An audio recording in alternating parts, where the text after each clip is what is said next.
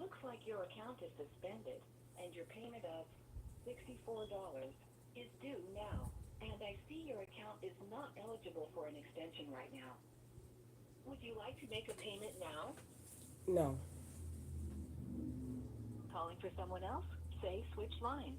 Otherwise, say pay now, payment help, or tell me what else you'd like to do. Representative. Okay, agent. It's a busy time, so you might need to wait a while to talk to someone. I can help you get this done right here. Let's try again. Let's start over. What would you like to do today? Representative. Since this account is suspended due to non-payment, I'm not able to transfer you to an agent. You'll need to make a payment or set up a payment extension if eligible. You can do that here in the automated phone system, in the By Metro app, or online at metrobyt-mobile.com. Thanks for calling. Goodbye.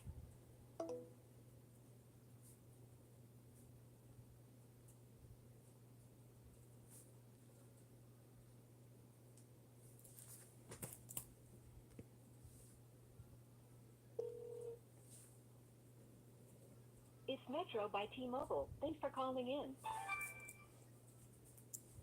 Para continuar en español, marque el 9. Welcome back, Crystal. It looks like your account is suspended and your payment of $64 is due now. And I see your account is not eligible for an extension right now. Would you like to make a payment now?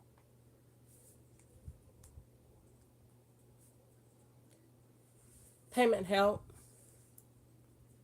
Beginning September 1st, 2022, the customer service and retail agent assisted payment fees will increase to $5. You'd like to pay over the phone, right? Agent help. Already paid. If you'd like to pay in person instead, say find a store. You can also say auto pay, change my rate plan, or switch account. You can also pay with the My Metro app on your phone or online at metrobyt-mobile.com. Payment If you're done help. here,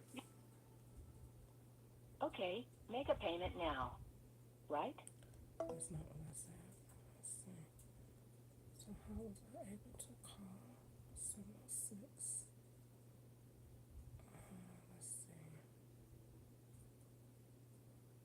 Let's see. 470-4881.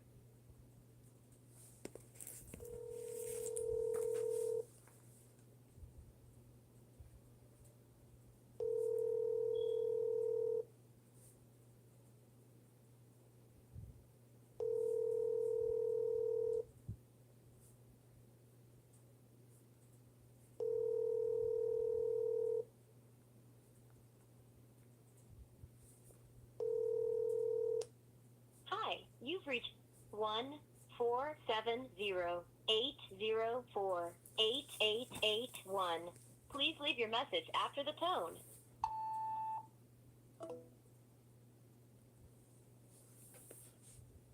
Why is it saying my phone is off if it's not?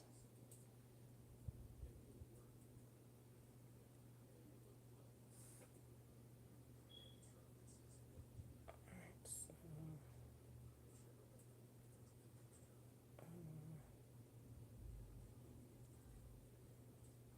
let's see.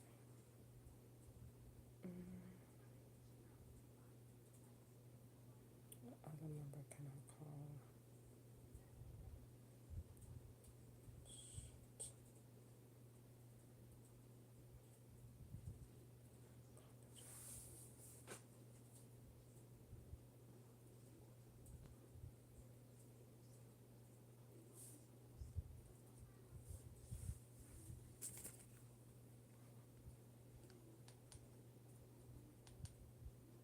Please leave your message for 404426. Your SMS notification will include your number 19093002829. You may enter a different number.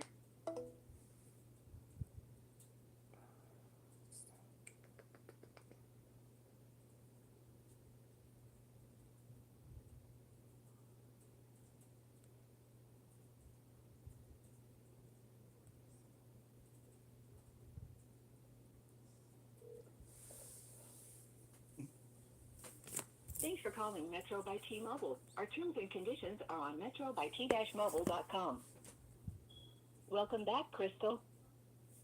It looks like your account is suspended, and your payment of $64 is due now. And I see your account is not eligible for an extension right now. Would you like to make a payment now? No. Calling for someone else? Say switch lines.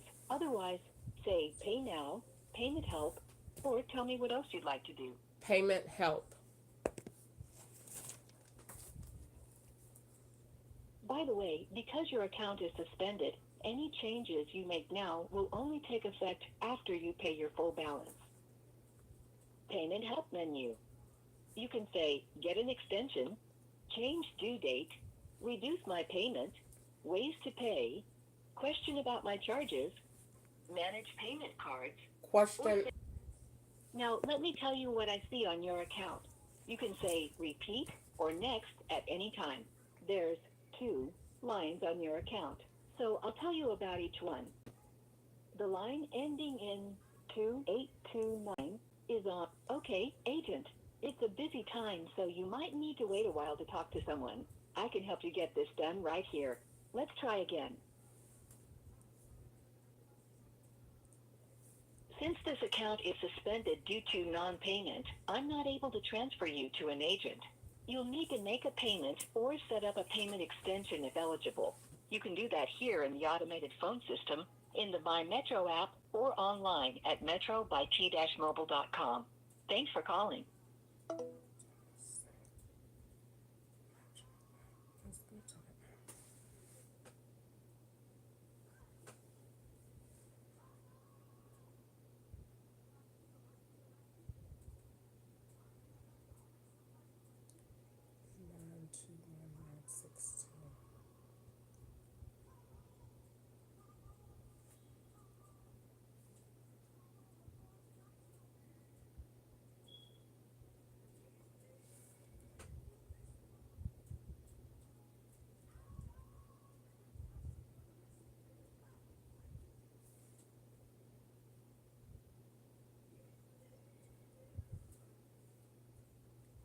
All of your prison sheets. Oh.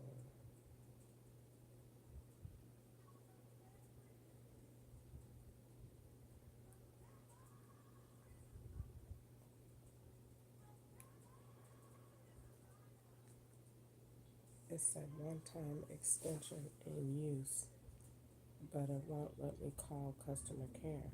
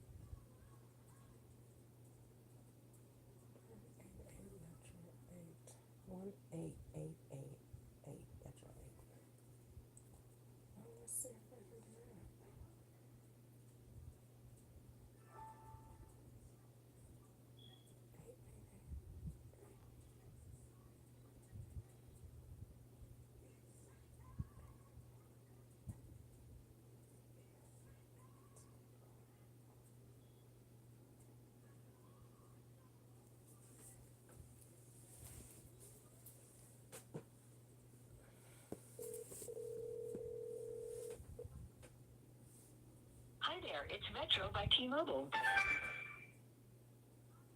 Para continuar en español, marque el 9. As part of this call, we may collect information. I didn't get that. Do you currently have an existing Metro by T-Mobile account? Yes. I still didn't get that.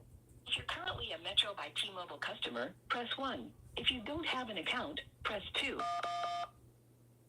What? Do you have access to your Metro activated phone? I didn't get that. Do you have access to your Metro activated phone?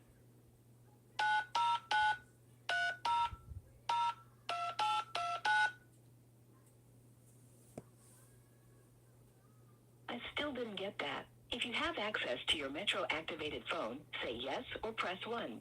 If not, say no or press 2. We value the security of your account.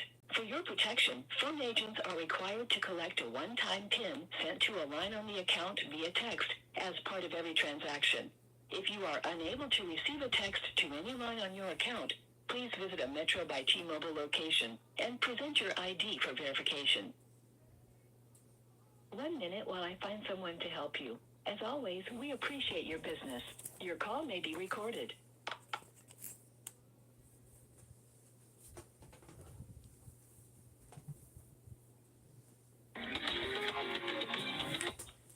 This call may be recorded for training and quality purposes, and we'd like to know what you think about your experience. After you talk to the representative, stay on the line to take a brief survey. Thanks for calling Metro. This is Jen. How can I help? Hi, I'm calling you because, can you hear me? Can you hear me? Hello? Yes, hi. I can hear you now, ma'am. I'm calling you because I am on a payment extension and it's not allowing me to call customer care.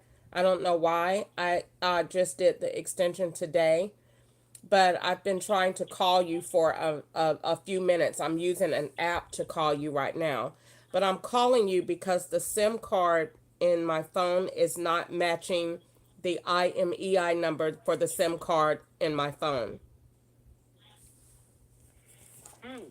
Well, that's kind of strange, ma'am, that it doesn't match up. But we'll go ahead and check. And I do apologize for the inconvenience that you were not able to call customer service because we're on an extension.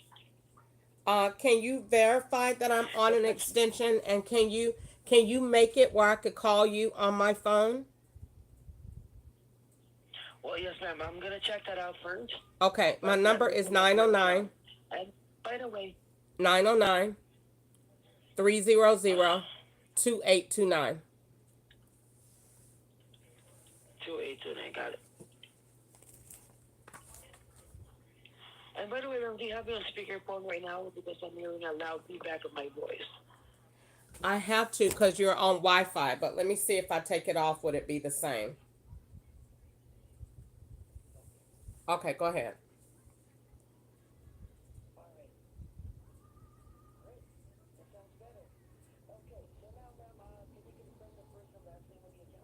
Crystal Ketchup.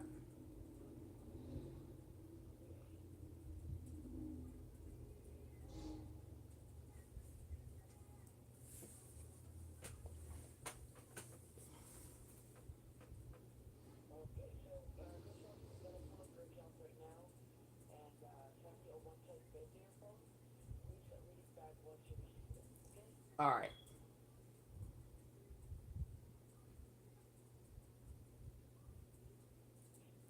Three four six 142. Thank you. I'm in the account right now, and let me go ahead and check your account, okay? Mm-hmm.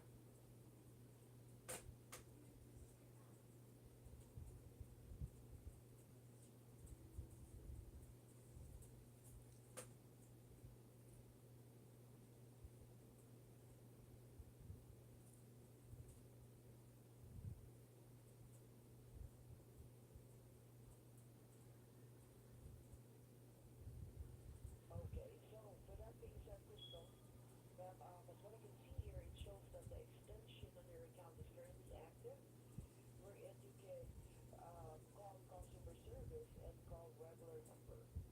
No, I'm having to use an app now to call you. When I call, the computer said, "I see your phone is suspended and you're not allowed to talk to a live agent until you pay your bill." I called twice, but I was trying to use it and I was like, I don't know what's going on because it's never done that before. And I just did the payment agreement today. It was off this morning too. It's done been cut off twice today. The first time it cut off, it made me pay $3.33. I don't know why. So I paid that and then it cut the phone right back on. And so now it cut it off again, almost like at the same time that it did last night. So I'm calling you back because my main issue was trying to figure out about the SIM card, but I wanted to talk to you on the my actual phone because I'm having to use this app and I didn't want to call you on the app. I wanted to call you on my phone so I could talk to you directly so that you could figure it out and I won't have any insecurities about the phone being disconnected. I understand that. Well, so for that being said, now, because supposedly even if you're on an extension, you can still able to call customer service. I'm telling you it wasn't. I'm If pretty you sure. I oh, go ahead. I know, I'm just saying, ma'am, that yes, I understand that it doesn't allow you, but it's an unusual thing, you know, that we're unable to call. So supposedly you can. I know that. I should be able to call. You're right. Okay, exactly. And I'm gonna check and see why. All right. Let me check it here in my end. Let me check if there's um any updates pertaining to this or any information. Okay.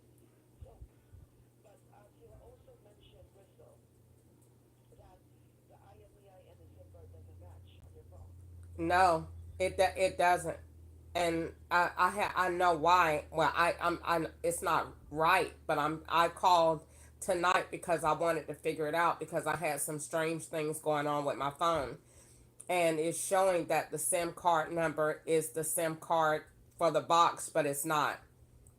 And so when I took the SIM card out of my phone, it's not anywhere on the device at all. It should be the same as the IMEI number, and it's not. Okay. Well, can you pull up the IMEI on the phone right now? Coincidentally, what I'm telling you is it's the SIM card number that's on the box, and I never had that card. The man gave me that card when I went back on February the 19th. So if you look in the account on February the 19th, the SIM was changed. When they gave me this phone, they activated it on an eSIM. And I went to the store and told him that someone was using my phone on the eSIM. So he put a hard SIM in my phone. On February the 19th, somebody else was answering my phone. When I called, a whole different person was using my phone. So I went to the store and they gave me a hard SIM. I could have swore he said that he gave me the SIM ending in 2018. It didn't dawn on me to go and look at the box when I got home. So I didn't pay it any attention. I recorded it, but I can't find the recording tonight.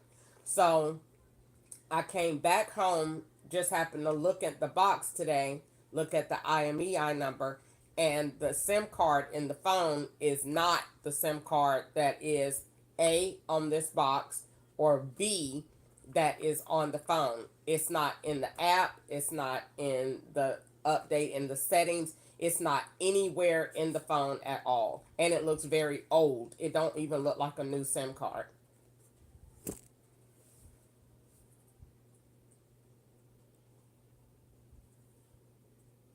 Okay.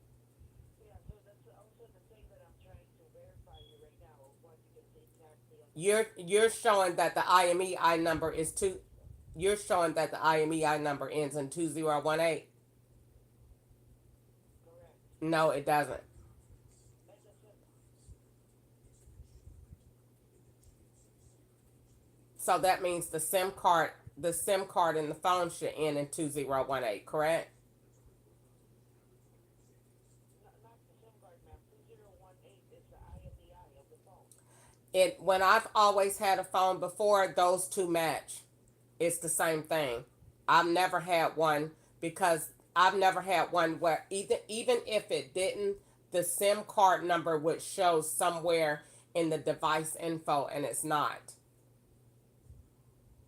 I got basically what I'm trying to tell you is I don't know how, but I got like three different numbers here that go to this one phone. And I want to make sure that the number that you have is correct. That is actually going to this direct device. So shouldn't you know what the SIM card number is? Yeah, because it has to be activated. Well, the bottom line is, if there's an incorrect or the SIM card doesn't match on the phone and on our system here now, your phone eventually would not work. What can you tell me the last four of the SIM card that you're showing is in my phone? That's what I want to know. The one that is on the system, the SIM card ends with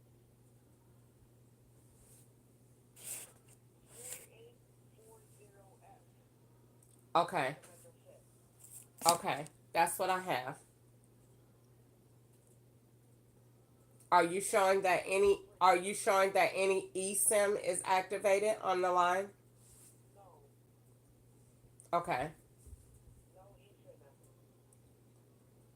So the number that you have.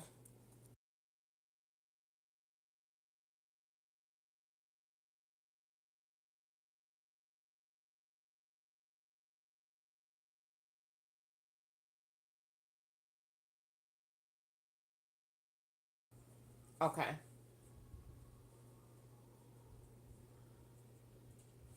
But the one that you have said about the number ending in 2018, ma'am, that is the last four digits of the IMEI of the phone. I know when I went to the store and I got it activated and I went back on February the 19th. Like I said, I don't have the recording, but I'm quite sure that the man gave me a SIM card ending in that number because he said, I'm putting this in the phone and it's going to end in 21018. Look at your phone. And I looked at my phone while I was in the store. He gave it to me to make sure that it matched what he said in the system. That's what he told me. I don't know if what he told me is correct. Either what he told me is incorrect or the number that I'm looking at is incorrect. All I know is that someone else is using my phone. That's all I know. And so I'm trying to figure out where the disconnection is, if it's in the SIM card or the IMEI number. But I know that when I went into the store, the man took the SIM card off, the eSIM off. He cut it off and put it on a hard SIM. And he gave me the card and I brought it back to the house. So maybe I'm going to look and see if I could find the card and see if there's a discrepancy or see if it's that same number because I don't have the number to actually reference this by. All I know is that I have a SIM card in my phone and it's old. It doesn't look new at all. And I would have, So, go ahead. yes, okay, so for you to verify the IMEI of the phone, ma'am, you can go and look into the settings, or you can dial star pound 06 pound for you to see the IMEI of the phone. Okay, but you don't know why at this time that it's not allowing me to call you. Okay, so I got that part. So I can do the rest of the digging on my own. But you don't know why it's not allowing me to call you. Have you been able to figure that out yet? Well, ma'am, so we went verifying the IMEI and the SIM card of the phone, ma'am. So for you not able to call customer service, I'm gonna still look that up. That's Okay. the reason why. Okay. Okay.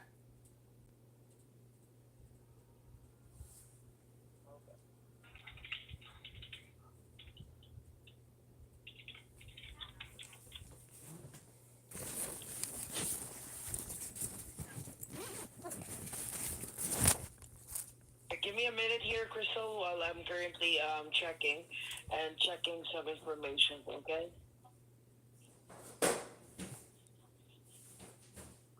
stay on the line, please.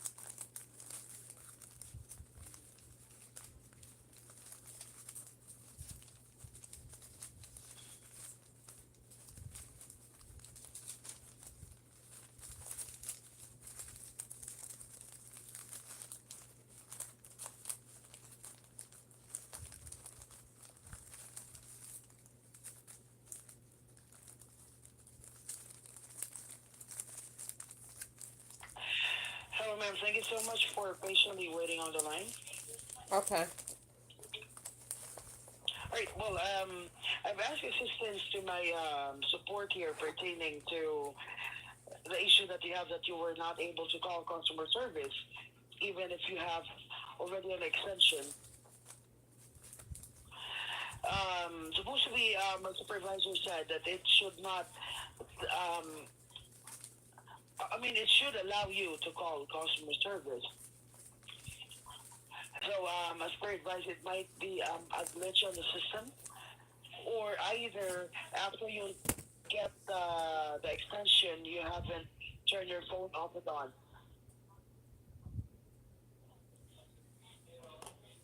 Uh, I don't think I did. No.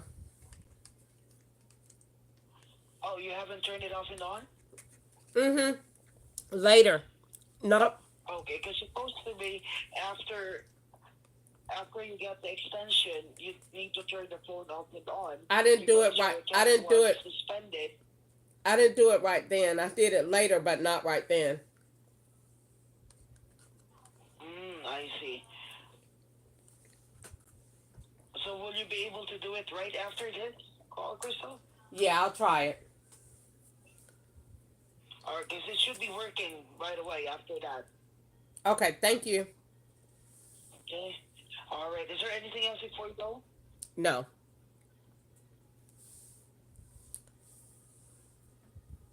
Okay.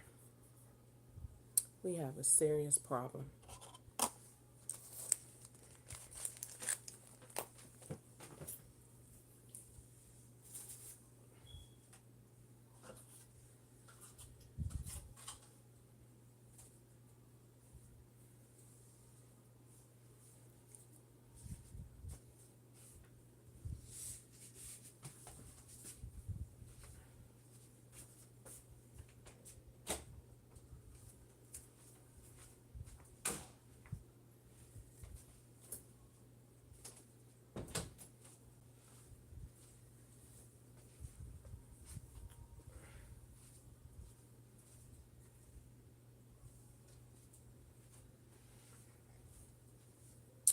All right. So we got three problems.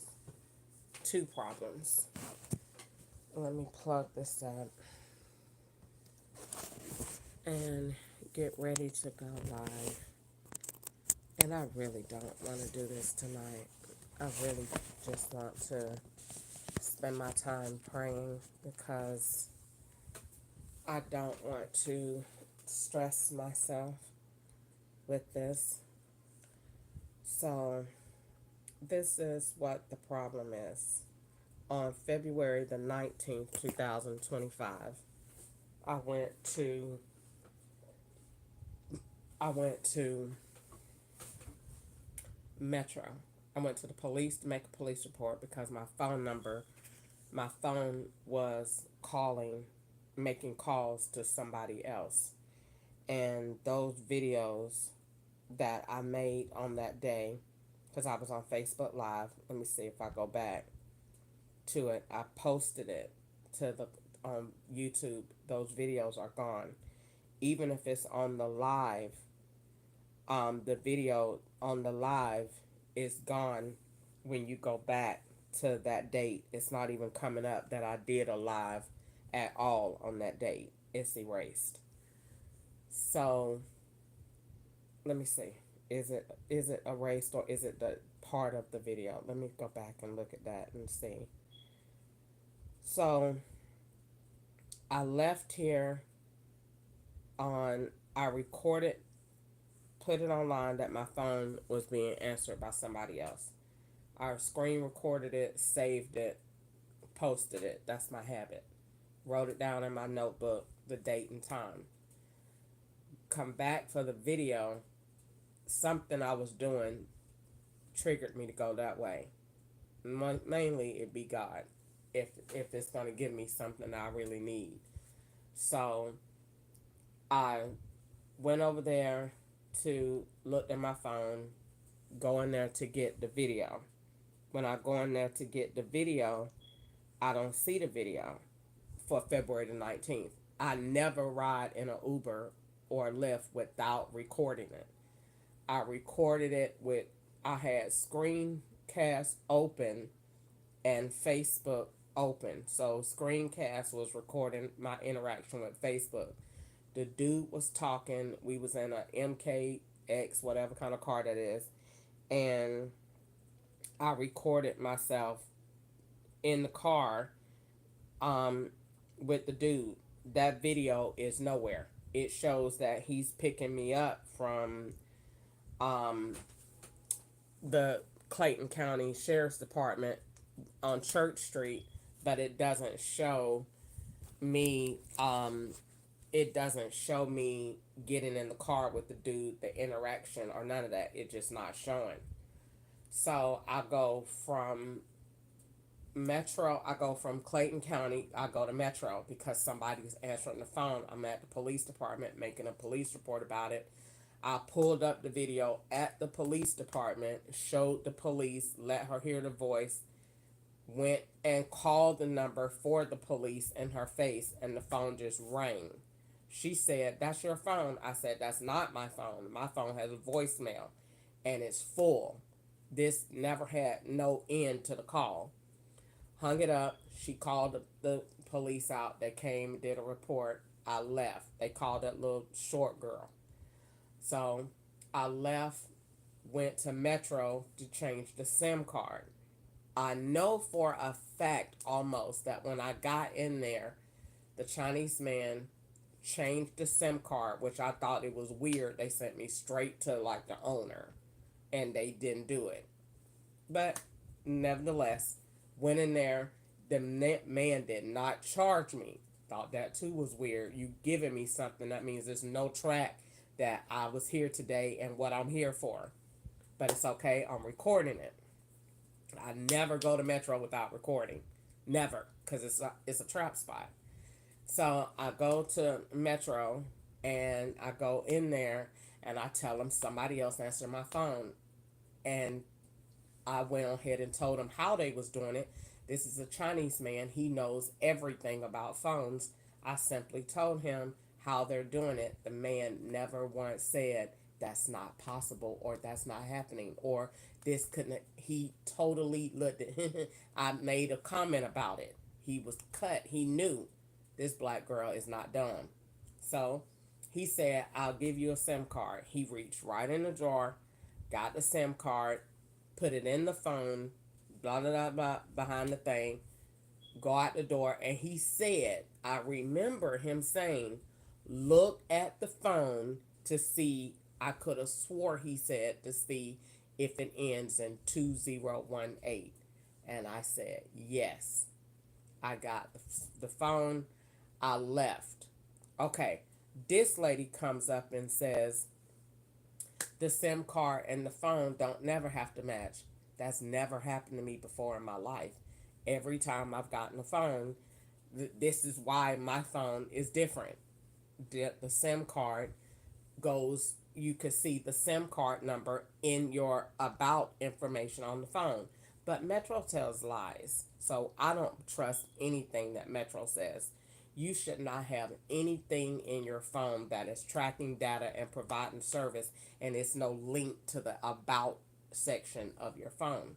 So if you go to the about section of your phone, you could see the SIM card number because they always ask, give me the SIM card, or sometimes they'll say the IMEI number because they can see both and both should be in your phone. I know this for a fact because I have been watching my phone for fucking 25 years that I've been in slavery. So you can't tell me nothing about my phone. I've written this down too many times in my phone. This is what the IMEI number is, and this is what the last four of this is, and they're either something in those two will match. Even if it's not the SIM card matching the IMEI number, like I said, both numbers are still in that phone. So for this sake of this conversation, I have three different numbers in that go to this Moto G stylus, and only one number is in the phone. So my question is, that's not right. I don't need somebody to agree with me. I'm being set up. I don't believe nothing anyone says in the entire world at this point. The director of the FBI can knock on that door right now and say, I swear to you, it's not that. And I would say, you are a liar and I don't believe you. You want to know why? Because someone is still using my goddamn phone. So if they're using my phone, they're not using the same number that I'm using. And it has to be a swap. It has to be. So the man said in Metro, look at your phone. If it wasn't nothing wrong, they would not have erased the video. Because they erased the video, there is something wrong. Something went wrong when I went to Metro. That's why there's no video. That's why there's nothing in my phone says I went to Metro on February the 19th. And nothing, he gave me the SIM card for free, which means he didn't want no transaction in the computer. He gave me the SIM card that goes into the inside of this phone. Now I can go, they can say all day long, oh, that's not true. You're a liar. Okay? Because if it doesn't go to anything, why in the fuck do I have another SIM card in my possession that was in this box that ain't got no number nowhere? It's no number nowhere on this box that goes to this card. So why the fuck is it in the box? It will only be in the box if it goes to the phone. So then you can look at it and you can see this is the SIM card. And this SIM card is gone, but it's in my possession. And I had one in my wallet. I don't ever take nothing from no one without sticking it in my wallet. Ever in life. Like, ever, ever, ever. Much as the FBI have been watching me, they will say, she always, I don't care what you're giving me. I pull out my wallet, I turn it here, and I stick it right here. Everything is in order from the last thing that I've ever done. If you ever want to know anything that I went or where I went, everything is in order. It's just right here. Every receipt in the entire world is right here. So I just don't appreciate the lies because I know it's not true. The only way they can set me up on the phone, ma'am, is if there was a SIM card swap. That is the whole purpose of the operation. The person puts the other SIM card in on activates it on the phone and they swap all freaking day long. So you can't tell me that, oh, this number is going to be on the phone. Then why the fuck can't I see it in my phone? Because I should be able to see that. Because that's what they're going to use when they go to court. They're going to pull up the about phone. Ma'am, 2018 is activated on you. It would say the SIM card number, or would it say this? I know how they pull evidence. So when she sit up there and say that's not it, you're a liar. You are a liar. Metro PCS is a liar. I don't even know why I call them. Y'all give out bad numbers anyway, numbers that go to debit cards all day long. So why in the hell would I even call y'all? Y'all are not a reputable company at all. At all. And I can't wait till all of this is over because I'm going to sue Metro PCS all the way back to 2017. 8 years of abuse because I went in there and solved this crime 8 years ago. When I went in there and said, somebody is using my SIM card because the screen moved. And they said, that's not possible. You can't do that. I don't think that's ever happening. I don't think you've seen that right. And that's exactly what it was. So tonight I got 3 different numbers that go to that's associated with this one phone. What do I think happened? I think they tell lies. I think that man, when I went to Metro PCS, this is exactly what happened because this is what they do. They went right in there and when I activate a phone, the law gives them old phones. So you go in there and they put the phone they want you to have on special. You're going to get it for free. That's how they work. They specialize in putting me in possession of old stuff that old men with balls done already had. So I went in Metro in December and they gave me an old phone from somebody in this house, Rod, China, whoever. Come get the phone. It's here. Merry Christmas. It's already been used. And we went to Brazil. We went to China. We went everywhere with this phone. Merry Christmas. You're going to jail. That's what this is. Hello. So you go in there, you get the phone, and they had the little Mexican girl with the same little profile that's being me with the little black glasses on. We want her to look at the phone because not only are we giving you this bad phone, this is a swap. Take the phone, take the phone. You take the phone. I don't want you activating my phone. I don't want your face in my camera. But you can't say that. They're not going to give you the phone. They tell them not to give you the phone because that's the setup. They're going to put it on Wi-Fi so it changes your whole network. They done activated that phone in fucking Thailand. So you get the phone and they got the Chinese girl, the little girl over there with the glasses. They over there in Thailand at the grocery store activating that day Metro PCS. You activating the phone, you get the phone, they gonna give you the phone. Now you got the phone, you go home, they gonna tell you, oh, it's because it's a 2025 phone.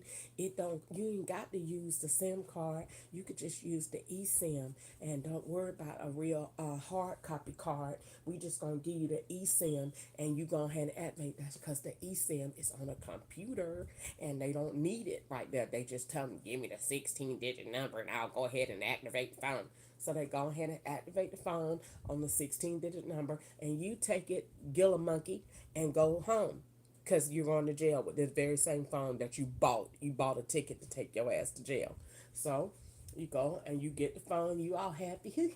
I got the phone. And it was free. It's a hot setup, too.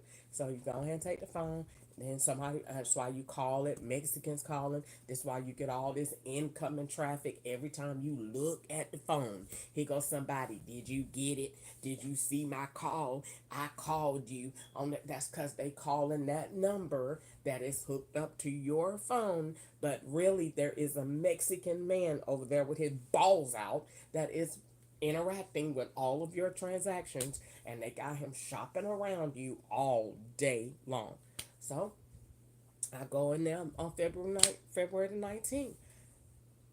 Somebody's answering my phone, and they're playing a real bad game with me because they know that I know, and I just feel like I don't want my phone on an eSIM anymore.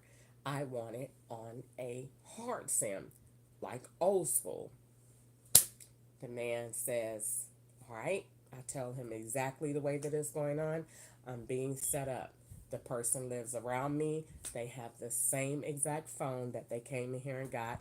They're going to take it, and somebody is going to activate that phone with them on Metro T-Mobile side, on the postpaid side, so that they can travel and they can go anywhere they need to go, and they can be on a postpaid plan because it postpaid plan because it doesn't give them the restrictions that they need to pull this operation off. So I'm on Metro PCS prepaid, they're on Metro T-Mobile postpaid. And they're going to live around me and they're going to shop and they're going to hook this SIM card up to every illegal activity that is known in the United States of America that you can possibly do under the sun. They're doing it with this SIM card. So I don't want an eSIM anymore. I just want a SIM card. So the man, I could have swore that man said, I'm going to pulled out the SIM card that they already had. That's why they erased the video, because he gave me, they went to that store and said, here, give her that card when she come in here. This is the card that goes to her phone already. That was in this box when you bought it. We just took it out and gave it to the Mexican, or gave it to the black man, or gave it to Hoblo over here. Put this in your phone and go open your legs in front of the camera and play with your balls all day, because that's exactly what this is. It's a ball card. So I took the phone, I left, they erased it. So what I think, that man gave me the SIM card that already was in use, and he put it in this phone.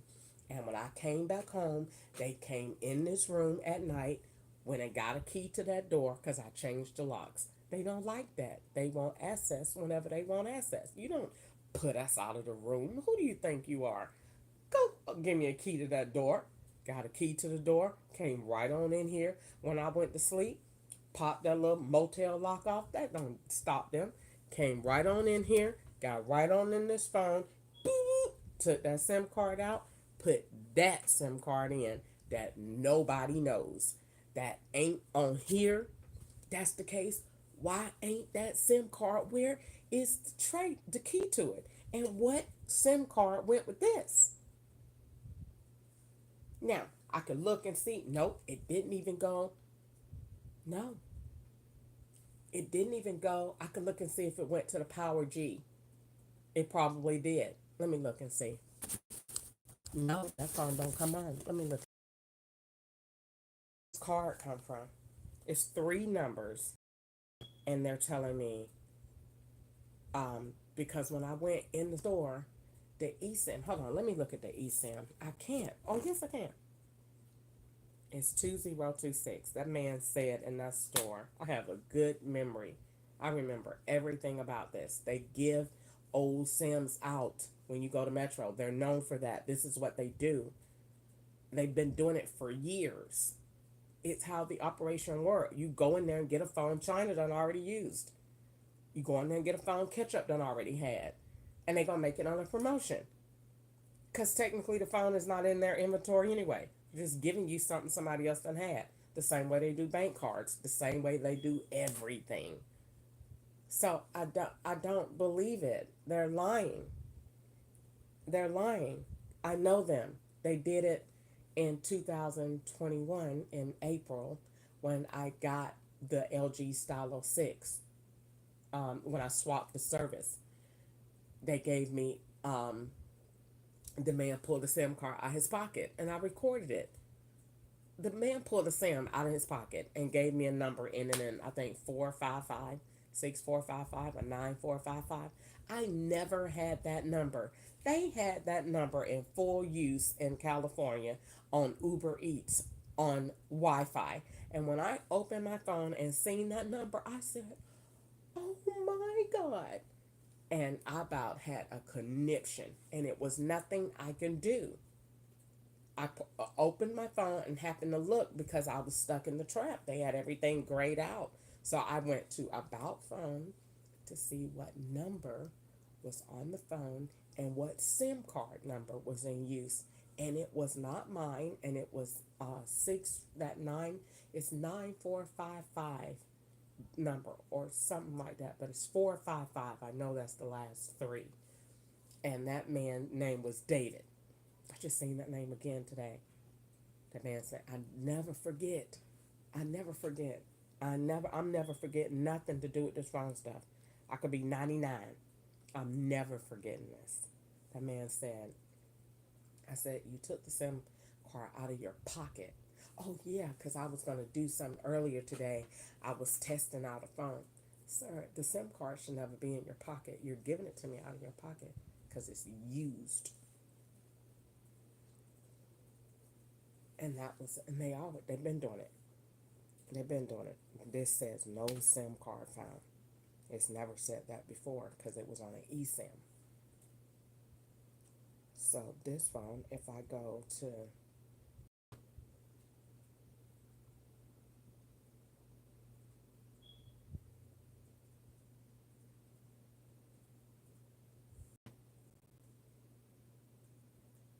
nope.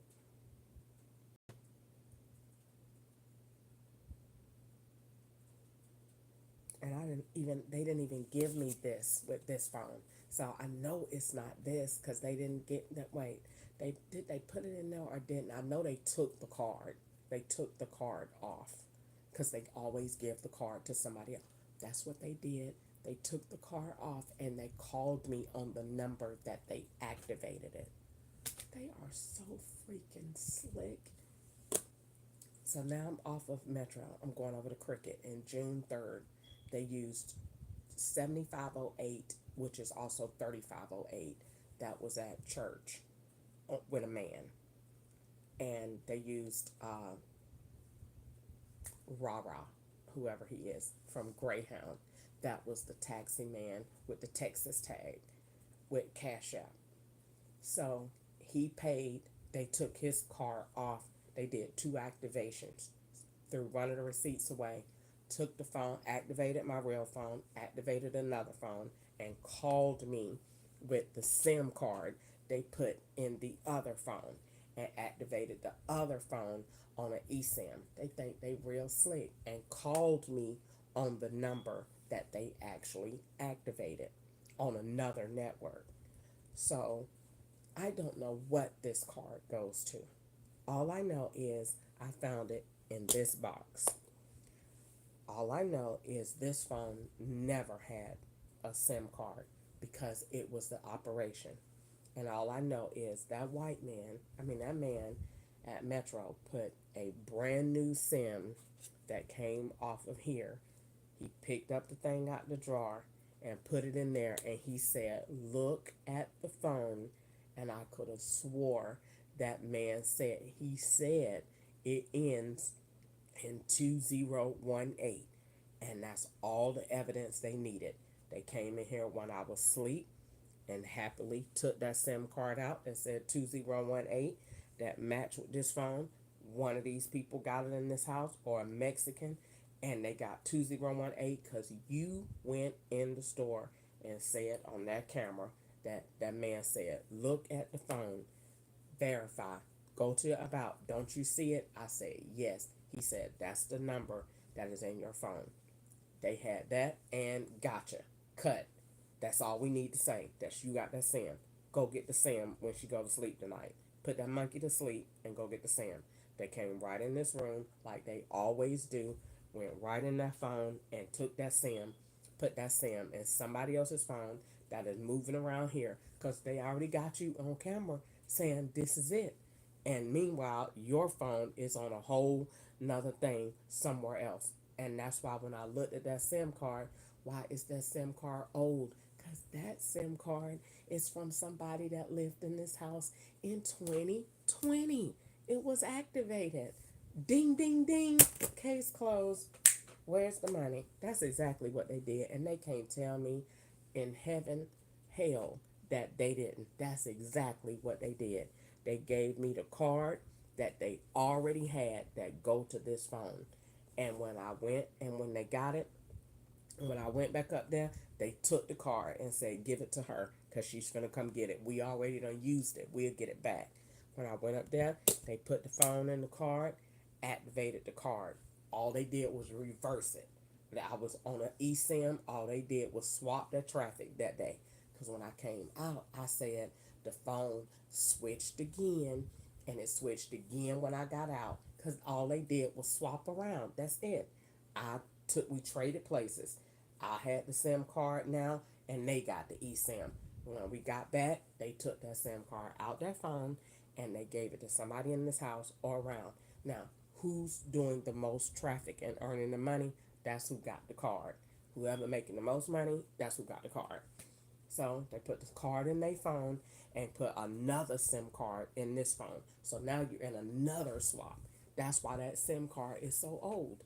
Because whatever timeline they keep making on TV is, I'm willing to bet any amount of money, is that card in that phone.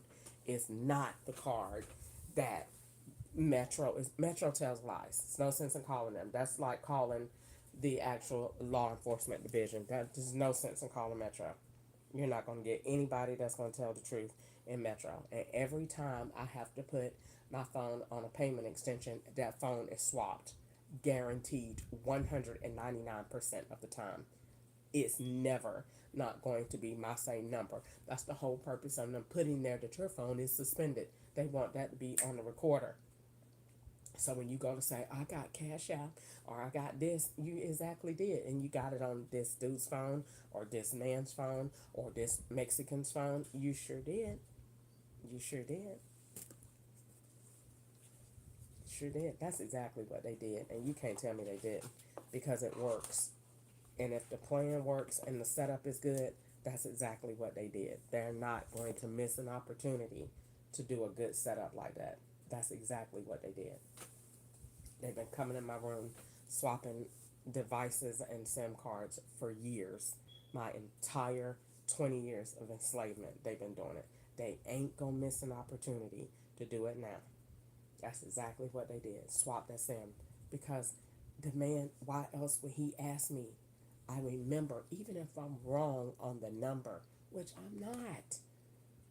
I'm not. Because when I pay attention, when the man said 2018, I said, they redoing 2018? That was the first thing my mind said. I'm not wrong. He gave me the original SIM that went with that phone, with this. And then, even if, like I said, even if for some God knows a reason I'm wrong and that's not it, the man told me to look at my phone and verify. And I did. And he said, I put it on this number. This was the eSIM. This is that's what he told me. So if that's not the SIM, and they tell lies at Metro PCS. I've been writing these numbers down. I did it for so long. In California, I actually took my phone and wrote down and went on for every SIM card to make sure they match. They tell lies. I can go get my stuff out of my storage if I trusted this house like that, which I never would do that, and spread it out and put out all of those IMEI numbers in place. I've been doing this for too freaking long. You can't tell me nothing about my phone. Nothing. Nothing. Nothing. I know how this operation works, and if I can think it and I can make a scenario, they did it, and they did more. If I can do it, they did more. And I have to just link it. That's it. They're not going to give me a phone that no man or nobody else is attached to. Metro PCS tells lies because they don't want to get sued. They're getting sued anyway. They're not going to have a freaking penny when I get done with them. Nothing.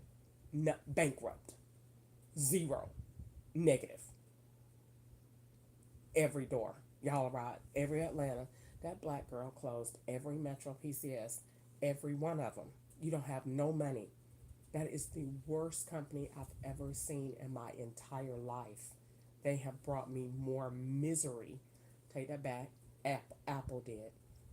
Brought me more misery than you can imagine. because I'm doing exactly what I'm doing right now. I'm calling and saying there is a problem and you are the provider. They cannot do this without you and Google. This will never happen. So when you call Metro, Metro is saying that we this is what we have. Yeah, but what does T-Mobile have?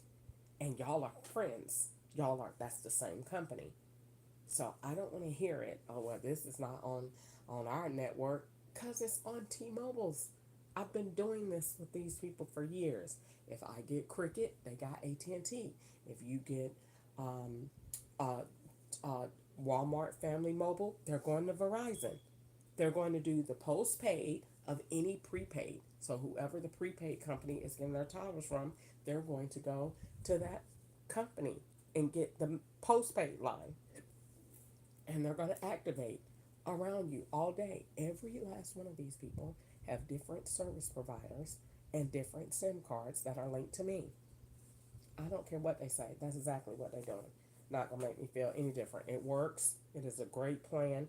It was a great plot, and that's exactly what they did. The man gave me the SIM card they already had, and then told me this phone just came out. Gave me the SIM card they already had. I got that, and they came in here and stole it. That's why the SIM card, why can't I see it on the phone? Why? Because your SIM card ain't active. Ours is. Because your dumbass went to Metro and said that man gave you the test question. Look at the phone, nigger, and tell me, is that the number that you see? And I said yes. And when I said that, they said, and cut. You went in there, you're in person, and we got you. And I'm happy about it. Come on with the cuffs. I can't wait. We will celebrate. Because that's exactly what they did. That's exactly what they did. That's why that number is never active nowhere. What is the SIM card? It ain't showing nowhere. How can you have a SIM card in your phone and it won't read to the about section of your phone? That number is nowhere in that freaking phone. I just looked. I'm gonna look again when I get off live, but it doesn't mean anything. They could just easily put it there. I've been taking pictures of the inside of that phone forever, and it changes every day. The TV IP address has changed 99 times today. Every time one of these men come home, and when it's their time to look at TV and play with their balls in front of the TV, it changes to another IP address. Every time. Every time. I wrote down 4 different IP addresses today alone on this TV. And it's probably changed again. And you just sit here and you just live in it. And you call Metro where you paying your money and they tell lies. Ma'am, ma'am, I used to work at a cell phone company. I know that you activate the number that is on the box. You are a liar. You are a liar. And they put the SIM card number, I'm almost willing to bet they're always the same. Even if they're not, it's going to show. Because how else do you put the SIM card number in the phone if you telling me they're not the same? Y'all tell lies. Either way, it's a swap. You stuck with an extra number because you're stuck with an extra device. You're never using the phone by yourself. Put it that way. You're never using, if that's the case, you'll just have one number. Then what is that old number that looked like Harriet Tubman had it in that phone? That SIM card is old as fuck. It is so old. The numbers are about blurred. It's so old. Because it done been in and out of that phone. They done came in this room and swapped it. Probably swapped the whole phone. Because they do that too. The whole thing. Because when I took my tablet out today, I said I could have swore I bought a silver tablet. That thing was silver when I got it. I hadn't seen it in so long. I could have swore that thing was silver. You probably got the old version, and they took the one that you got because you took your box to the storage. I could have swore on that box that that thing is because the box is white, and I've never seen a white box with a black tablet. Tablet is always white with that chrome sleek titanium gray looking color. I took my tablet out today and said, "This thing is so thick for it to be a 2025." They probably took mine and gave it to China. They tell lies. I'm expecting the most evil swaps that you can possibly think of in your life. That is what they did. You're not going to tell me anything different. I don't care about nobody telling me I speak faith. I have faith that that is exactly what they did, and I have faith that I'll win. I'm not going to have faith and say that is not happening. I'm going to confess the word of God. No, I'm confessing that is exactly what they did. They did the most evil stuff that you can do with that phone, and I want them to bring it so we could go to jail and I can get my money. And I said, I'm not trying to confess nothing else. Bring it. Let's go to jail. Let's get my money and let me get out and let me win. I don't want nothing else. I don't want to hit nothing else. Now they left it alone. They didn't. Their lies. It's men in this house right now that's using this phone, using that TV. That's why they won't let me use my camera. I don't want to hear nothing else. They tell lies. They working with Lyft and Uber right now at this minute, setting me up with DoorDash and everything else. I don't want to hear it. I'm not finna sit there and say, well, God told me not to say that they doing it. He said, speak whatever you want. I want to go to jail to get my money. That's what I want to do. Since they don't want to leave me alone, I'm helping them. Come on, because I know what you're doing. We're not going to not act like it's not happening. Bring on the cuffs. Let's get it over with. I want to go to jail. And so all of y'all can go to jail or do whatever you want to do. I really could care less. But I want my money out of the deal. And when I get my money out of the deal, I'm going to close every Metro PCS around the entire world that had anything to do with this. I'm going to close them. I'm going to take all their money. I want $800 million from Metro PCS. $100 million for every year that I went through this, starting in 2000. It actually started before 2017, but I'm just going to go with 2017 for the first time that I can recall going to tell them that somebody was living in my phone. And they said that's not possible. It is possible because they were making me a fucking Mexican, which means somebody had to live in my phone. They never got out. And they never got out because they lived there, because they had to be me all day, 24 hours a day, 7 days a fucking week. So you add up the punitive damages on what that looked like to make a person another gender, another race, another whole person with work, with cars. And I used to tell that Mexican man every day in South Carolina, get out of my fucking yard, bruh. Why are you sitting in my yard? Because he was being me.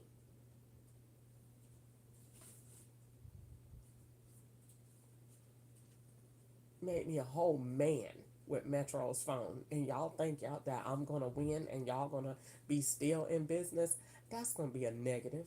I'm gonna ask my boyfriend, how much is what is their net worth? Let's take it down $1. And that's what we're gonna leave them with. One crispy dollar.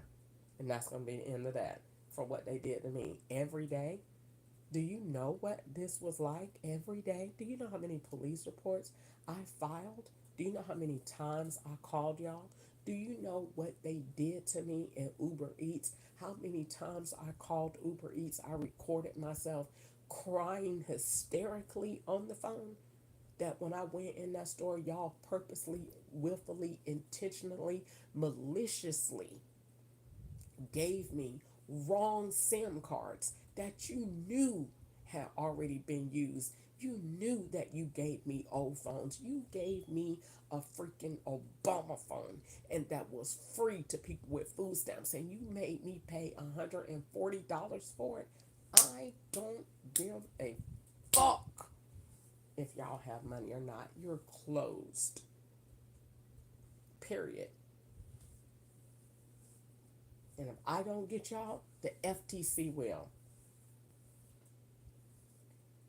How in the world can y'all do that to somebody and be in business? And they did that to me. And did they do that? That's exactly what they did. Because in 2004, when I went to prison, where was the law at? The cell phone company. They were there in 2004 at Christine, the same Christine lady that they set me up as right now, the Catherine lady. Same thing. She was running them hustles. Same thing. They never change. Same thing. I have nothing to do with that. Same thing. Activating them phones and other people's names and you don't even know. That was her hustle. That ain't had nothing to do with me. Mine was renting computers. That ain't had nothing to do with me.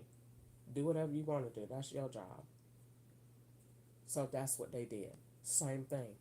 Back in 2004. Wrong SIM cards. And in 2025, wrong SIM cards. I sat there looking at it. Well, why would they erase it? Because they didn't want you to have the evidence. The man put the SIM in the phone and he told me, look at your phone. The man told me, read the number in the store. I did. It matched the number I looked at in my phone.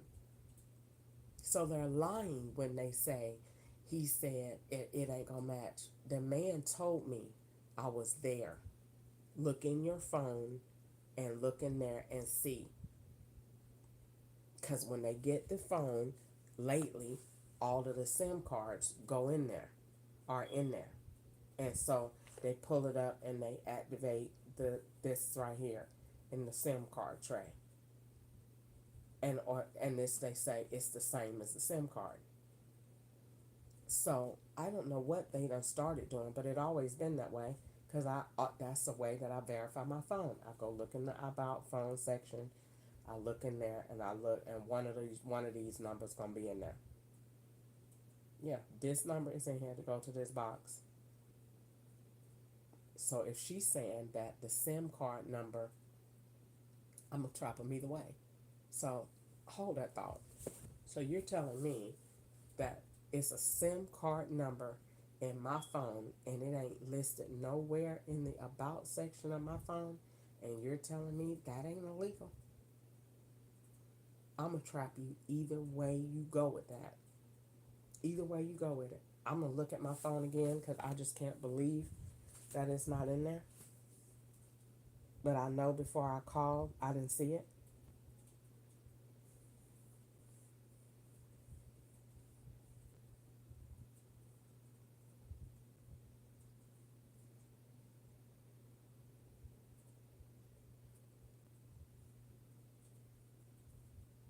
Go to settings, go to SIM card.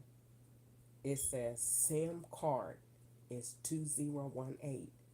So why is you telling me that's not the SIM card if it says freaking SIM card? And you go to device details. Let's go to hardware information. Nope.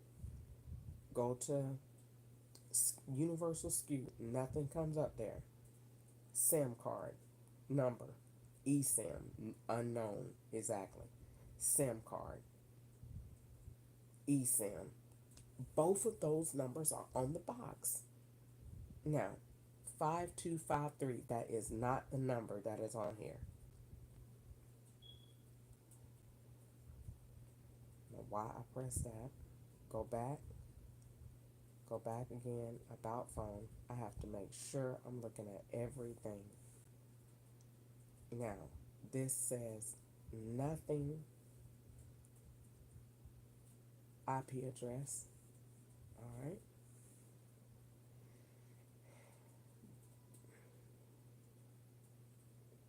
Device details. There is your SIM card, and none of this is this number that is here. They tell lies. They tell lies.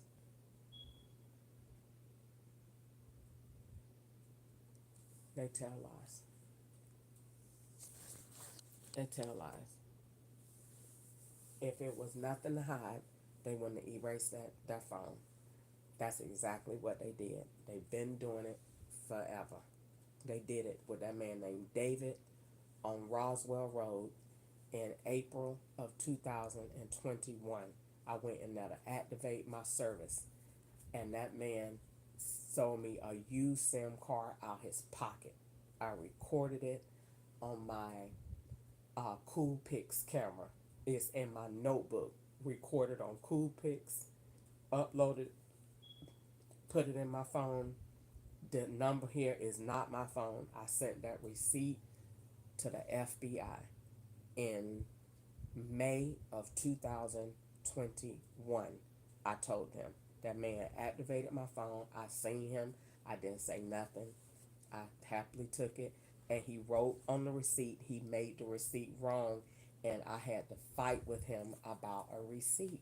He didn't want to give me one because they know they be lying when they give you them bad Sims. They don't want no.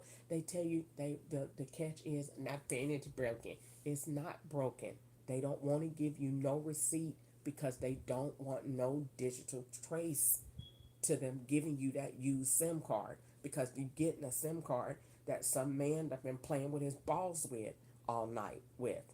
So you're getting a SIM card that drug dealers done had, that pedophiles done had, that rapists done had, that illegal immigrants done had, that got back. You're getting all bad stuff.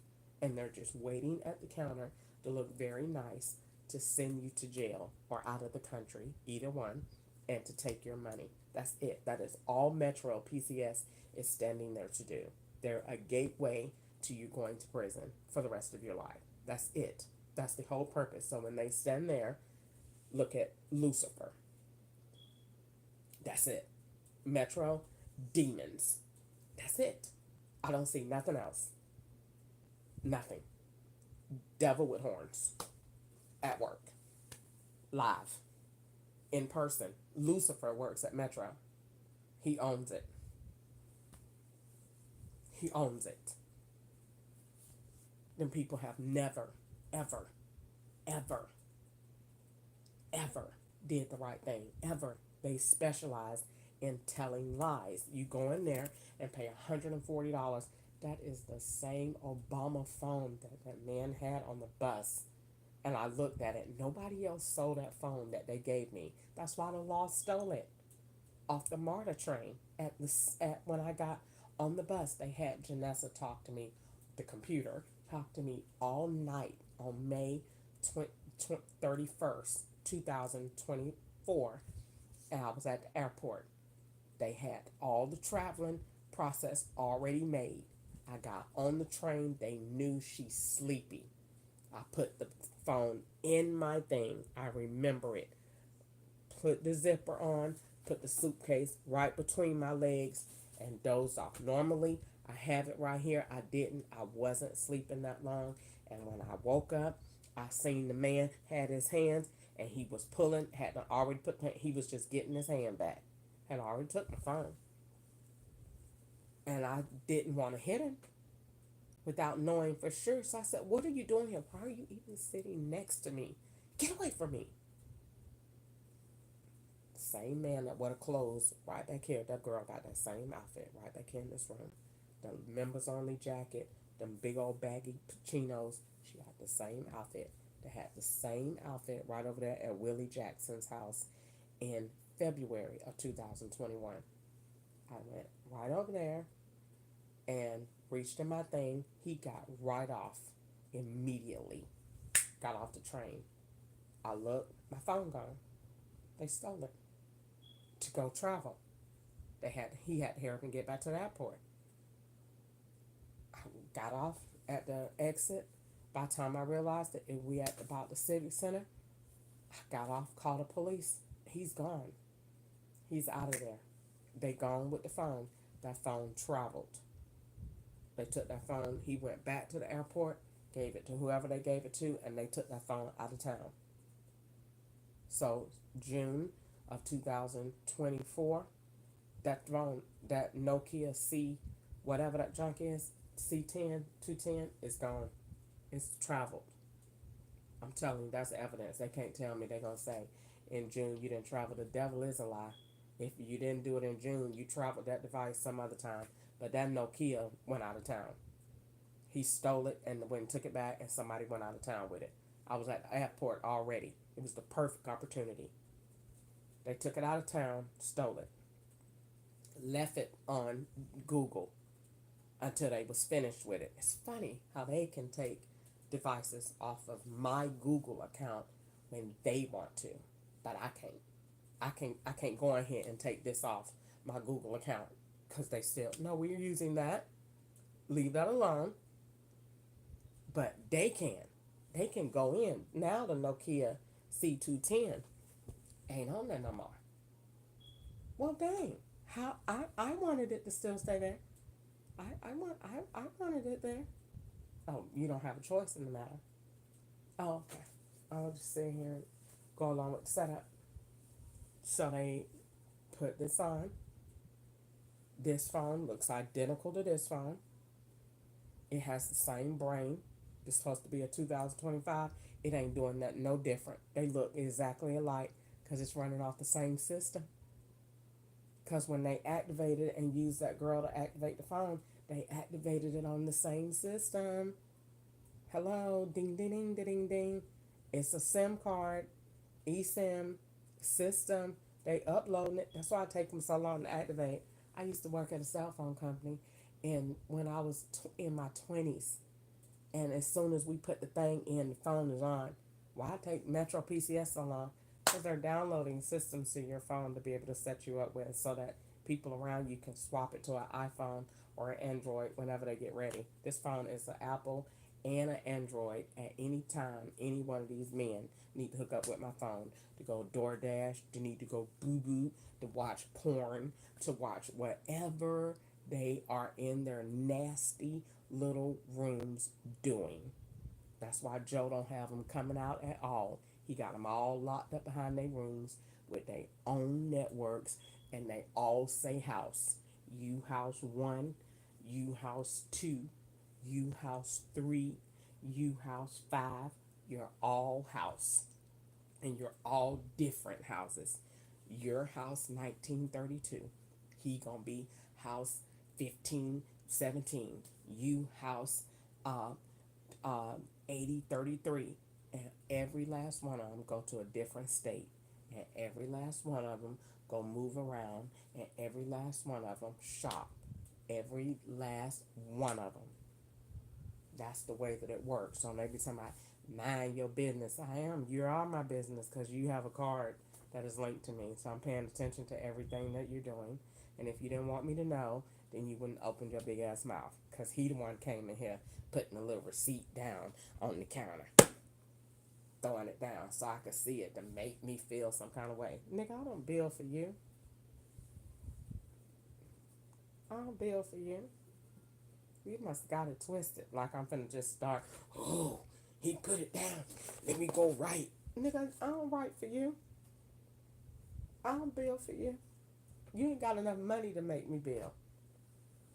How about that? You must don't know how. Well, let me put that out there. You ain't got enough money to make me build. Okay? Building you ain't giving me no. I get attention from white people. Getting you, building you, and getting that ain't what is that gonna do? Nothing. I built a phone, nigga. Come like I'm supposed to just rush because he done slapped the receipt on the table. Yeah, I'ma write it down. I'm gonna write it down, and I'm gonna write down what you're doing. But you behind a white person, somebody over you, because you came up in this house with like you finna change the wind up in here. So who sent you here?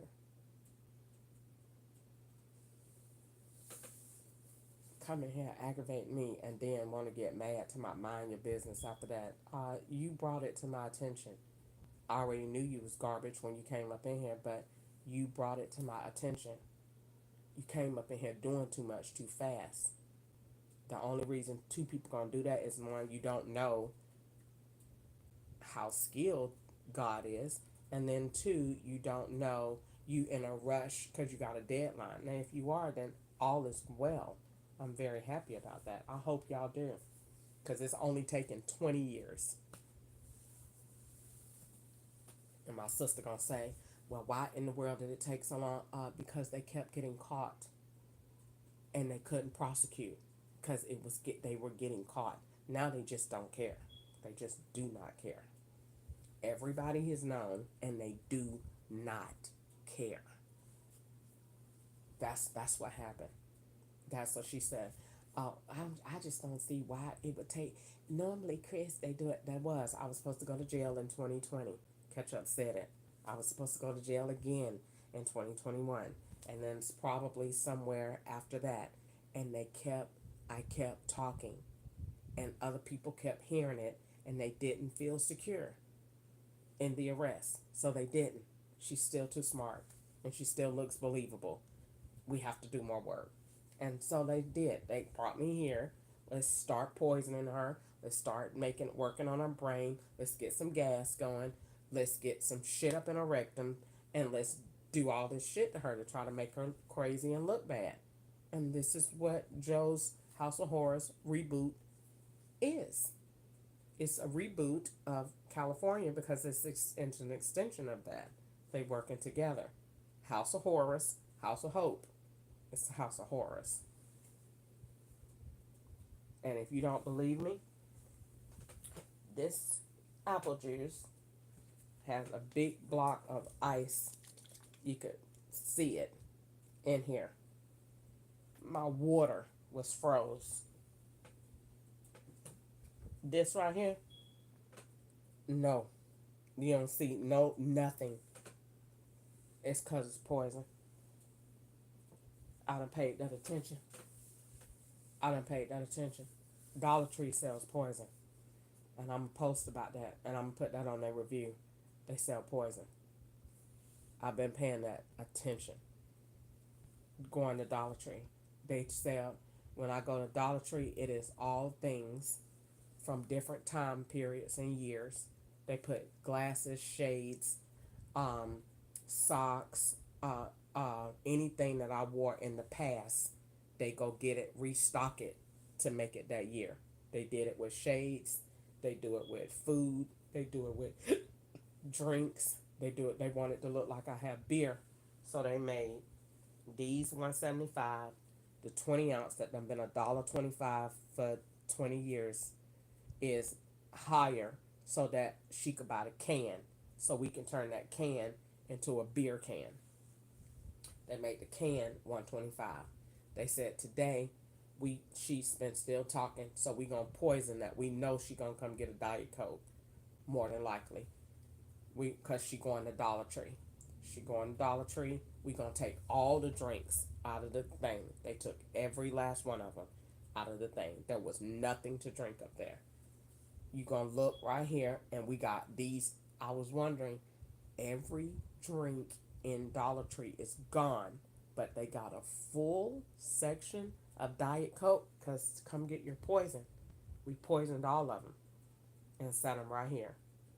So you go over there and pick it up, it won't freeze. When I drunk it, had an aftertaste in my mouth. I said, maybe it's the Jello or something tasting like that. No, it's your Diet Coke, and it ain't got it was in the freezer all that time and it didn't freeze. No. The ones I get from Walmart, they freeze 30, 45 minutes. They got the ice in it. This been in there all that time and ain't got no ice. Nope. But you know what? That demon was in the kitchen talking loud. And I heard him going in that. They had him in there talking so loud to probably cover up whatever he was doing. He was in the kitchen too long. I had my door open and I heard the thing open. But he kept talking, and I said, what normally do they be doing when they be talking loud? Doing stuff they ain't got no business, and they talk loud so you cannot pay it attention, so they can be on the camera and get their voice get picked up on your phone. They act like they talking to you, so that's why they talk loud. So I went in there. I bet you if I could put it in there now, and we put it back in there, and I go back and look at it, it's about 3 o'clock, almost 3 o'clock. Go back and look in there at 5 o'clock. I bet you that I'll be still up. That thing ain't gonna have no ice in it. It been in there since I got home at what time? 7, 8. What time did I get home? 7. What time did I get home?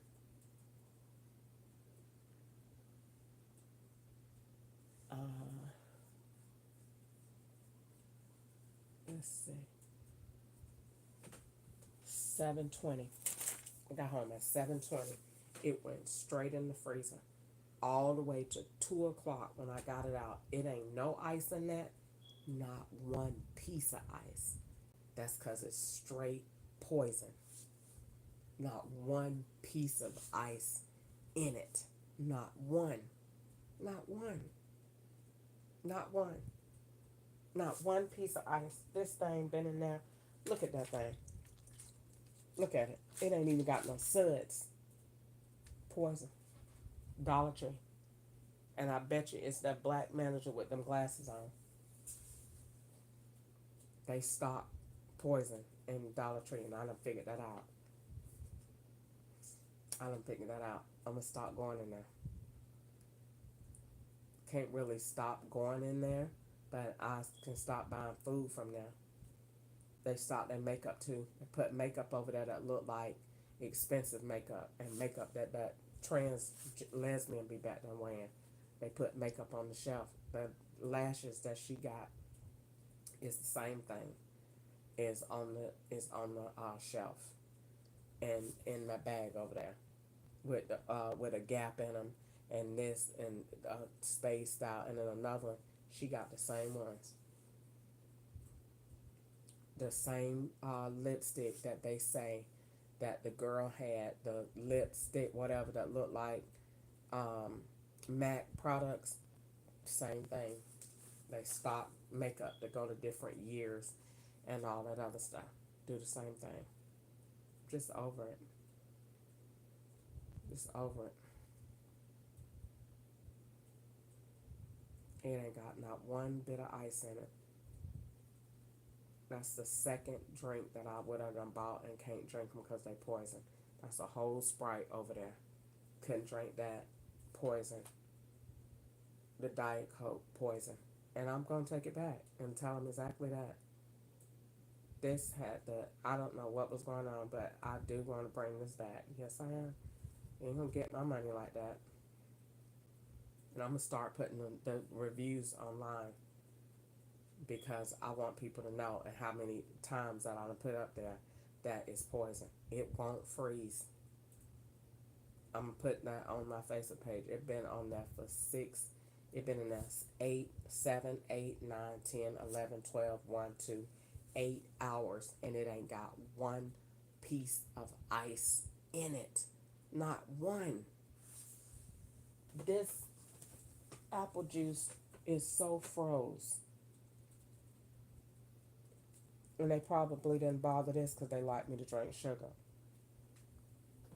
It is so froze. It's still dripping with ice.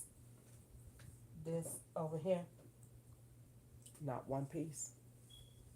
Not one piece of ice. The bottle don't even feel cold because it's poison. And I done figured it out. I can get my stuff from Walmart and buy my stuff, and I don't have one problem with it. Not one. It put it in there, and by the time I finish cooking, my soda is froze. It got the ice and chips and stuff all in it. If the freezer wasn't full, I'm gonna do it again. I'm gonna put it back in there and show the same thing, because I'll be still in here talking. It ain't gonna freeze.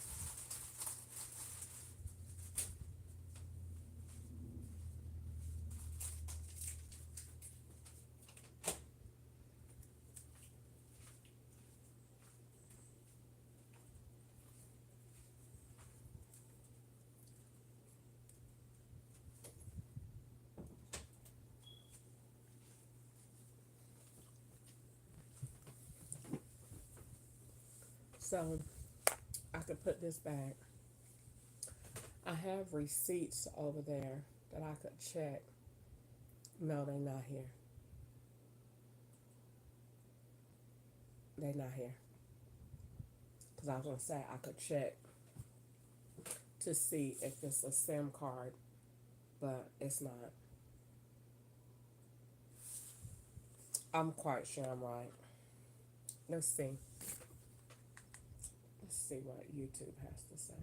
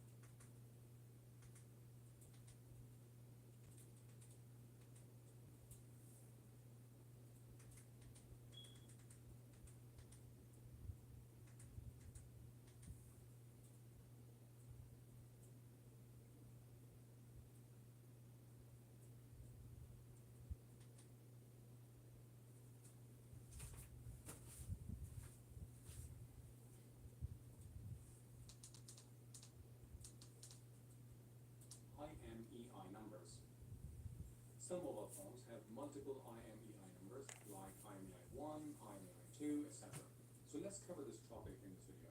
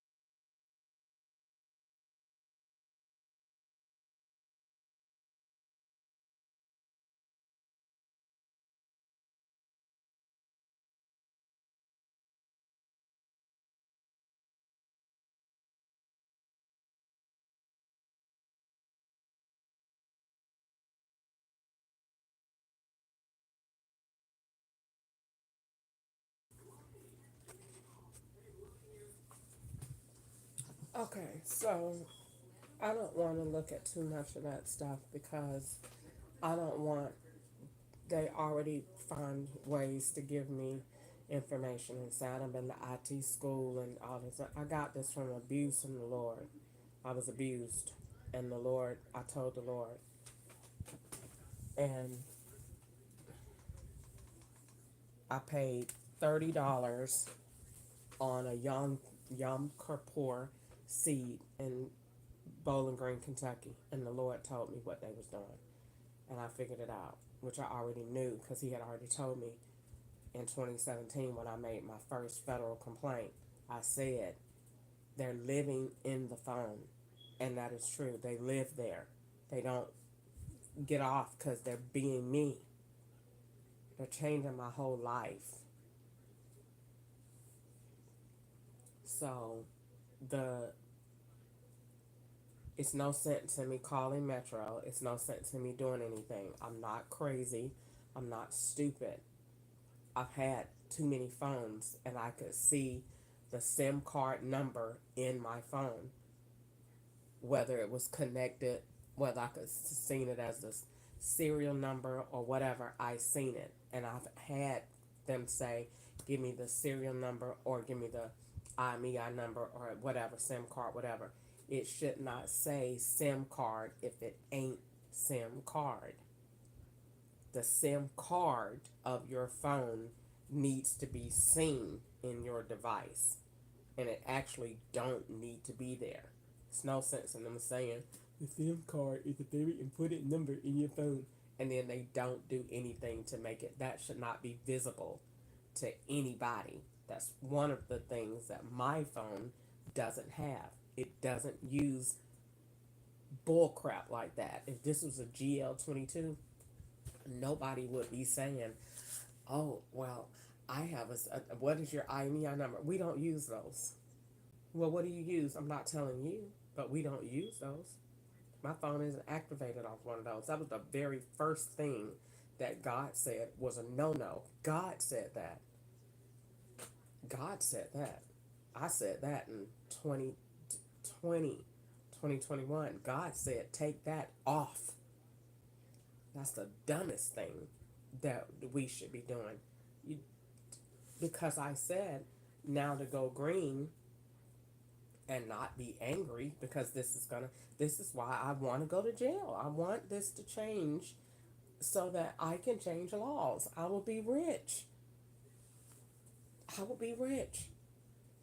They put me in jail. They will lose, and I will change all of these federal laws, and I would be the richest black girl that you're looking at, because then they're going to hear she has a phone idea, and the government is going to say, we have to take it because she changed idea. Well, we don't have to take it, but she made it with her money that we had to pay her. And that's what, I don't really need the government's permission to do that. I would like their permission and their help, because I want to work with their team, because I believe that my phone is bigger than a phone. My phone is a network change. Because what don't hook to a phone? I'm not going to let you hook to my phone and you got a bullcrap system. So, and I think every device on the market is bullcrap, because I was attacked and abused electronically with every device, whether it was a Chromebook, whether it was a MacBook, whether it was an Apple or Android. I was still maliciously abused on the phone. And you say, how and why? Because they swapped the numbers. It was the setup so that I could go to jail for tax evasion and money laundering and drugs. That's what it was. So we might as well just tell the truth. I want to tell the truth. I think it's all out in the bag. I'm just gonna wait and get arrested. So I'll get money and be rich. And I want to be rich. I'm tired of being abused. I'm tired of this situation. I'm tired of them saying, "Wait, we're doing this." I'm being abused. Hello. I want my money. This man, they gassing me, making me constipated, you know, making my legs cramp at times. I ain't never had no leg pain before, and these people is constantly telling me we are going to put you in a wheelchair. I mean, and what I'm supposed to do? Just sit up here and just keep waiting for that? No.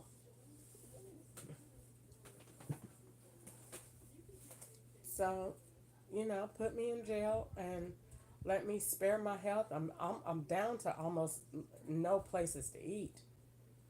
I cannot buy anything hardly in Walmart. It's an act of Congress. I try not to think of any of my meals prior so they'll know what to go ahead and poison to put on the market. I don't buy anything from the deli anymore in Walmart. I rarely don't get to eat my chicken salad no more. It's tough to buy the salads. They put whatever is cheapest is where your poison is. And God forbid, no sodas and water. It's tough to buy water. They make the bottled Cokes cheaper so that they can poison those easier. Don't buy no fruit. Anything that's healthy is where your poison is going to stay. And what else? Chick-fil-A has the worst poison on Riverdale Road, Highway 85. And that's because that company has the most money. So that means that though that is coming from a white person.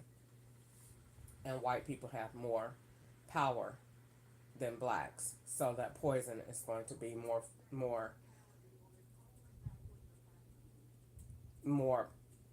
potent than what your black may have access to. They don't all have access to the same poison. It's different. Even though it might come from the same place, but everybody poison is different.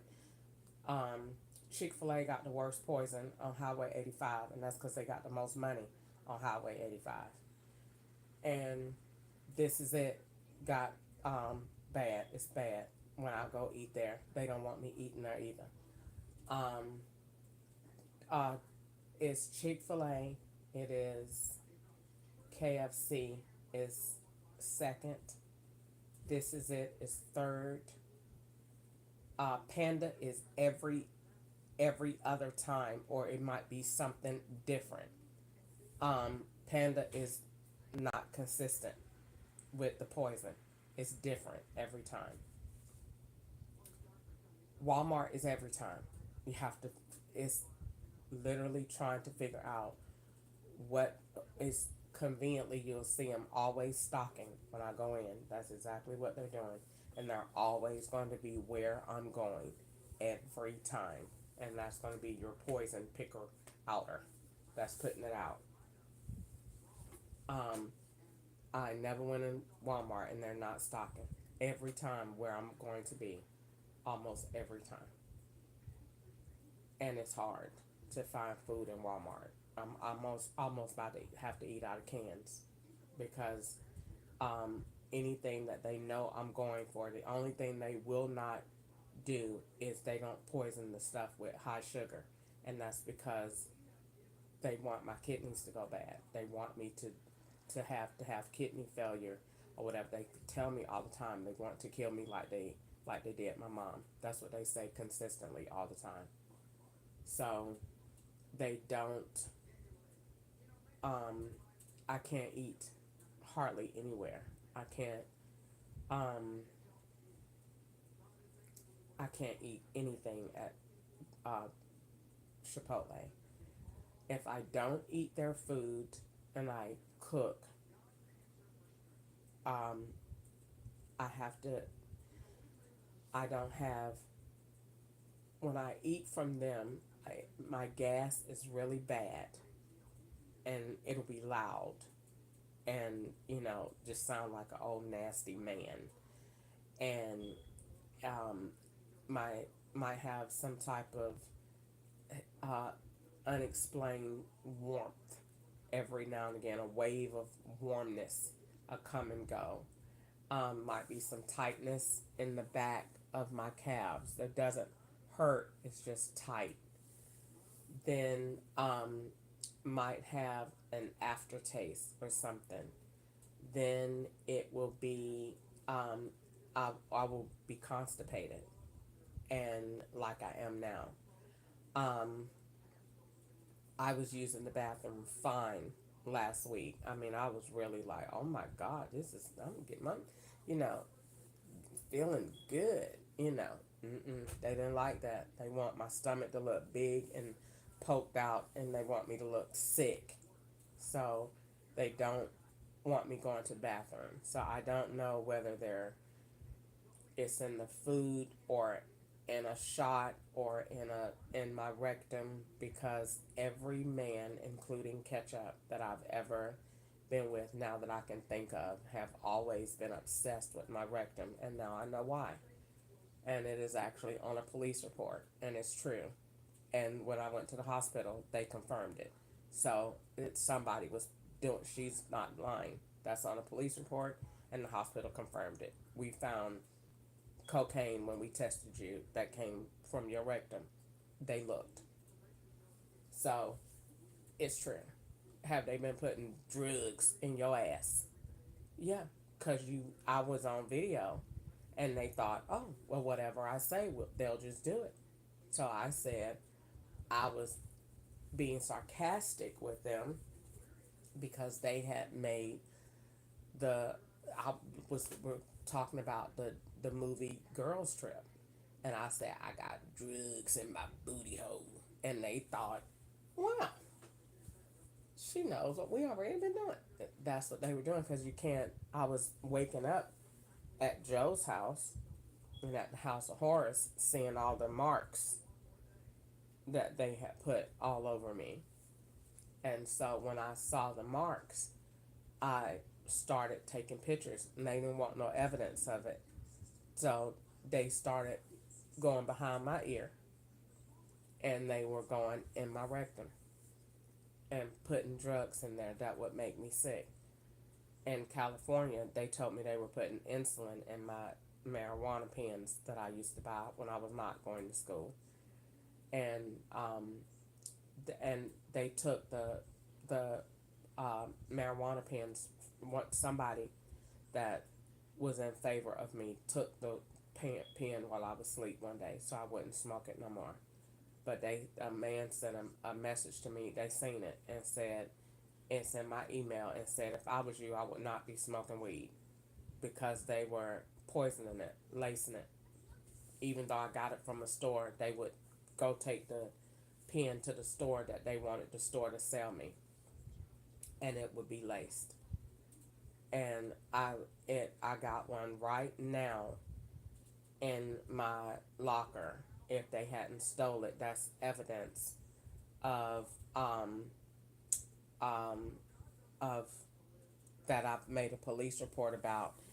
And I saved the pen um because it's a part of the case that I filed against Asa Buds, and it is, I smoked it and my blood pressure went up, and immediately I had blood come out of my rectum. And when I went to the bathroom and sat down, blood just came out. And they dinged. They didn't ding, but they messaged about it, so they knew that what they did, it was, they said to shut up. And so they did it and put that in there, and they told me they were going to do all kinds of things to me. I mean, I don't I don't think that, I just think that I'm traumatized of like all the stuff that they did, and I'm trying not to cry. But I just been through so much, and my family was never there.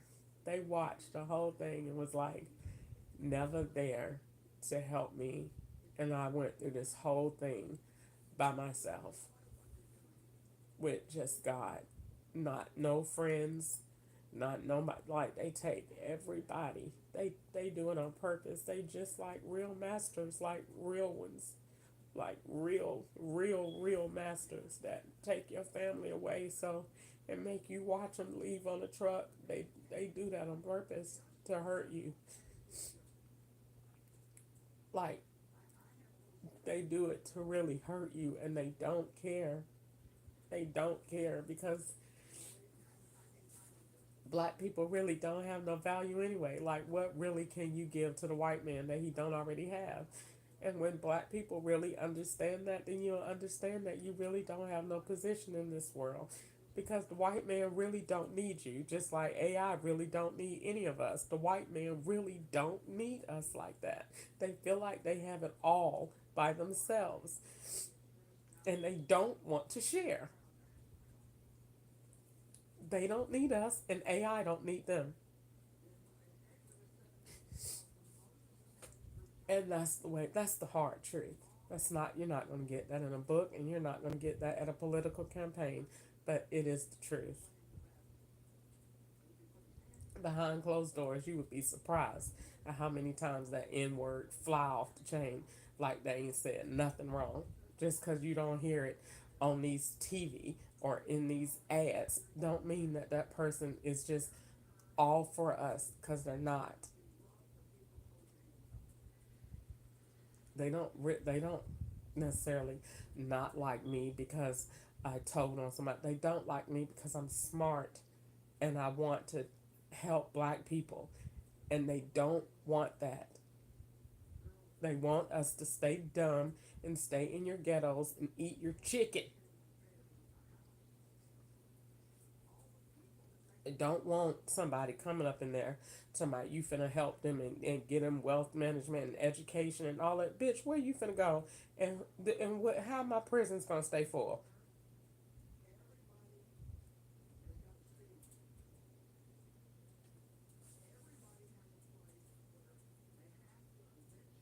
Everybody make money off the black people, and black people don't make money off of none.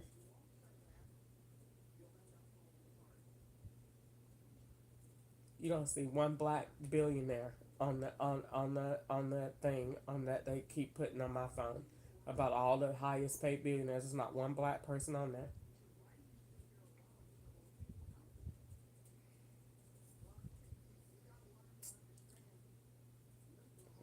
I try every day not to talk about this. Every day I get up, and the more I not try, the more they do.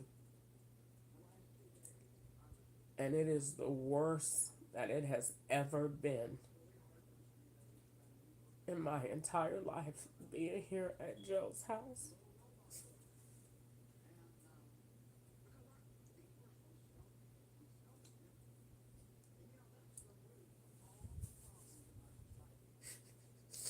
And I cleaned up every day trying to make him happy so he wouldn't do the stuff he did, and he still did anyway.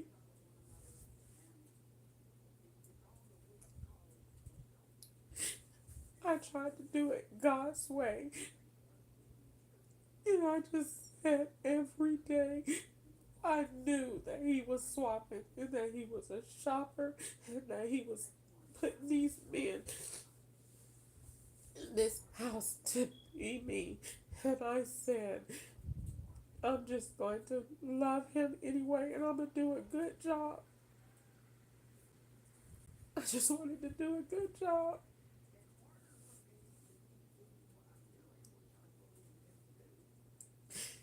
Because I thought if I did a good job, that he would be nice. He wasn't nice. That man said, the girl said, because you know they talk like they talking to other people. And that girl said, I hope that old lady that we go in there and found her dead in that room. I pray it. That's what the girl said. And she was talking about me.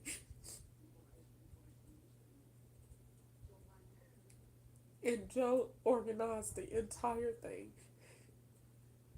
to put me in here. And that's why Ketchup faithfully paid the rent.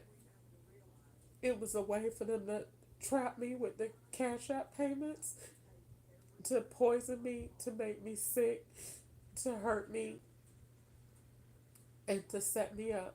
This house is the most evil house in the entire world. And they didn't put nothing but demonic spirits in here around me 24/7 to aggravate me. And the poison is here. If they was to bust this house right now, they will find it.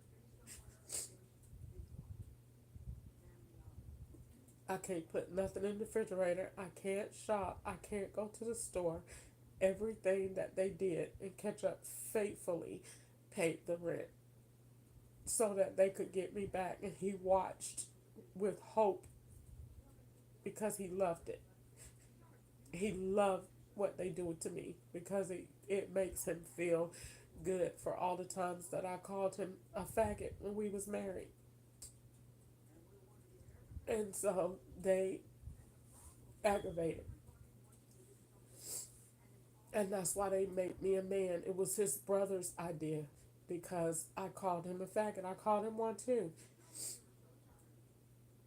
And so they said, we'll get her back and make her a man, a Mexican man. We can make more charges and we can do more to her to hurt her if we make her as a man. And they did.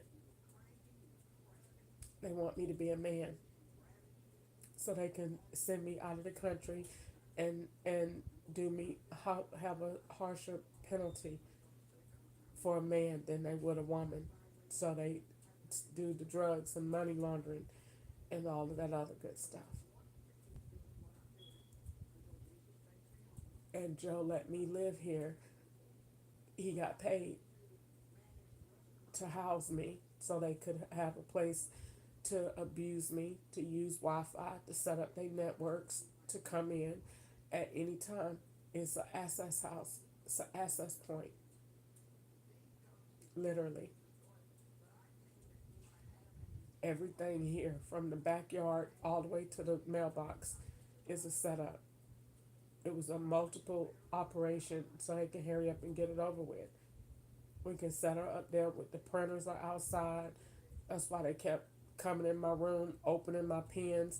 They did it on purpose to let me know that we were coming in your room at night. So they want you to have that anxiety. They want you to have it. They want you to live in fear. They want you to sit here. They want that. They want it. You think that they don't. They do. So they can record it. And they're going to use it against you. And they're going to keep doing it to make you like that. If you don't and you try to stay strong, they're going to keep doing it until you do. Until you just give in and go crazy. Then they'll say, okay, we can make an arrest now. They want you to look crazy, bat shit crazy. They tell you, them people told me, we'll put venom in your food. We'll put bugs in your room to bite you with diseases. They tell me this. They tell me this.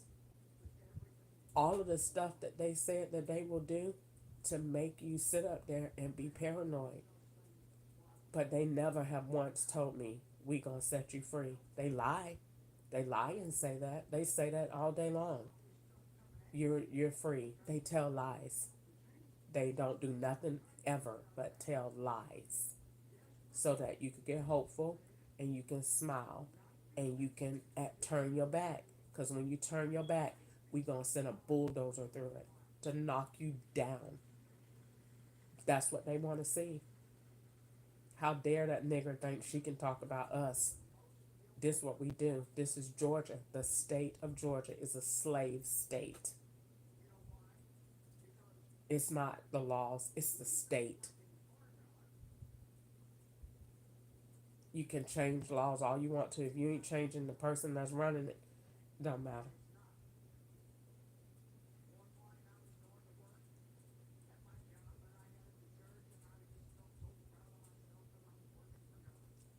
They have. That's why California said, and it's recorded too. That man said, tell her to go back. Take her back down there where it started. They didn't want me there no more. You ain't gonna be quiet. So go back down there where they doing you out, where they gonna finish you off at. And they told me before I got down here, California said, because they knew the plan. They talk to each other, and they knew. They said when you get down there, Georgia gonna do you a lot worse than they already did. So this was the place. Go bring her down here so we can make her crazy. We could run her over or whatever they planned on doing. That's why Marta keeps chasing me with the handicap vans, and they keep making consistent handicap evidence. They plan on doing that. That's their get back. They put Antasi on my page the other day. They plan on do. They want to do that, and they want you to sit up there and pray and have faith against them. You're not supposed to have to pray for that. You're not supposed to. You people pray about having diseases or having. You're not supposed to pray that the FBI do their job. You're not supposed to pray that nobody don't set you up. That you don't have to live like this. You ain't supposed to have to pray for that. Your prayer supposed to be, God help me to have enough money and resources to make a difference in this world, or help me to, have the strength to accomplish the goals that you said. You ain't supposed to pray for your freedom. We ain't the children of Israel no more. They pride it. They like it. They tell me that they're Pharaoh. They done came up with another whole plot for that. They don't care. They don't care. Even while I'm talking, they put squirrels on the TV. They don't care. They put dead birds outside. They don't care. They still on the phone right now, jacking they little dicks. They don't care. They won't even let me have a camera just to aggravate, because they want these men to come in your room when you leave. We know when you're going to leave. We know your schedule, and we know what you're going to do. Catch up, go in there and jack off, and leave your cum on the bed. We're going to come in there and collect it and put a little minor in the bed at 9. You're going to go in there after catch up and lay on the bed. They do nasty shit like that, and Joe allows it. And Ketchup will do absolutely anything they tell him to do so that they don't bench his ass.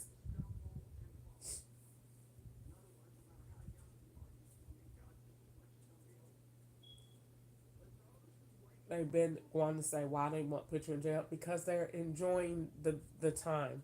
They're having fun. Feds are never in a rush. Read. They have very patient. They take their time. They're not in a rush. And the man told me, you got us already. I need time to turn the evidence around. That's what they said. That was their response. I didn't like it. I didn't think that was, they couldn't have said that. The law wouldn't say that, because the law does right. The man told me at the Waldorf Astoria, do you know the law does the very same things that they prosecute about? Do you know that? The man was telling me to my face. You think we're this, and we're not. We're not. We just have a badge that we could get away with it, but we not. We do everything that we put people in jail for. The man told me that himself. In real life, this is a real conversation. He came and told me we do everything that we put y'all in jail for. We just have a license to do it. You do it, you go to jail. We do it, and it's we high five each other.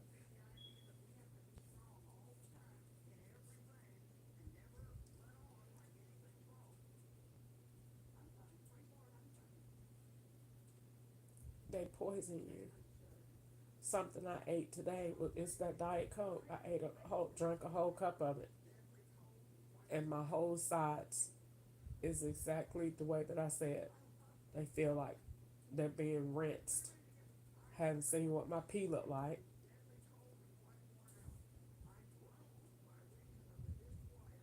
They do this, and you can't do nothing about it. I'm barely down with places where I could eat. I don't. They take away every piece of enjoyment that you have, so you don't have nothing left because they want you.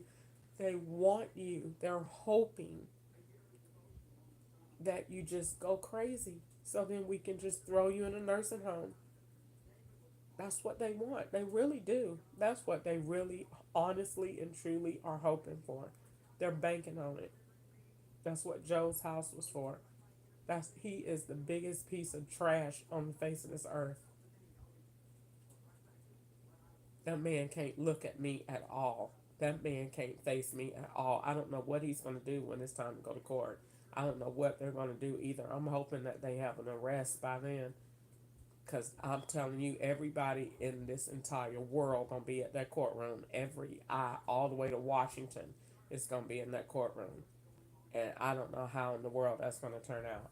Because everybody want to know, what am I going to say and what is going to be the turnout. That's going to be the so much electronic juice is going to be in that courtroom that day. Best believe that.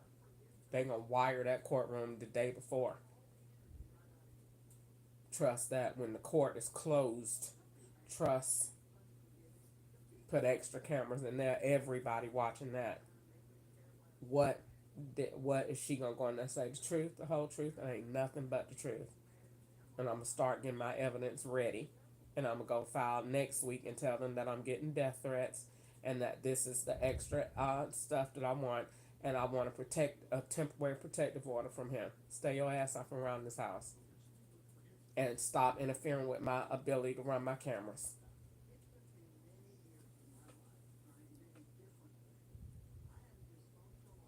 Only reason he let me turn this TV on now is because somebody traveling. That's it. And it's connected. It's the worst place I've ever lived in my life, other than it's worse than California. Because he made me, every day that I went to sleep, it was like going to a market of horrors. I never knew what symptom I was going to wake up with. And as long as I stayed awake, I didn't have none. And only when I went to sleep and woke up, it was pain in the back of my head. And I knew that it was him because the symptoms would change.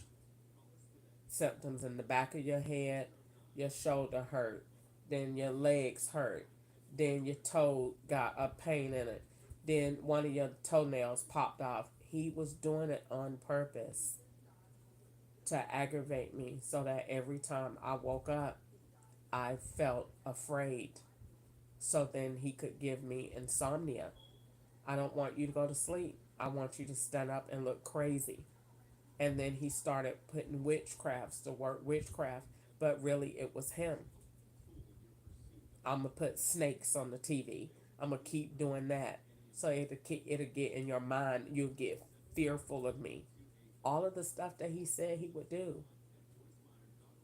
I don't have no reason to lie. That man is evil. And that's all they did this entire time I've been here is threaten me with evil stuff.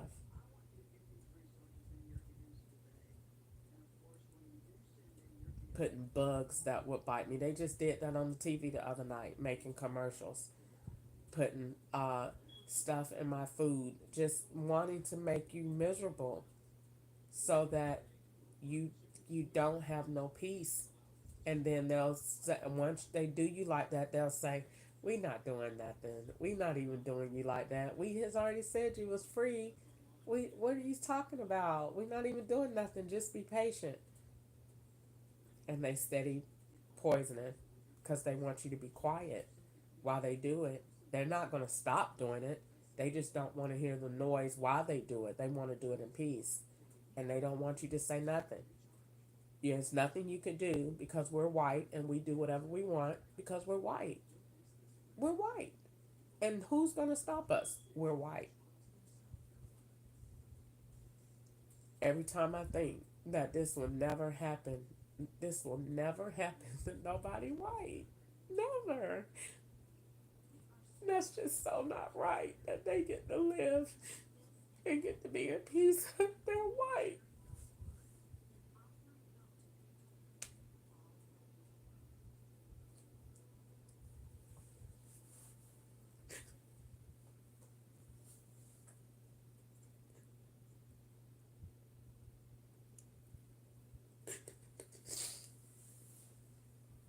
Look at all the stuff that he did to me while I'm here. All the stuff they did to me. They put poison on the baseboards. And then he told me, it's out of his mouth, make sure you clean them real good. Because he wanted all of that poison to go in my lungs. And I kept coming home saying, I don't know why I feel like that. And they watched me come back here and lay down and say, I'm so tired after I came from Flint River Road. And my chest hurting, all of this stuff. I just, because he put poison. And it wasn't even like anybody that put boric acid or something like that down, it's not going to be like neatly and fine like you can't see it. It's gonna be sprinkled all over the place and you can see it. No, he had it so neat. They took their time and put it down, and he wanted me to go in there and get it all off and to get it all in your lungs. He's evil. The man is evil. He's evil. And he had me going to do work behind all these Mexican people and all these men. And he put all of this stuff every time I leave his house. He come here and decorate it and bring stuff and take stuff and tell these people what to do. He's running this whole house. This whole show is Joe. And I don't mean as a landlord. I mean as the operation. He's running the whole show. He's telling everybody in this house what to do and how to act. He's controlling everything. That's why that TV and that don't work. He turned it off. He don't want nobody out. Go in there and do your jobs. Go in there and play with your balls. You get online with school. You go apply for jobs. You go over here and talk to teenage girls. You go over here and talk to somebody overseas. You go over here and do DoorDash. You do remote income. He do the whole thing. And he wired the house and brought TVs for every last one of them. This TV was used in 2018. You go in there and this your night. You act on Thursday. You on Tuesday. You on Wednesday. Go in there and act. And everybody do their job. And you sit there and drink beers and look at porn all night. Pull up children and look at porn all night long. They do it. This house is evil. The whole thing is evil. And that's why they won't let me have nowhere else to stay. Because they want to finish it here. So they let me stay. I was looking for an earlier court date. Nope, they gave me all the way to next month. Why would they give you a whole month on an eviction?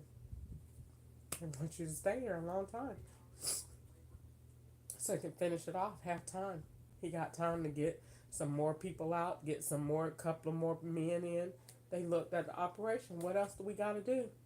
Well, we got a couple more profiles. We need a couple more cars to come in. She left in April. We had whatever left in May or whatever. So you got to act with some more men. Swap some more balls. I noticed I had a few little pieces of hair that very fine on my chin. I almost have to do my chin every day, feeling for hair. I'm quite sure they're giving me male hormones. I bet you they are. I bet you they are. Because in order for them to say that I'm a man in court, they would have to have DNA, and that's why that lady at Roswell took that DNA. And I bet you any amount of money they took it and probably have cloned me as a man. I'm willing to bet money that's what they did. And I want to see. Because you can do that. In order for them to keep saying I'm a man, they had to have done it. They had to have done it, and they definitely cloned me. They definitely did that. Talk about Fourth Amendment violation for somebody to sit up there and everything that you say, we already we already knew your thoughts. What a master.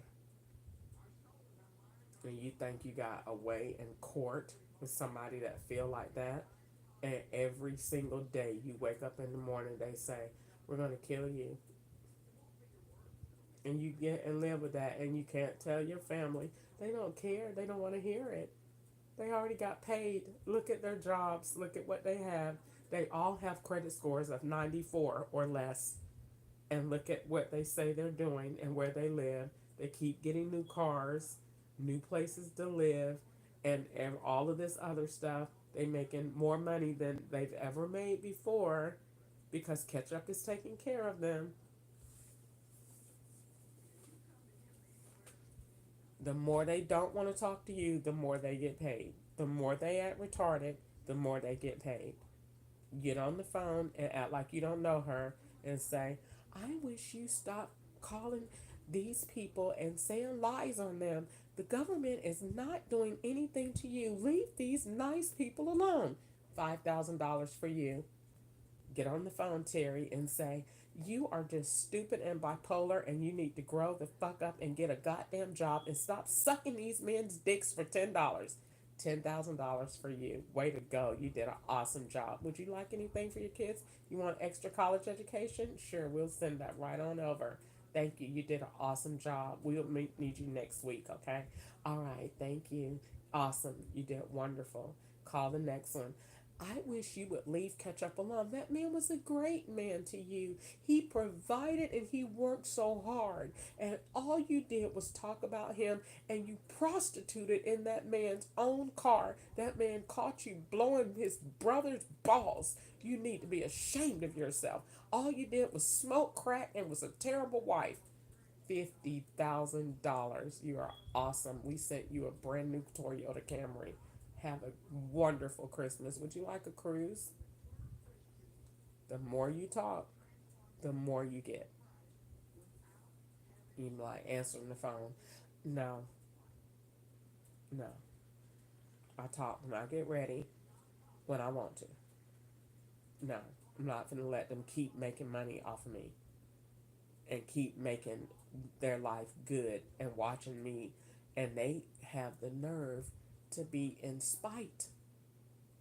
Like they literally have the nerve to not want to talk to me because of what they did. No, you don't want to talk to me because it helps your conscience. You can't talk to me because you know I know. So they don't want to talk to me. Easter don't want to talk to me because you was a Christian, remember? So they don't want to talk to me. And I'm not mad at them. I'm not, it's not right, but y'all scared to come to the curb because they will put you on the curb. So I know why you not doing it, because you're scared. But they don't even act like they love me anymore. Like they don't even want to see me. They don't want me coming around. They don't want me nowhere ever by them. They want me to just drop off the face of the earth. California told me they can't wait for you to die so that they could get all of the money that they were supposed to give you. They waiting for it. That's what California told me. Your family can't wait. They hope. Because if you do, the government gonna get them all the money that they was gonna give you. That's what California told me. They said they can't wait.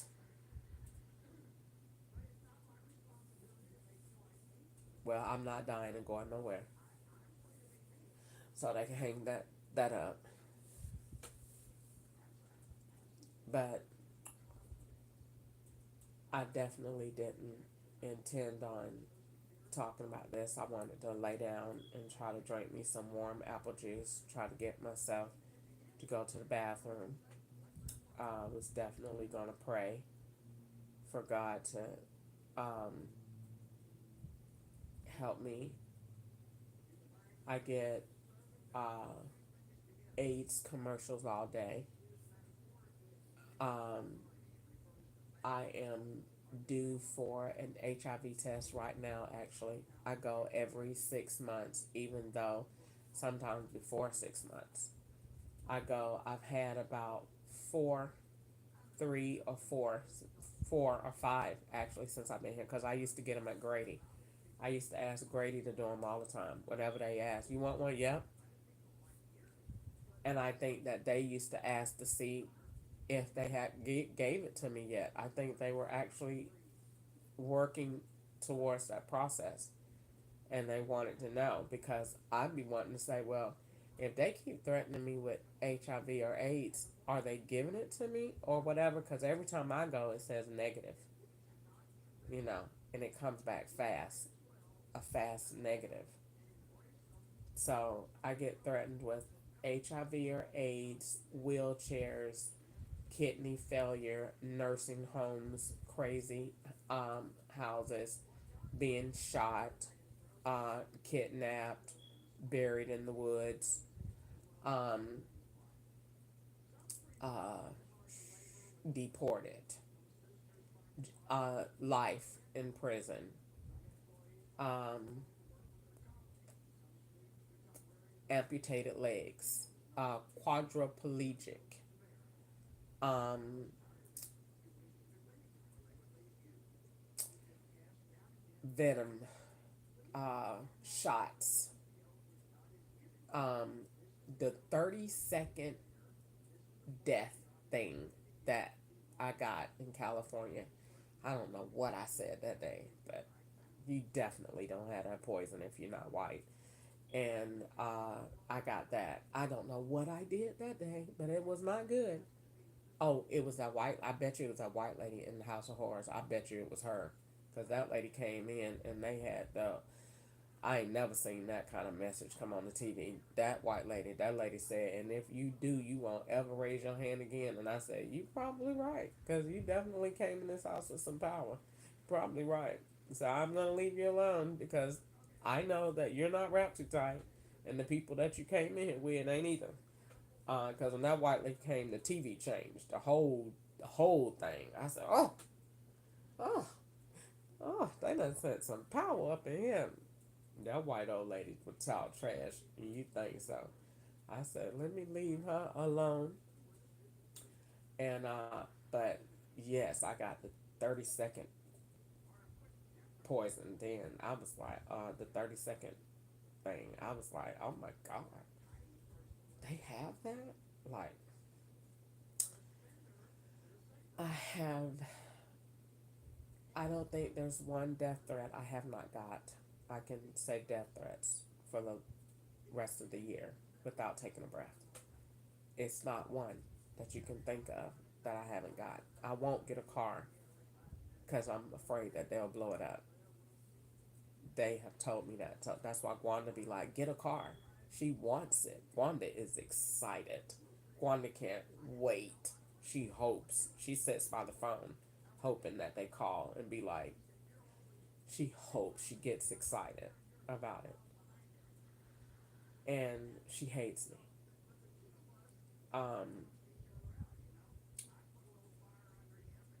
there's not one death threat that I haven't gotten.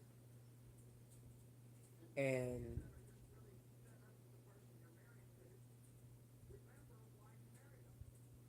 my life gets lonely, but I don't cry. If you do that, they like it. So I don't. Do I ever really feel like crying? No. I'm used to it. They've been doing this to me for 5 years at this rate.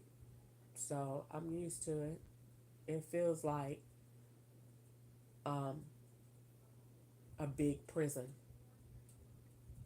like a real large prison, but it feels like prison. But in prison, you still have people you could talk to and stuff. I don't have, you don't have no friends, nobody to talk to unless they're bad. Like, you could talk to people that you won't know what they are, but you'll know they're bad. Like everybody they send in my life is bad. If somebody talks to me, if I was to go outside and somebody be walking down the street and they be like, "Hi, how are you?" They're bad. They don't. I don't get to talk to anybody good. Like anybody that go to church and pay their taxes. I get to talk to people like drug dealers, people that are on drugs, alcoholics, people that don't work, don't pay their taxes, don't ever see their families, um, running from the law, don't supposed to be in the United States, that sort of thing. I get they send that around. The girl at Metro is one of them. They were swapping, and they had a real white man in a real police uniform come up there, and that girl ran to the back. They was acting it out. Real talk in uh, February the 3rd, 2020, 2024.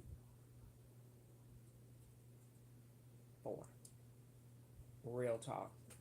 February the 3rd, a real police came up. I don't think he was a police. He was something else, but he was white police with them guns up the leg, with the cargo pants, came up there and went in Metro, and that Latino girl ran to the back and said that she thought that that was immigration coming for her, and she ran. And they went up there and made a whole script right there in front of me. And I said, and what else can you say about that? What are you going to do? Call him and say you're making a false police report or whatever you're doing? You know he's lying, doing something. But who are you going to call? Who are you going to call to say that this you're telling lies? Nobody. Just let them tell their lies. February the 3rd, the day that I got that cell phone, or February the 2nd, I got that cell phone. And what nothing else I can say about that. That's just what they held set on doing. They actually had a Mexican girl. Y'all would not. Nobody would believe this, but I had the pic. I have the picture. The FBI got it, but I have the picture. In May of 2020, me and Ketchup was at the uh, Locust Grove um, Locust Grove exit at the Super 8 motel. They sent us out there. They made it because they made it cheap. They used to send us by making it cheap. That's wherever your cheapest hotel is, that's where they want you to go for the night.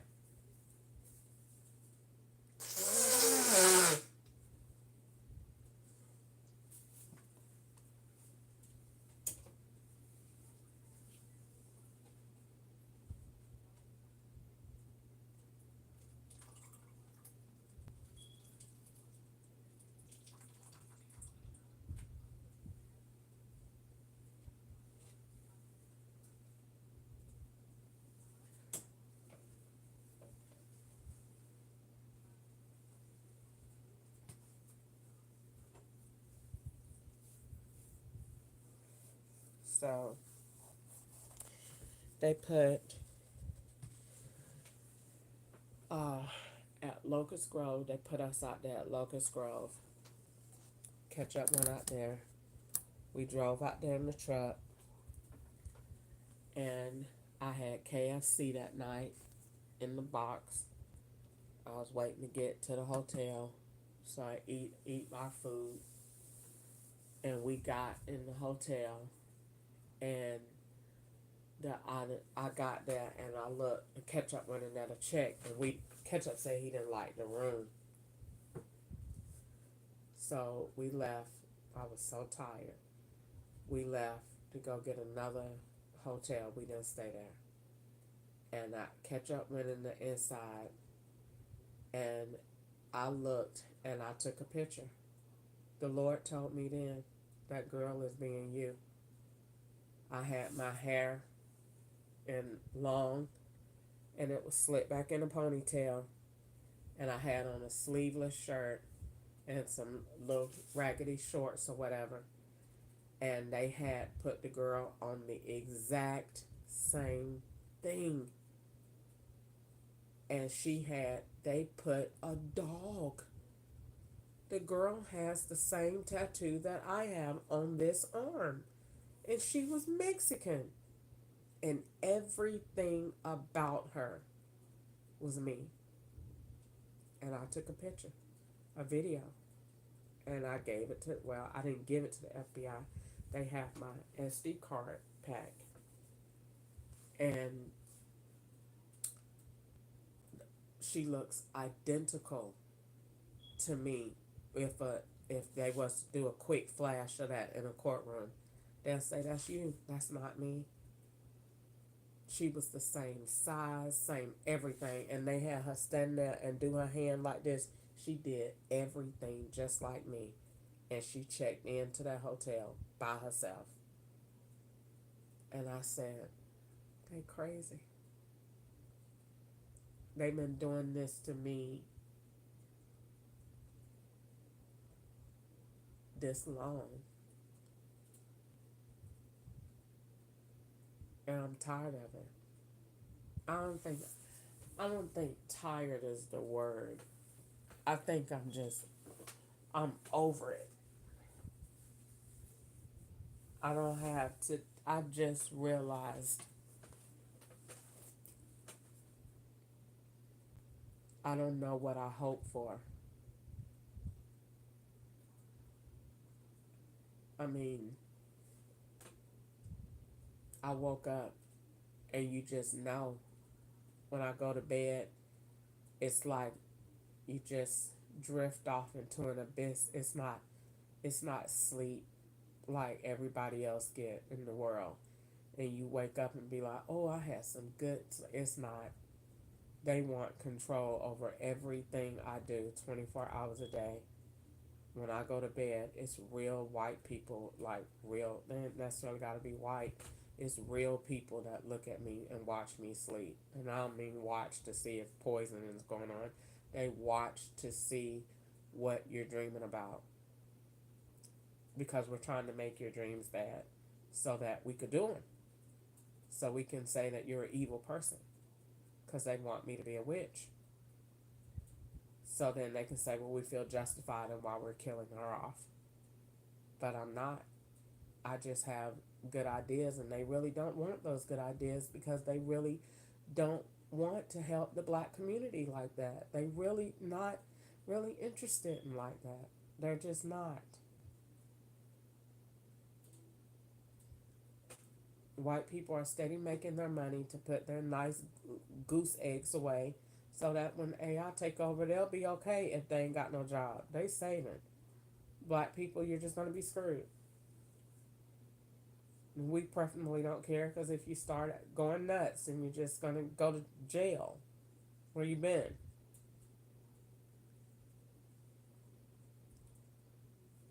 But I can't go to a hospital and be like, my sides is this. I mean, they come up with diseases every day, and I just watch them on TV. Cancer, colon cancer, breast cancer, throat cancer, brain cancer, AIDS, diabetes, heart failure. They just come up with stuff. And they be so nice about it. Be quiet. We're killing you off, okay? No talking. Or you'll get a shot. And they talk so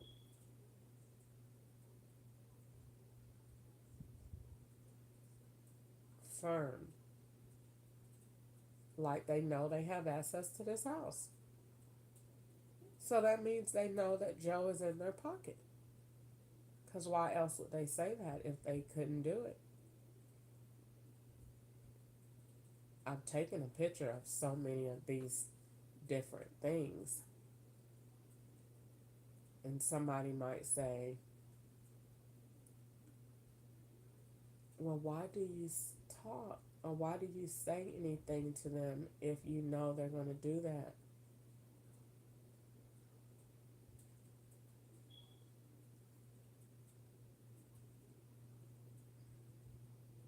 Because I'm mad, and because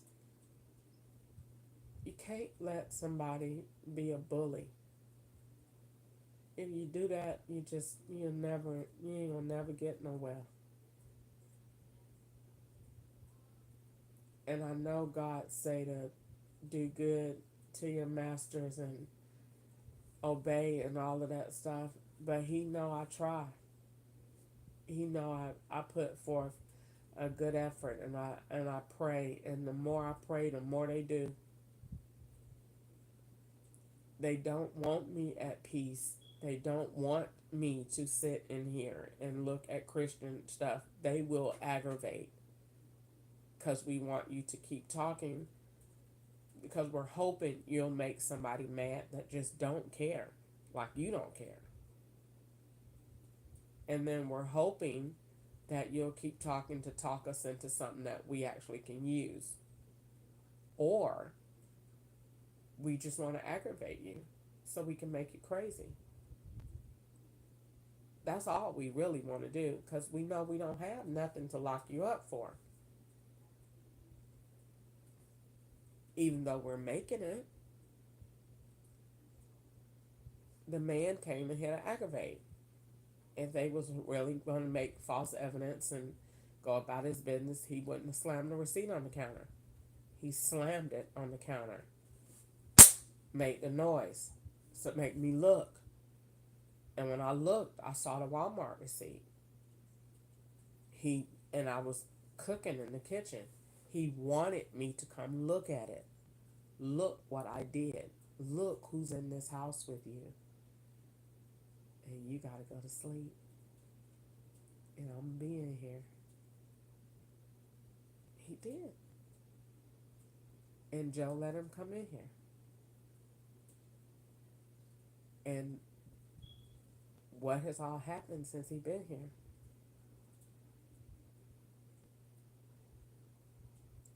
I feel like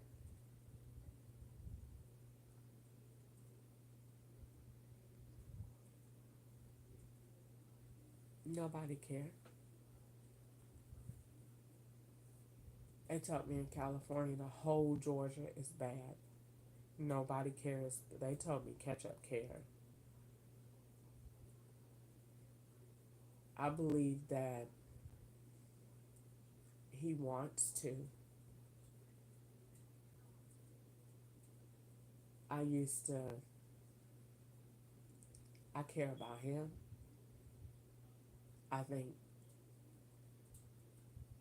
that God used me to keep him alive.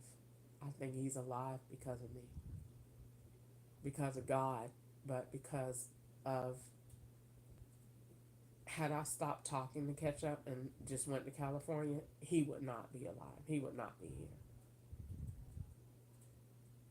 I kept him in the narrative on purpose, so that as many people that see me, I want you to keep your eyes on Ketchup, because I want Ketchup to stay safe.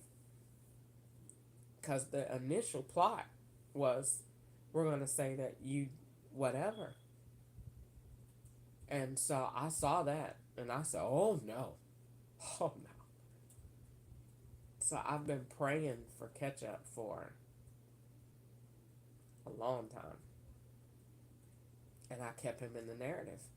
I kept talking to him I knew that he was hurting me and that he was setting me up, but I can take the setup more than I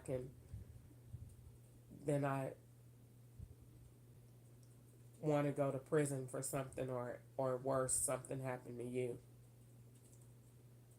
And so I kept him in the narrative. I kept him being seen, because If not, nobody's seen him, and I didn't talk about him no more, then who is to say he ever existed? You know, they could put him in protective protective custody, and then who is to ever say Ketchup existed? Because she's crazy. Because they said in California, the uh, what's her name said, how do we know Harvard is real? Because they were telling everybody she's lost her mind and she's confessing to crimes that she already committed. And so that's why California law enforcement was saying, be quiet. Because everything that you say, they are turning it for real. I was like, I don't care. Good. If I go to jail, then it'll be over. Will you leave me alone? All right, good. Will a confession do it for you? What can I say? I don't think I've said everything, and they still have not taken me anywhere. And I have tried, literally, to get to jail because I was so tired of them. And they still didn't. And so I would definitely, you know, I just knew that praying for Ketchup, and I just knew that was my thing, to keep him in the narrative, especially when they put me out of the hotel in Sonesta in September, and they said Ketchup had that Rick in September. Oh no. And they let me stay at the hotel. Sonesta let me stay 4 free days in the hotel and said they would cover the tab on purpose so it would look like I traveled. They did it just enough time that it would take me to get to California, get to Augusta to California. And they had Henry else to say, go to Augusta and see your family and come back. If I would have came to Augusta at that time in September of 2021, I would probably not be alive. And or I would probably be in prison, because that's the same day that I would be in prison. I would be alive. I would be in prison, because that's the same weekend they staged that wreck with Ketchup. And Easter is the one that told me about it. And I was saying, I gotta get off my butt because I'm constipated and I don't need to keep sitting down on my butt, because that makes it hard. So I need to get off my butt. And while I'm running my mouth, I need to be massaging my stomach. And I probably need to warm this apple juice up so I can go to the bathroom and try to clean and drink water. But that water over there is nasty. And it came from Panda, where they knew I was going to get some water. So they probably hooked up toilet water to it. Because they don't like me either. They just don't want no drama. So, in Sonesta, Roger said, we need you to leave the hotel. Now, Governor Newsom had passed a bill. They didn't give me my check at Amazon. That's when you hear me on the recording saying, and I asked for my check at Amazon, and he said no, because they didn't want me to pay my rent in September. Now, Governor Newsom said, if you didn't pay your rent or not, it's COVID. I ain't putting nobody out on the street. They didn't give a damn about what that man said. you finna get your black ass out of here today, cause we got a setup waiting for you. And they had Henry Else come to their room, and I said, in the name of Jesus, take that out of here. He brought that cart that he had tried to, he was gonna try to get me, and he brought that cart up there, and it had all of that tire bark. It had gravel from the road. They wanted that to be in my clothes so it'll look like you was involved in an accident. That's what they were gonna do. And if I would have went to Augusta, and if I would have left California like they tried to make me do, they tried to flush me out with the threats. And if I would have come back to not Augusta, Atlanta, if I would have come back to Atlanta, I would be in prison right now, fighting for my freedom to be involved in something that I was not involved in, and I wasn't here. So they let me. They didn't give me my money at Amazon. Amazon did not pay me for no reason. I had never missed my check before. They did not pay me at all. And so when I was supposed to get paid Monday, Roger said, I'll let you stay until Friday. And they had Monday, Tuesday, Wednesday, Thursday. They said she got to get out today. And make me get out of the hotel so that now you're not seen. I was terrified. When I called 911 when I left that hotel, I was in a daze. The police said if they didn't trash the evidence, the police said, "Are you okay?" They called help out there, a private person. I don't know who that man was, and they said, "Are you okay?" I was about to fall out because of the gas. It was gas in the truck, and it was gas in the hotel. Henry Else was trying to pull me into the room. I still to this day don't know if that girl, if she was faking or not. The girl was laying on the floor, out, and it was loud gospel music playing. I lie to you not.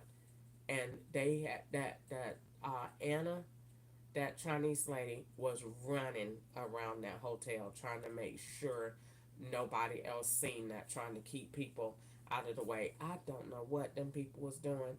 All I know is I was terrified. I had to get to that first floor. I was on the second floor.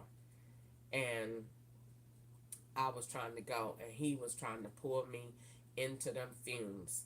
And when I walked out of the hotel room to leave, we walking down the hall, and I was trying to get away from him. I was trying to get away from him. And when we got there, he tried to pull me in there where them fumes was, and I tried to get myself away from him. I ran and got downstairs. That was the second time. The first time when he tried to pull me was that morning, because he had told me to stop talking. He had told me verbatim out of his mouth. He came to the room and said, "You still?" Because he said he worked at mortuary, so he came up there. I knew that man was something because white people had him on their tags. White people. So I said, "Who is this black man?" That man got to have some power. White people repping him. White people. A white man. I said, "Oh my God. Where did he come from?" It ain't California, because California don't hire white people. So I was at the hotel, and he came and knocked on the door that morning. And that's when he asked what I was doing or whatever. And as he was setting me up, it's just so much I could say about that man. I just don't really want, but I'm already in trouble. I already said that you did. So, might as well keep talking. But I just really don't want to, because that's going to go into like real stuff that I just really don't want to say. I'm not trying to talk to aggravate nobody or talk out of spite. Now they know when I'm talking out of spite, because I know I got some stuff I could say. I ain't really trying to talk out of spite tonight. And so I don't really want to just bring up unnecessary white people that when they get up in the morning, they sleep now, but they get up in the morning and such and say, oh, she talked about you. I don't really feel like that. Because I might not get the retaliation tonight, but you may bring up the wrong white person, you're going to get it tomorrow. And I really don't want to aggravate nobody. That's really not what I'm doing. I'm just talking about catch up. Why I didn't want to come to Atlanta. And so Roger and them put me out of the hotel, and Henry else tried to drag me in them fumes, and I was dazed when I left there. My head was doing like this. I was literally dazed. They almost had got me. And I was dazed. And it was gas in the truck too when I went to Midas and got the vent change. They told me that was. It was something on the thing, and the law was there too. They was there in the next booth over in the Tesla. They was there, being me and watching, and they told the people at Midas I was so drunk with gas that at any minute God just kept me. So I had when I didn't feel good. So they had some men came and they that because they was looking out. It was some still looking out, and some was really out to get me. And they came and walked me to the stove, and I got a ginger ale, and somebody told them get away. Somebody told them get away from me, and so they did, and they said you got to go by yourself.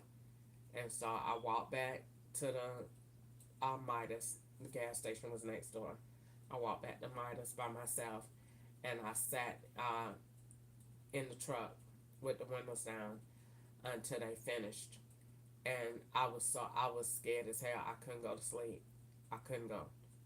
That's when it went from Georgia to California traumatization. That's the day that I got traumatized, and they said it themselves. They called me an angel because they said you don't went all these days with no sleep and you won't eat or drink.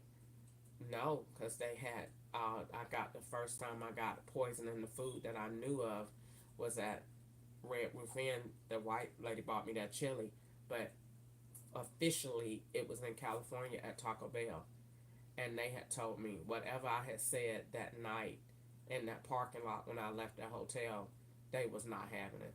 They was not having it. That white man said that I sat up in that truck and they had them blocked the whole road and it said ditch witch, and I said I don't know what I did, and they said don't go to sleep. They told me that don't go to sleep. That's it for you. And they had sent the fire truck to Walmart so I could see it, and it was a white man getting pulled out of the car or whatever, and they had him on that, and they had told me this gonna be you. Don't go to sleep, and I didn't. I didn't, and I had went to Denny's, and I had ate, and I was gonna sit in Denny's all night, and this one I knew. This one I knew how much power they got in the world.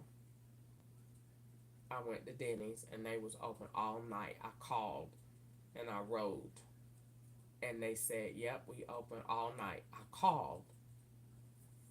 I got there. Then people said, "Close it." I just got here. Close it. It's closed. You need to leave. Oh my God, where am I gonna go? And we out here. Come on. We told you about talking. I couldn't show no fear. I left. And I drove to Walmart parking lot. And I had to stay up.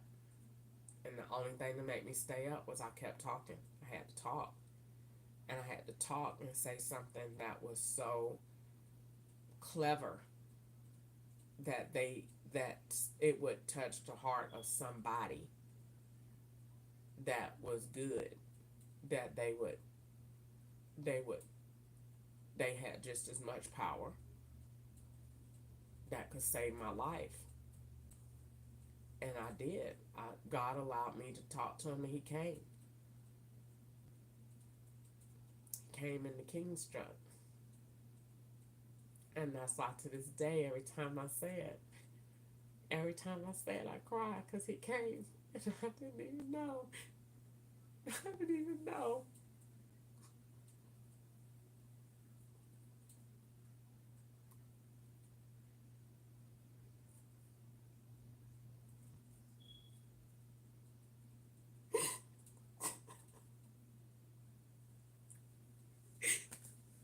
He came. He came. I just kept, they had put me in a turn by turn. And they swarmed me all night. And I didn't know whether they was swarming me to keep me safe or swarming me for when you go to sleep. And I just kept talking and talking. And I moved the truck to Walmart parking lot, and I sat directly under the police cam. And I was so scared, but I couldn't show it because it was too late for that. It was too late. And he came, and I felt him. I sat up. I felt him, and he came with all that power. And I sat up and I looked, and he turned the lights down, and he sat there for a minute, and he softly paused it, and I started crying because I wanted to go. I wanted him to like make it go away, make it stop.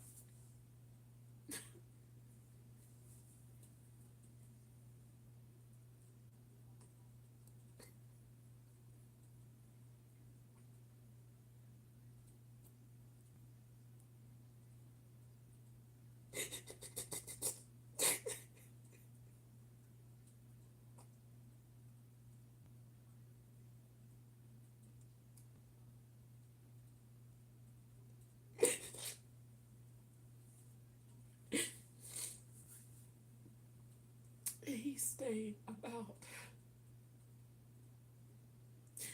5 minutes or so. And he left so slow, like he didn't want to leave. And I wondered, is that ketchup? I just always to this day wondered, was that ketchup? Because I saw the truck after, like a similar truck after that. And it was a black man driving. And so I just wondered, was that ketchup up there? But whatever, whoever was in that truck that night was a. Every time I think about it, I cry because I didn't know he was there. I felt him, and he wasn't even in the parking lot. And that's why I wonder if it was ketchup. And I say, if it was not ketchup, then I have definitely got some superpowers going on because I knew that I felt that man's cell phone signals coming from down the road. So he had to have some hella G's going on up in that truck for me to feel it and me to be in tune with it. And I did. And I just dismissed it always as must have been ketchup. Came to see me. Maybe they were trying to see if what I would know, because at that time they were figuring it out. And they had told one white man, if you go to that parking lot, she's gonna know you there. She gonna know who you are. And he must have said, bull crap. No, she won't. And when he got there, I did. And he looked like, God damn it, how the hell are you? And they have more power. than everybody. So you can tell. I don't know. God made me like that so I can know who was around me. Because I did, otherwise I wouldn't know who to be afraid of, and who, even though I still was afraid of everybody, but I still wouldn't know. And then I thought it, and then they came, and then a black man came with IBU on his car, and I was talking, and it caught me off guard. And that was a good sign, because when it catch you like that, then you go with your first instinct, and it was I believe you, and that's when letters was real big back then, and but they had me in turn by turn at Walmart and at Taco Bell on um, Van Eden. But every time I think of the King's truck, I cry, because I really, really was so sad that night, and I didn't know what I was gonna do, and I was homeless in California, where they are equally good as they are bad. California police,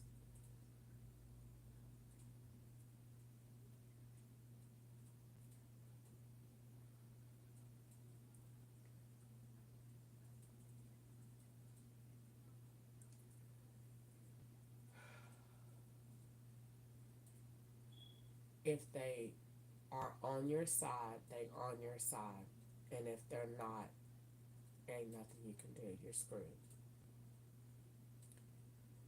And I think that even though they were setting me up there, they said it was Georgia, but I think that even though I was being set up, it's some white people in California that don't care nothing about color, and they for what's right. And if they believe in you, they believe in you, and it's hard to turn them. And I had one that I was scared of being in House of Horrors, but I wasn't scared to be on the street in California. Mexicans and everybody was looking out for me. I had respect because I wasn't a whore. I knew it. What I wasn't. It wasn't about them. Uh, and they used to say they knew God was with me. A Mexican said one time, "These some creepy shit, Holmes. These some creepy shit." Like they was talking about it, because the word had got around. So they was like, she know who we are. She know what, if you got something to do with her or not. If you bad or good. So the police up there had told me, just turn your music on and do whatever your music tell you to do. That's what they told me. And it was time that I was gonna stay at that man's set free house. He said, turn your music on and do whatever God tell you to do, because they knew God was moving me around the bad people. Um, and so I didn't want to leave. If I left and came to Atlanta, it would look like I went on a drug run. So I had to stay. But ketchup has always been in my prayer. And so I intentionally played the dumb role. If I would have ever gotten mad with ketchup, they would have. They already say everybody that I get mad with, something happens to him. That's why Joe acts like he did, and they staging all of this crap with him now, because they want you to be mad. If you be mad with somebody, they'll make bad stuff happen, or they'll just say it. And so I knew that, and I this is why I purposely let ketchup do what he do to me. I don't want nothing to happen to him, and so I would rather play dumb and just be stupid than to get mad at you. And then, you know, I don't want nothing. It don't have to be about life or death. I don't want nothing to happen to him. Nothing. Nothing. Because I believe if he was able to talk, then he wouldn't do me like this. I just think he's doing me like this because he's afraid. Ketchup is scared.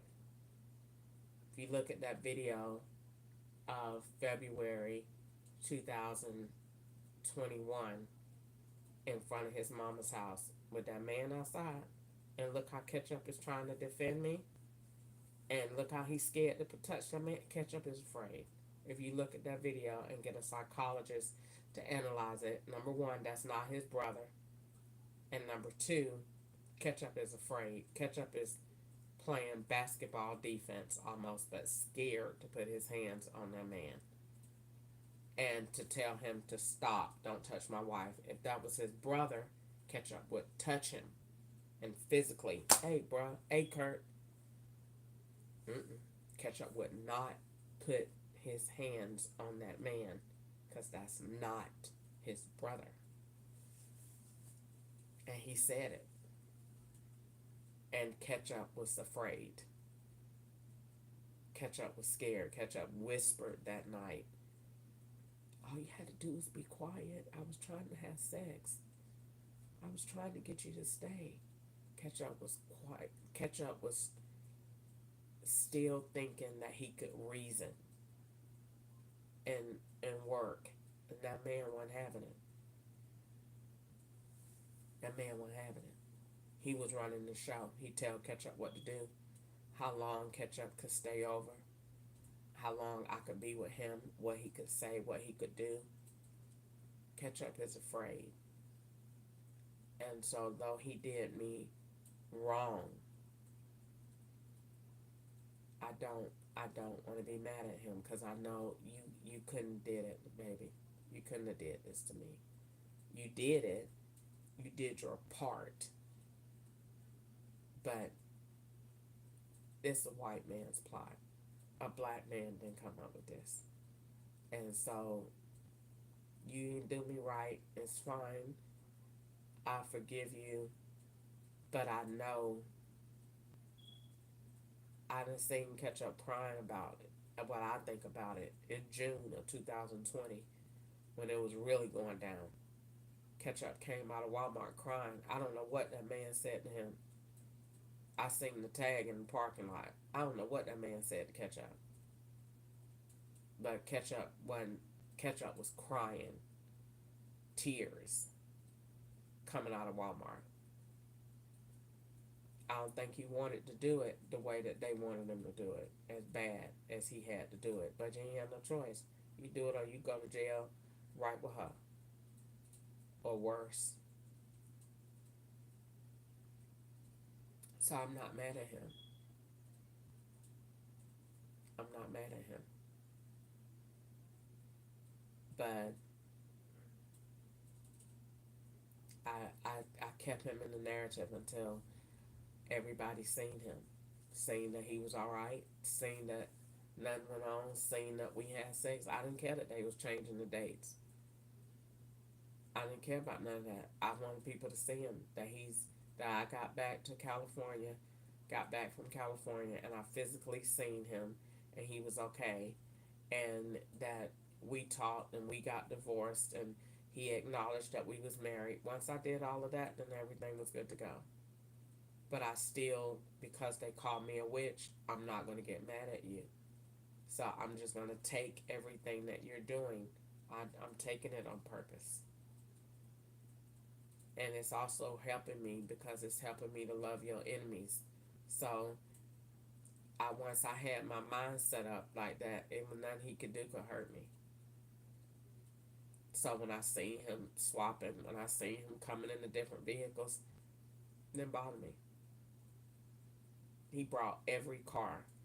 They gave him every single car that is on the plot. They went down a list, and he drove every single one and go pick her up in every single one, even the car that they had in California that Anna Mae had, the little blue Toyota with PFE supposed to stand for poison everybody's food that they started doing.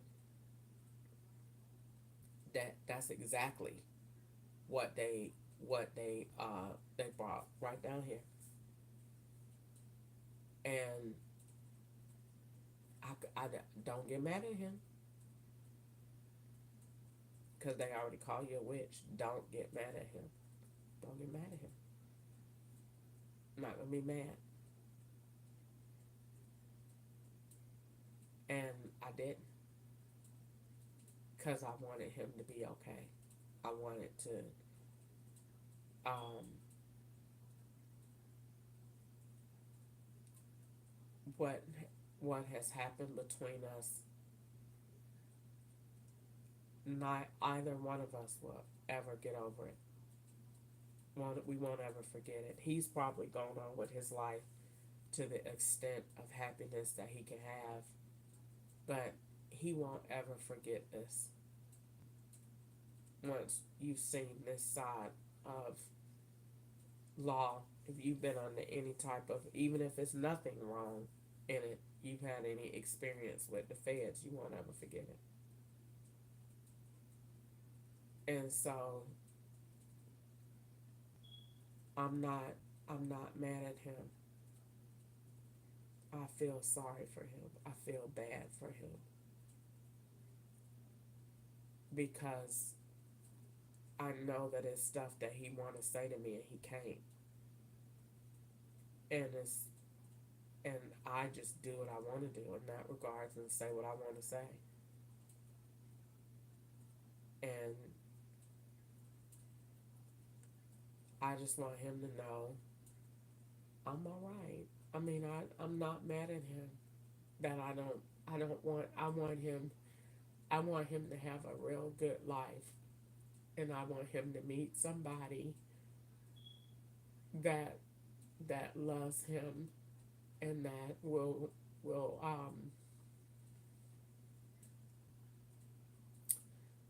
treat him really well.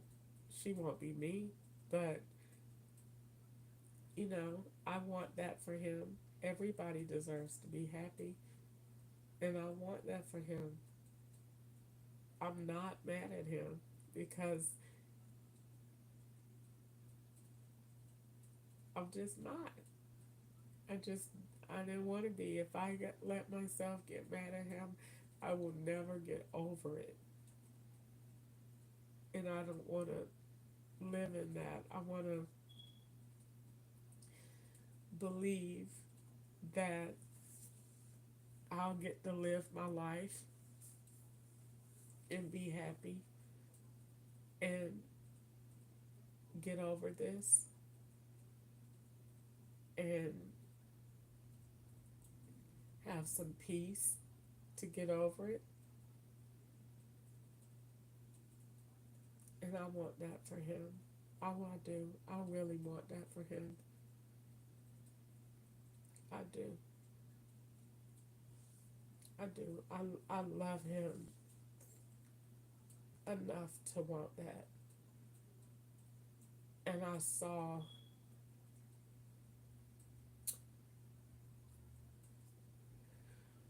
that it wasn't in his heart to do.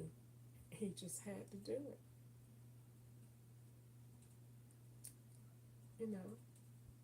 Some parts he liked,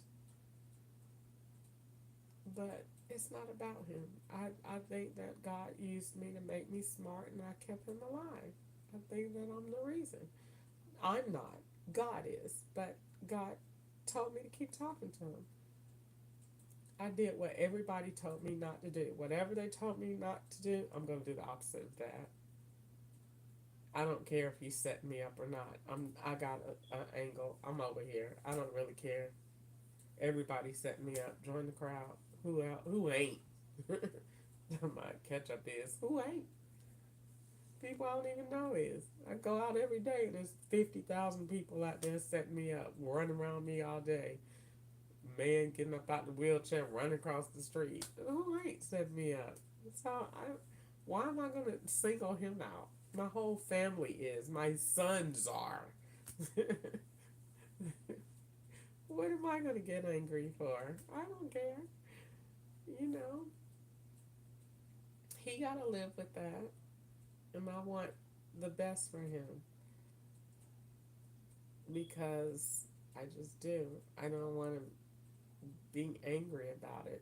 Plus, I'm get up every day praying over my life and trying to be a good person. These people tell me they're going to kill me every single day that I wake up in this world. So I don't want to spend my time with hate or animosity in my heart. You know, I try to um, live my life like God said, not have nothing in my heart. Even though these people are so evil in this house, I try not to be the same. And I catch myself. I caught myself today when the man was talking. Stop rolling your eyes. Stop with the smirks. He's only doing it to aggravate you because he knows that you don't like him, and he knows that everything that you found out. And you know, when you have a bully and they keep saying they gonna do this, well, I just feel like if God allowed that, then there's no sense in me not saying what I feel. You know, I thought if I had it to do all over again, would I change something? No, I can't. I wouldn't. If they asked me right now, would you, if you had it to do all over again, would you have not talked? No. I think if I would not have talked, I wouldn't be here. They wouldn't have no reason. I think God allowed me to talk. God allowed me to get traumatized in California so that it took all the feelings away. They had scared me so bad I couldn't get scared no more because they had scared me so bad when they put me out of that hotel in September, and I stayed up all those days and I couldn't eat and I couldn't go nowhere, and they put the sign and I was seeing the power. Like I didn't know that level of power existed. And these signs and that lady in that truck and the girl in the, like, I didn't know what to do. They literally, it's like I took a breath of being in shock, and I could not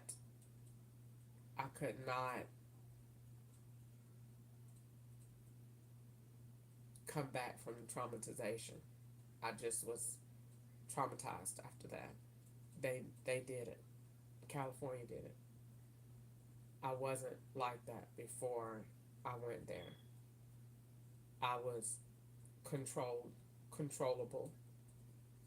You know, I would listen to a certain degree, and I still will. But California took it over a notch. They took it all the way up, and I didn't. But I honestly, I know that I had. It was always good people when I got around Huntington Beach and Montclair. You know, that Montclair told me, if you see them, point them out. We'll get them. they thought it was neat that she's seeing these people and they're doing this to her. They that they knew that I was not lying by January of 2022. They were they it was turning. I mean, I went to the register and these people are little gods. They can make that register do whatever they want it to do. And when I got to the register, it said suspended because they were paying, turning the gas station transactions to account numbers and not the card. And so when I got there, the man, I guess, was trying to tell me that they had cut it off, that it was going to be they were going to turn off the shopping. But you can say that, but if you ain't up here with the power, you can't turn off. You might think you can, but you don't know how many other people are out here doing it that ain't your agency. Only the FBI can turn it off. And they still have to coordinate with all these other agencies to say we're turning it off. Cause it was like 9 different kings. And I used to make the little thing and say it's different kings for different things, but they're all kings. Because you could be the king of this, you could be the king of that, and you could be the king of over here, and only the FBI can turn it off. And that's because, not because they got the most power. Granddaddy got the power, but the FBI got lawful power.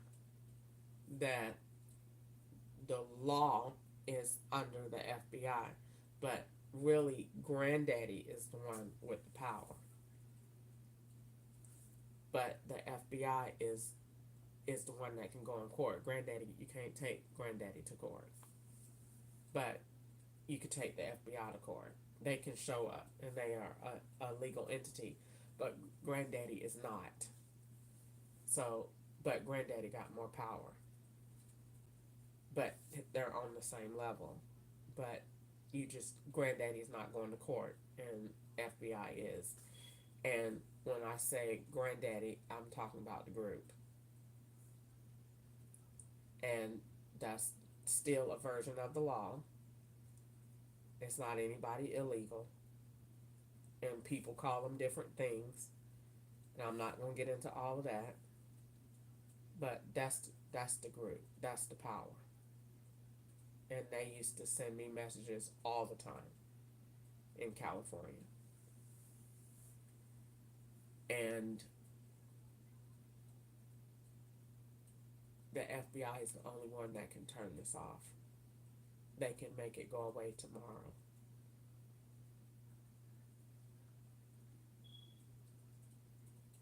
And it will all go away.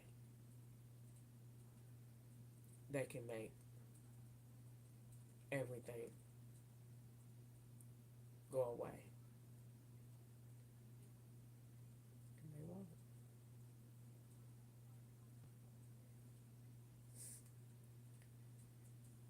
They won't. But God said that it'll work out. So we'll just have to wait. But I do get mad. Because they won't. And they know. They know.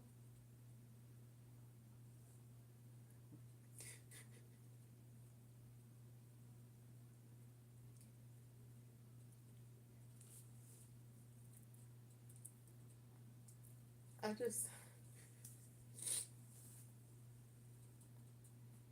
just don't think it's fair that they have stuff online that they can't explain, that they don't really follow, because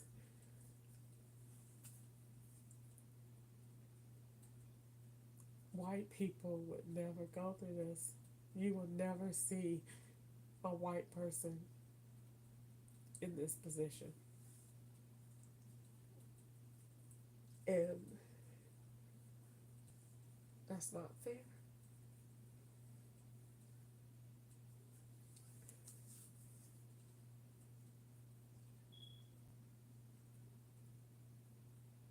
So tonight definitely did not go as planned. I don't ever look at the camera too funny because they be doing stuff while I'm on live.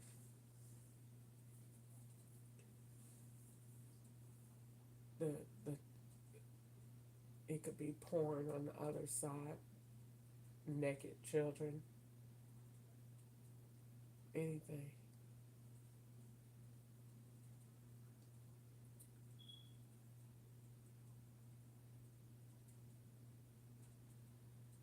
I wanted to get off my butt, clean up my room,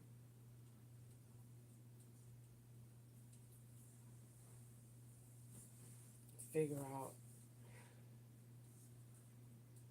my plan. Every day I get up, I feel like it's so much to do, but nothing to do. Every job I apply for is a job they already done worked. So if I apply for jobs, they're just applications that they already done. So let's say if they got gaps in the plot to fill, it could be we need her to apply for Panda, we need her to apply at let's see another one, Jiffy Lube, we need her to apply at Kroger. Well, they're gonna go on Indeed, and they're not gonna put Kroger as Kroger. They're not gonna put none of these as who they are. They're gonna put them under umbrella. This is H&H Industries, and H&H might do all three companies. So there you go. It's a jackpot. They got them all in one. So you do the one application, and they can make that go to any one of them. And then, but they'll use 3 different pay cards, and they'll link all those in, and then they'll be at different time periods in different profiles.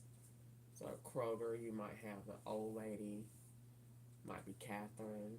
At Panda, you might have, you might be the Mexican then. Then at Jiffy Lube, you might be the butchy tomboy with the dreads. You might be Chris at Jiffy Lube. So that's what they do.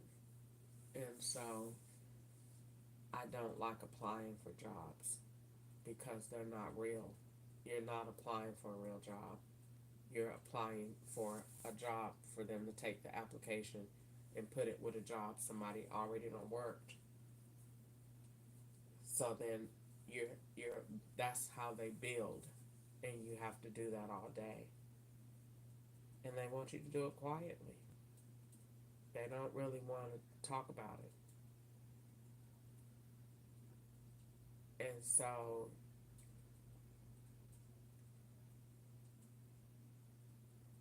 I don't think it's fair because the FBI watches why I get mentally abused. It's mental abuse.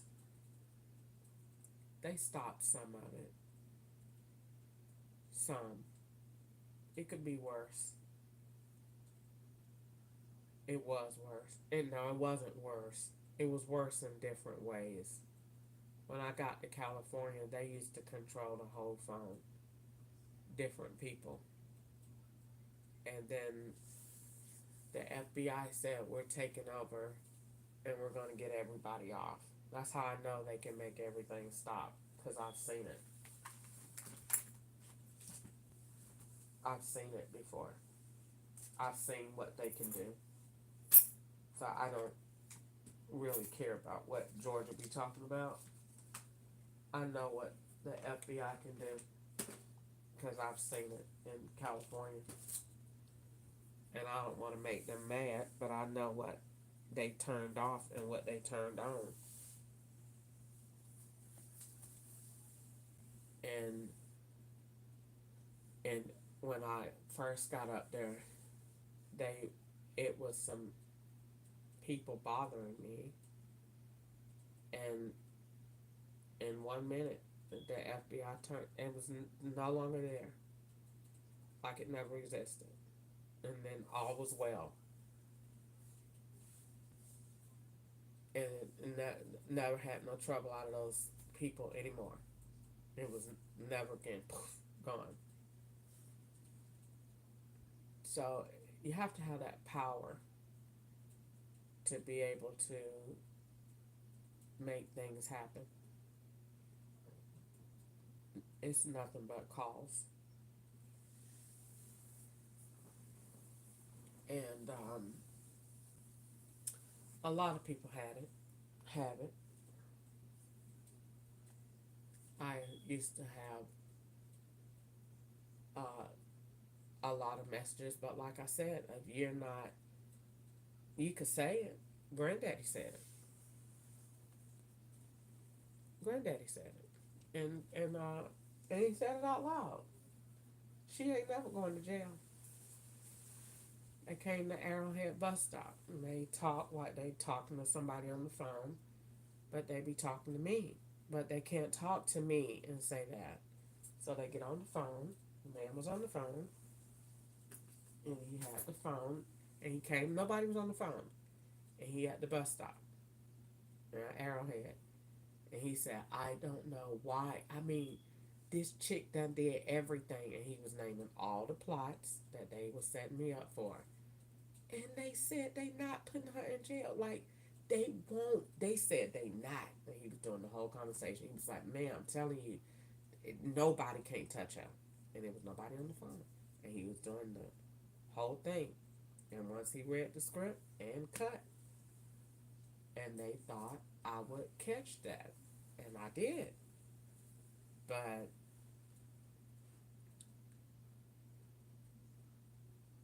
it wasn't. You can't make all that. I don't want to really say what I want to say, cause Granddaddy can say this, and then the FBI say I ain't gonna do it like that, and then the FBI can say it, and then everybody got to do it, because you have to follow the FBI, but the FBI ain't got to follow everybody, and so I think that's why it's so mixed, because it's not just harassment, it's not just phone, it's the restoration of my privileges, to have a bank account, to have a place to stay, to have a job, to be in um, protective custody, to be able to go to the doctor. Like, I don't have no privileges like that. Like, you get blacklisted in Hollywood, but you get blacklisted in regular life too, and people don't know that. And if I was to write a book, one of them would be blacklisted, because nobody really know, because they don't, nobody talk about that, because you ain't supposed to talk about that. But I just think that's what make the world interesting, that everybody else can say what they want to say, but I can't. they don't want me to talk about this, but I just think it make a good story for people to know, and that's what made me feel so bad that when I go out, I have to pretend that I have a regular life, and I don't, and nobody would ever know that I'm blacklisted, that I can't do anything. I can't get a bank, I can't get a job, I can't have any family, I can't talk to my kids, I can't talk to my grandchildren or see them. They just want you to sit here and wait for them to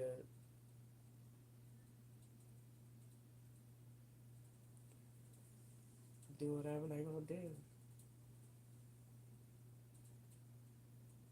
And it's definitely slavery, because it ain't nobody you can call. You can't tell, and then make it go away. You tell, the more you tell, the worse it gets. And if I could do it all over, I just still say that I wouldn't. I wouldn't. I wouldn't be me if I didn't say it. I would not be me. I want to think that I would pray and just, but I would not be me. I wouldn't be everybody that fought human rights, civil rights issues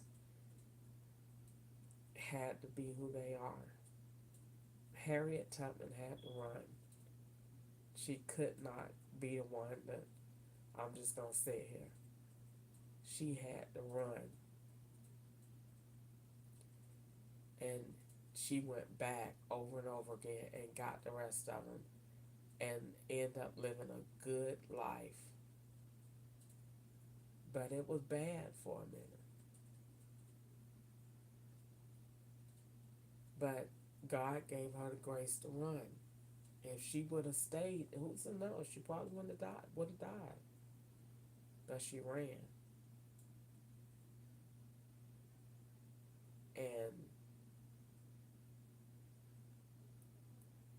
I feel like if I was the slave in the way that she was, I would be a runner. I couldn't stay.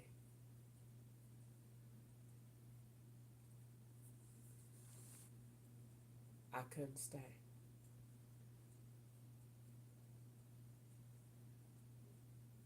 And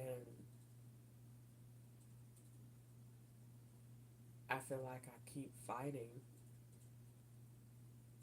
because my slavery ain't on the plantation. I got social media.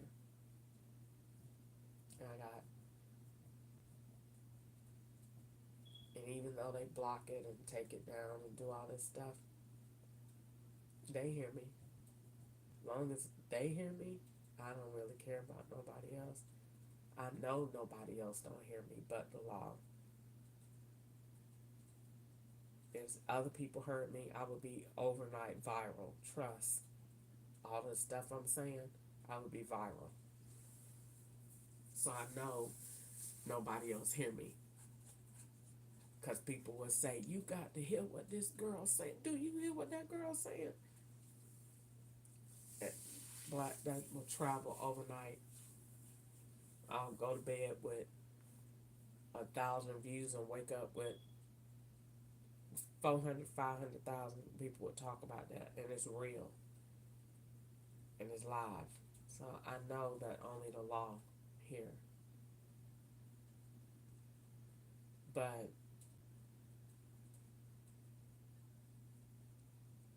I like talking to them. I think this is legendary. That part I think is fun. I don't think it's like going to the park fund, but I like talking to them. I like telling them that I don't think it's right. I don't think it's humiliating, it's embarrassing, it's degrading. I don't have a quality of life. I want to work so I can stop thinking about them.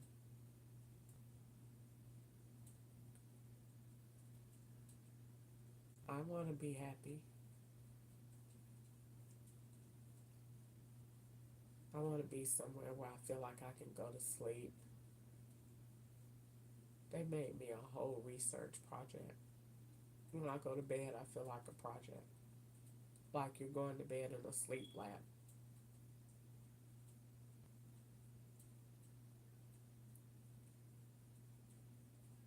And even if my family wanted to say you could come and stay, you can't. They're not going to allow it. You have to be set up.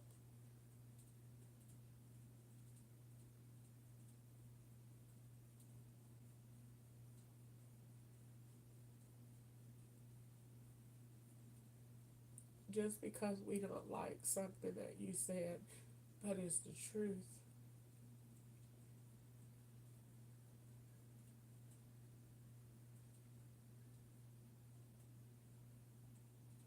And the more they get exposed for what they did, the more you get punished.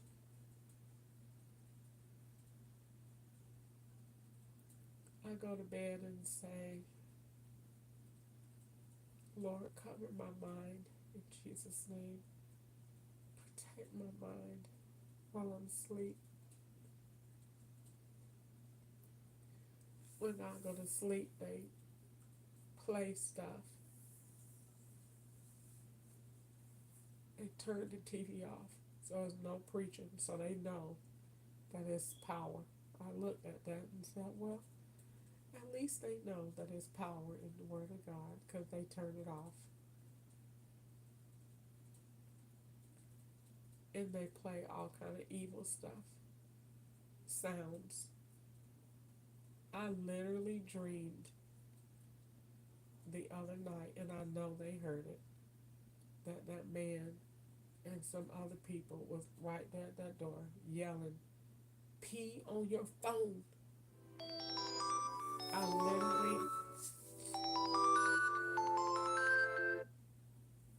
literally dreamed that. And my phone was right there by my bed. And I believe they were because it was right there by my bed. And they do want me to be pissing and all kind of stuff like that, nasty stuff. And I dreamed they were standing outside the door hollering that. They play sounds, flash children to make you dream about it, to make you think that's what you have, or try to make your mind bad. I dreamed about children last night, and I dreamed that the children belonged to a drug dealer that I didn't know that was at a store shopping. That's how weird it is. But I dream from stuff they do. So when I go to sleep, I pray hard.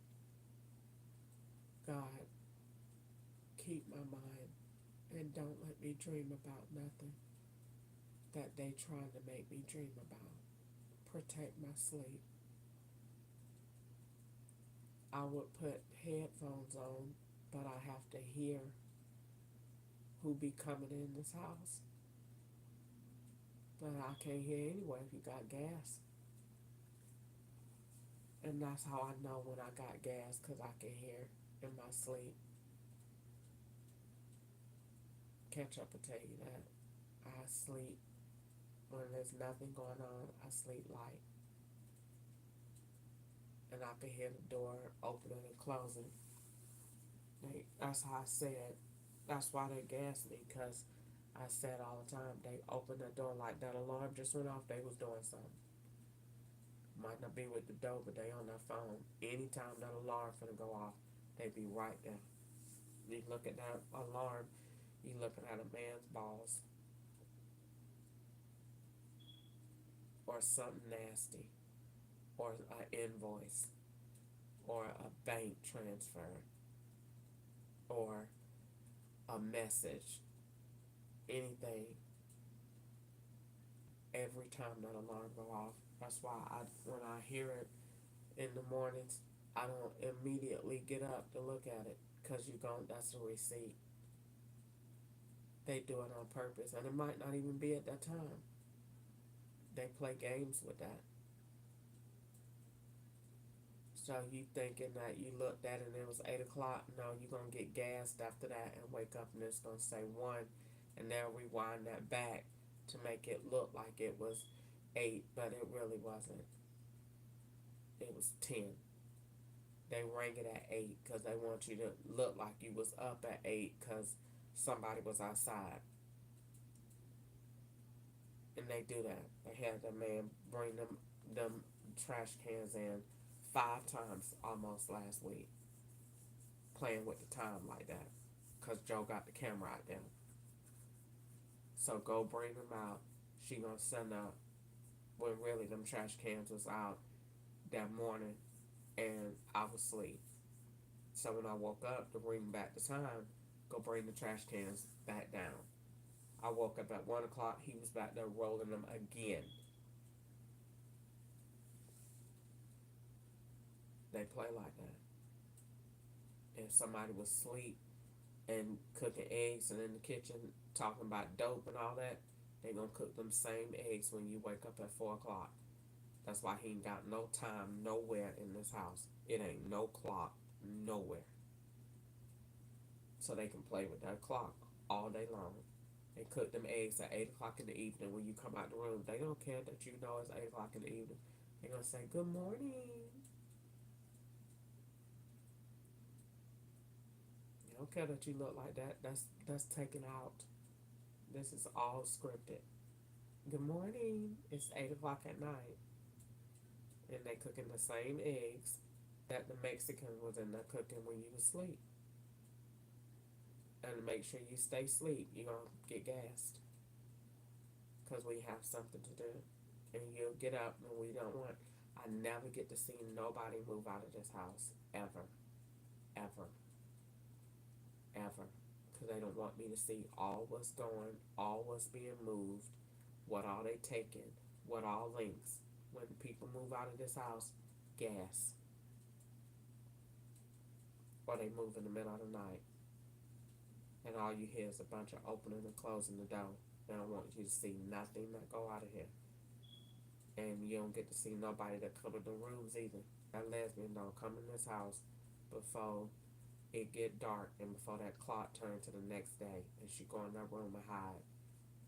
She don't come in the kitchen no more and cook, don't do none of that. Stay out of the way. So this looks like an all male house. You just be back there on your phone to swap phone evidence, because she is a swapper, and she do be on the phone, and she do everything else, but stay out of the way. I just don't say nothing about her too much, because she don't bother me. She's not annoying, but she be on the phone, and she's definitely a swapper. She just a quiet. She's what me and Nika used to call a quiet hater. She quiet. And she's not really a hater. That's just what we used to call them, a QH. She's a quiet hater. She do her work on the low. Stay out the way. But we don't too funny vibe. She only read her scripts when she have to. Joe keeps her out of the way. And I seen they link one day in February. She went out there and she was talking, and she said, she asked him what to do. And he told her.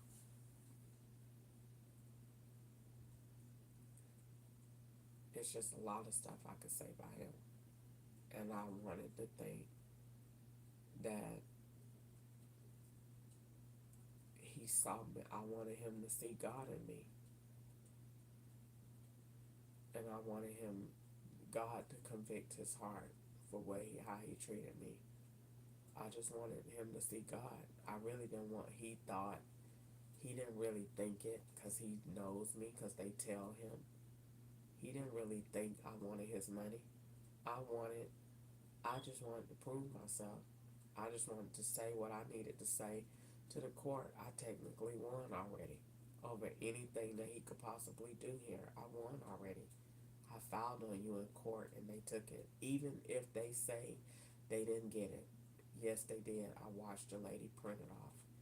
And even if they don't put that exact complaint in court, trust me, everybody in Clayton County has read what I have to say about you. Everybody at that court knows what I have to say about you right here, because everybody at that court know who Ketchup is, and they know who I am. So trust me. And I get set up at Clayton County all the time. So everybody know what I have to say about you. It's not a secret. So I thought that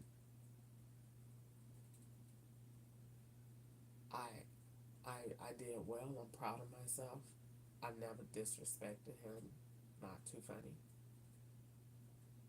And I wanted to believe that I was doing it right. And if they was to tell the truth, since they swear they know my thoughts, they would tell him she ain't never had one bad thought about you. Even when she got mad at you, she's never wished nothing evil or bad or anything like that on you.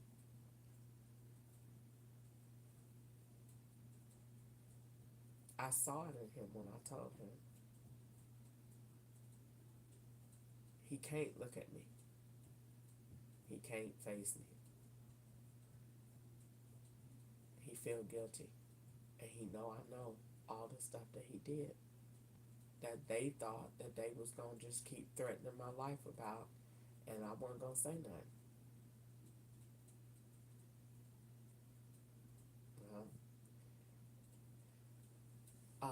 I've had bigger people tell me that they're going to kill me than you, and they definitely were in California, and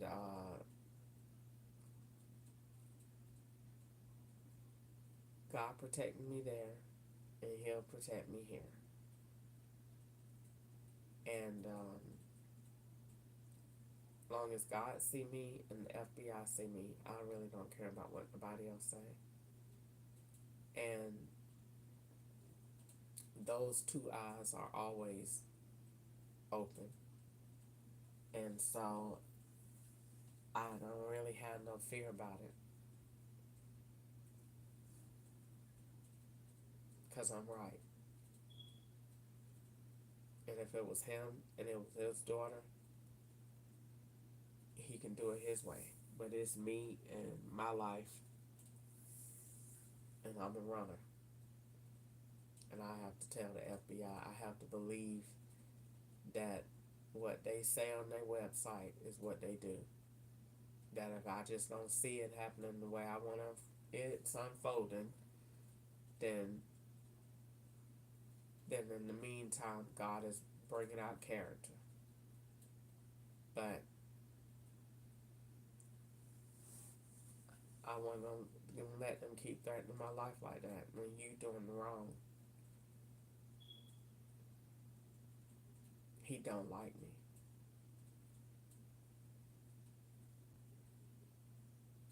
And he wanted something bad to happen to me.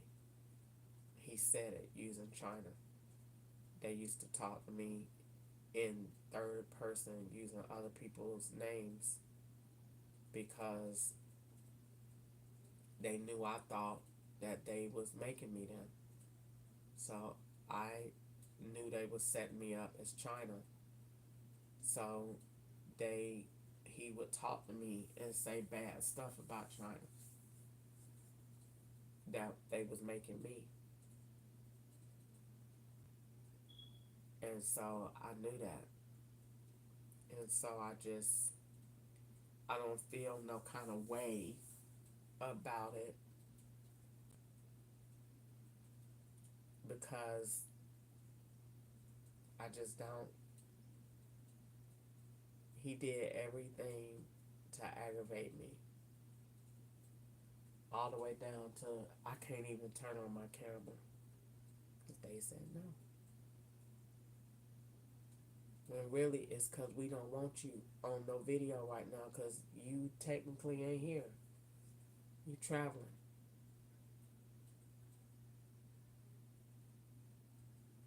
So we don't need no extra footage. The TV, we got what you can connect to because these is connected somewhere else.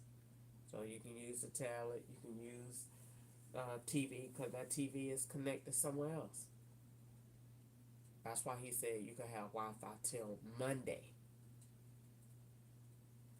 Because Monday, somebody will be back from traveling. But they don't want the camera on because we don't want no access. Because where you go, we covered in our room.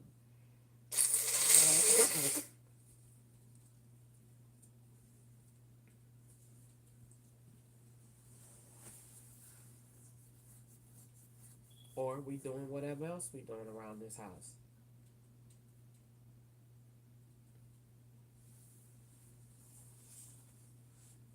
Pay a membership and can't turn it on, and you can't turn it on because the network is manipulated. If I go to try to hook to the network that's controlling the phone ain't your network, baby. That's a hub you're drawing over. So if I was to draw this out in a court, this is why I can't connect. And this is what I meant to do tonight. I meant to go ahead and film myself trying to connect to show that I can connect to the TV. This is this and this. And then I can connect. Let's say I can't connect from that because it's 5 gigahertz. Okay, I can connect from my tablet. No, it's still 5 gigahertz. But if I turn on hotspots, it's 2.4. And still can't connect.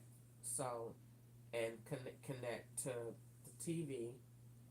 I can connect to the tablet. I can connect to the phone. But I can't connect to this phone. See? And that's because you're in a different time. And so this is what this looks like. So if I was to draw this out to go to court, it is what time? 5:15. This is what this looks like. So I am on YouTube live talking. I've been on here a while since I got off the phone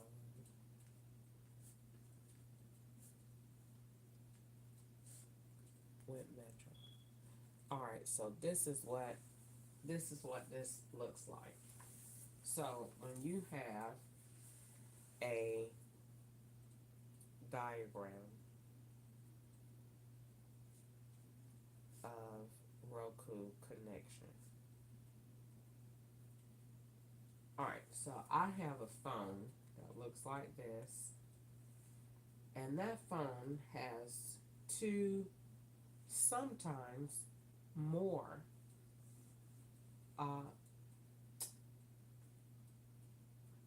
connections, okay? And because we have a swap. And so whichever connection is on, which is always going to be there, it's going to have more authority. It's going to draw over all of my decisions. And so this is going to be the master's line. And he's going to draw over all of my choices.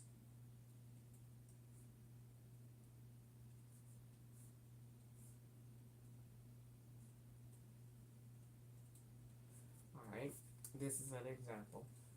So if I try to connect to Roku, this is the camera looking at me. And this is my network. And this is the master's network.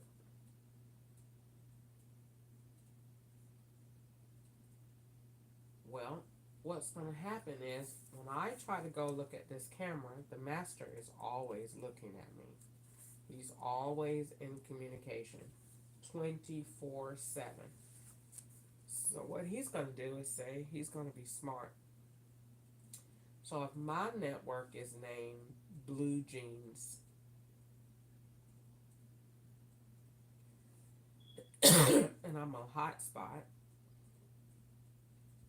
he's going to be Blue Jeans on Wi-Fi.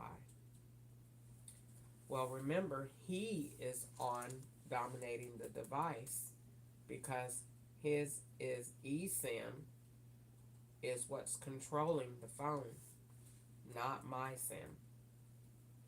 So his eSIM is connected. So when I go to put in Roku connect to Blue Jeans hotspot, it's going to pick up only Blue Jeans Wi-Fi, and it's not going to pick up the same password. It's going to be a password difference. And so they're going to do that on purpose because this password rejection error is going to be the receipt. And so what this analogy means in a court, this is what's going to send the average black person to prison. This diagram shows that this is your eSIM. And this is not your SIM. This is the SIM that they're using as yours. It's yours, but it's not your traffic. So this eSIM is going to be generating traffic on this master's line. So the master's line has to connect with all of your activities. So when you want to go to hotspot, he has to do that as well, but he's going to use Wi-Fi. And he's going to put in the same network. He's just going to change that house to Blue Jeans. That's all it is. It's just a name. And he's going to put Blue Jeans because that's what yours is called, Blue Jeans. And when you go to hook up your camera, he's going to do the same thing, mimicking that same traffic. But he's going to change his password. So you're going to get an error, and he's not going to connect at all because he really doesn't want to connect. It's just he's just going to follow the traffic so that it creates the parallel traffic, electronic evidence, but the error is the only thing he wants to catch. That's going to come to your screen, but that's going to be to his Wi-Fi. Because your hotspot password, you know it. It's right. But your eSIM ain't connecting to the camera. It's his. So it's his eSIM going to his network, Blue Jeans. That's going to supply the password. So when you put in yours, it's going to say the password is incorrect because the this is picking up. Well, yeah, I do see Blue Jeans, but I don't see this because this is not smart enough to know the difference in the networks, the passwords, and the SIM. This is why all of your security companies are garbage. Because number one, they're connecting to Wi-Fi, and number two, they're not connecting to another external identifier that can tell them exactly where this connection is coming from and if it's really yours. Cameras are only checking for Wi-Fi, which makes them garbage because once you're in the Wi-Fi, you're in the camera. So this is what he is doing, and all you need to know to prove that is whatever you have to do, where is he in order to be with you. So if you answer that question, it is an algebra question if you really look at it. Where does he have to be in order to be exactly with you? All you need to do is answer that question in every electronic episode or scenario, and you will always find Daddy, or you will always find the Master's connection. It's going to always be exactly with you. He's going to draw over you in every decision that you make, but he's only doing it to link his IMEI number or his ESN number, only to make his traffic yours. And then you're going to get your average confirmation email, phone call, text, or alert or short code. And that is going to link this era to the receipt and to traffic. And that's where you got a full set of evidence. It has to link more than one way. This is why you always get the email, the receipt, a short code text, or a call or something. It can't ever just stand alone. They always pack it on. So this is what Roku is doing.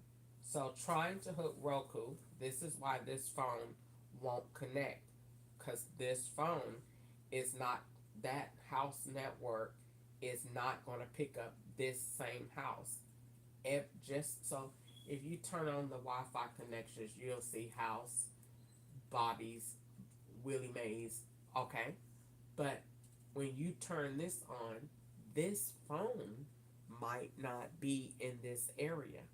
This phone is on somebody else's eSIM or SIM.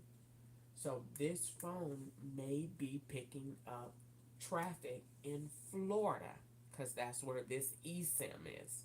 So when you go to try to connect to Roku, we in Florida.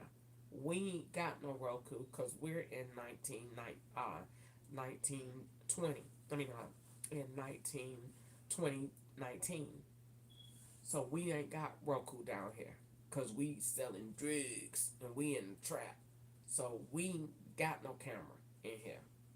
So when you try to turn this on and look for house, you picking up house because they're using the word house. But that eSIM is in Florida. So it's not going to allow you to pick up that because the network is changed, but also because they don't want you to. It can, but they don't want you to. So they're going to duplicate the network.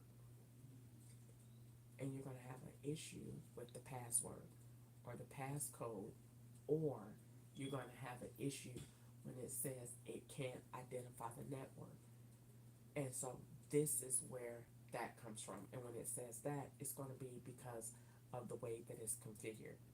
This is why I can connect here, but the TV and the thing won't connect, because when it goes to look for house, they're going to change it real quick. It's going to take a long time for it to be found in the network because they're in there changing it. Take house off, and it's going to say can't find the network because it can't.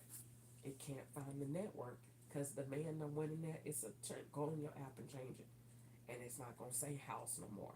It say house and head of your TV, because that house, go to that house over there. Go to the house over here. But the TV in the living room, when you go to put it on house, they going to turn it off.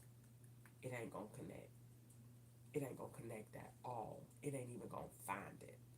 So they done took it off. The network is not even available. Because why? Every television in this house is a cell phone. It's a device. So if this TV come on in the living room, who's operating the phone? So this comes on. This is a phone. This is why he said, I will turn it on for the weekend because somebody's traveling. So when they come back with the drugs or come back on off the road trip with the tractor trailer or wherever they traveling at, he wants this Wi-Fi off because that phone is going to be off. And he don't want the traffic interfering with another cell phone's traffic. Because everybody's traffic, you got to wait your turn. That's why catch up is only emailing. Because they in a different time zone. They in a different this. I can't put my traffic out there because I might be interfering with evidence that's being made from 2019 or 2020. So I can't call today. They told me to sit out. I don't have no lines. So everybody have to do that because you don't know.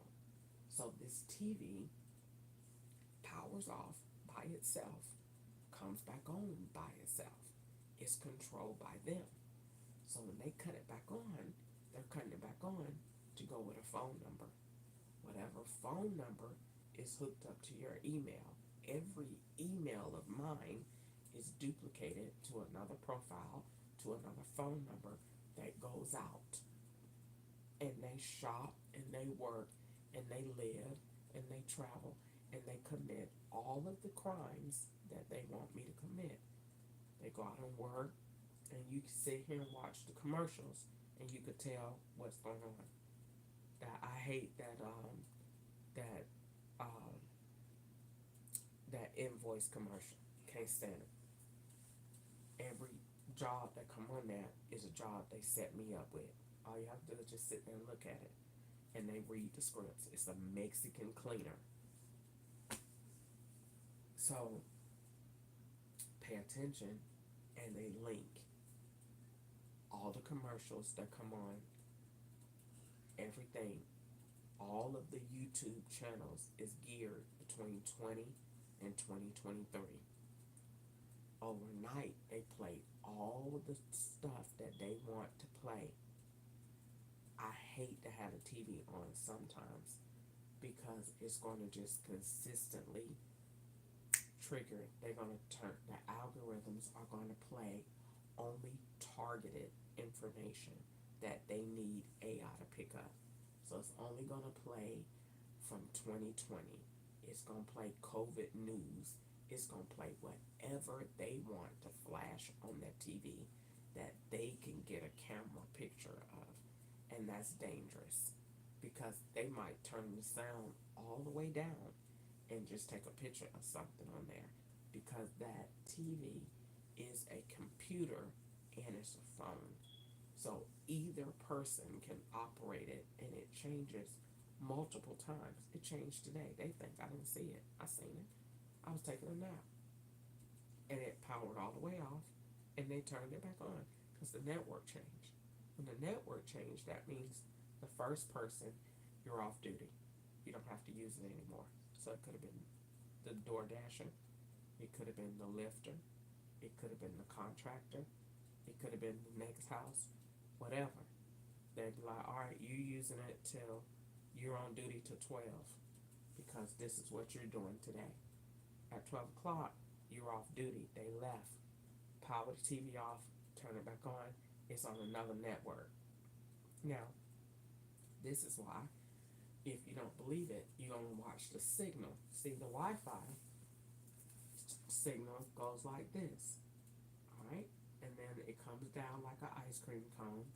And when it's halfway full, that's another house. That's another connection. That could be over here. That could be right here. Depends on where that connection is. So you want to pay attention to the Wi-Fi stream. If it's a full bar, then you know that it's here. And that person is connected externally. But when it's not connected at full bar, that signal that still says house is in another house. Literally. And they take the name just because it say McDonald's. That ain't McDonald's Wi-Fi. That's day Wi-Fi that goes travels, and I learned that in 2020 and no, I learned that in 2021 at Stone Mountain Library, and I learned it in California at Archibald Library, Paul C. Blaine. They do that all the time. They would, I would say, well, if this is the public library, I didn't go to the acceptance thing, because they tell lies. Once you connect to the network, all the traffic that comes from that network is now yours. And what they do, the purpose of doing that is so that you're connecting, once you connect to the network, you're connecting into their location. It's like visiting our house. Hello, welcome in. They like to say that word. So when they say, hello, welcome in, what that means is when you go and get in that network, whatever traffic, whatever they doing in that house, you just signed up to it. So when you go to cook up with house and it's halfway and you over there, then whatever they doing is gonna show on this TV, and whatever is going on, that traffic is now blended. And now it's on your cell phone, because if you connect it on your phone. So once you connect on your phone to that house over there, the SIM is already there. So now what you're doing is you're now signed in. That traffic, the SIM is already over there. It's going to be very hard for you to convince the jury that you weren't over there bagging up pot to sell if your phone is connected to the signal coming from that location. It's not coming from here, because all they did was erase the name and put in house. But it didn't say which house. It just said house. And house means all, ALL. So this is why they do that. And this is the manipulation, and that is very technical, but it's not. So this is why Roku won't work, because the first connection out, the first ping, has to go to the network, and then it has to go to the password. So the network is swapped. So turn it around. Flip it. If this was then if you do it this and connect this to this, turn it around, and you'll see what's happening. So when you try to connect into Roku, it's swapped the network. So you're connecting to hotspot, they're connecting Wi-Fi. And if you do connect Wi-Fi, they're going to connect to other Wi-Fi, because you have two. It's 5G and then the one that's not. And so if you had a 2.4 gigahertz camera, then what you want to do is select the one that's not. Well, because they don't want you to connect that camera, they're going to take that connection off, and you're only going to have the 5G. So then you'll turn on your hotspot and want to connect to this. Now, when you say, but what happened to all the times that I was connected on the hotspot and it did say 5G again, on the camera, and it was 5 again, you weren't. It's a network swap. So when you connect it to your camera, this is why you were getting pet displays and this and motion and packages, because the camera was on the other house network. It had swapped again. So that network allowed it to be on 2.4 on purpose, because you're getting all of those incoming receipts during the day of pet and package, and they would stage between the two houses by, this person is getting a package, but we're going to send someone to your house too, because we're really taking what you see and what you're in line with to blend with that house. And that's the way it works. So if we blend between both locations, it's easier to subjugate the slave, because basically all we have to do is manipulate what you see with what comes into your senses with what you know, and then it's going to go with what you write. So when you write a person came and bought a package, you're exactly right, because that person was there and this person accepted the package, and that mail is on the counter and it goes with your camera that's in that house. And so that's how you pull it all together, and they use the evidence that way to make you look crazy, to make what you say match, but it's confused. And that's how they wanted you to look to a court, confused. That we're, and they call it that in a way because they want to get ahead of you making notes, so that your notes are really helping them, not hurting them. Not helping you is hurting you, because what you wrote is confusing, and we know what you will write. So we're giving you the evidence to write that's going to be against you. So though you write, oh, she came here and I did good. Write down that they came. That's what I want you to do. Write down that she came and put the time too, because we're over here. Because the person that is on that package stay over there, and so is the camera, and so is the vehicle, and so is the clothing, and so is so is everything, and so is the Wi-Fi. So it makes all of the signals in your traffic is coming from here. So again, it's very hard for you to say in a court of law that you weren't there. Well, I wasn't in there, ma'am. All of this overwhelming evidence, because this is in a court of law, this is the only evidence they know to use. IP address, your signal traffic, and where the tower says you are. In a court, ooh, the Lord just gave me this. In a court of law, in a murder trial, let's take it on back to Snapped. They say, the investigators say, we pinged your tower on such and such day.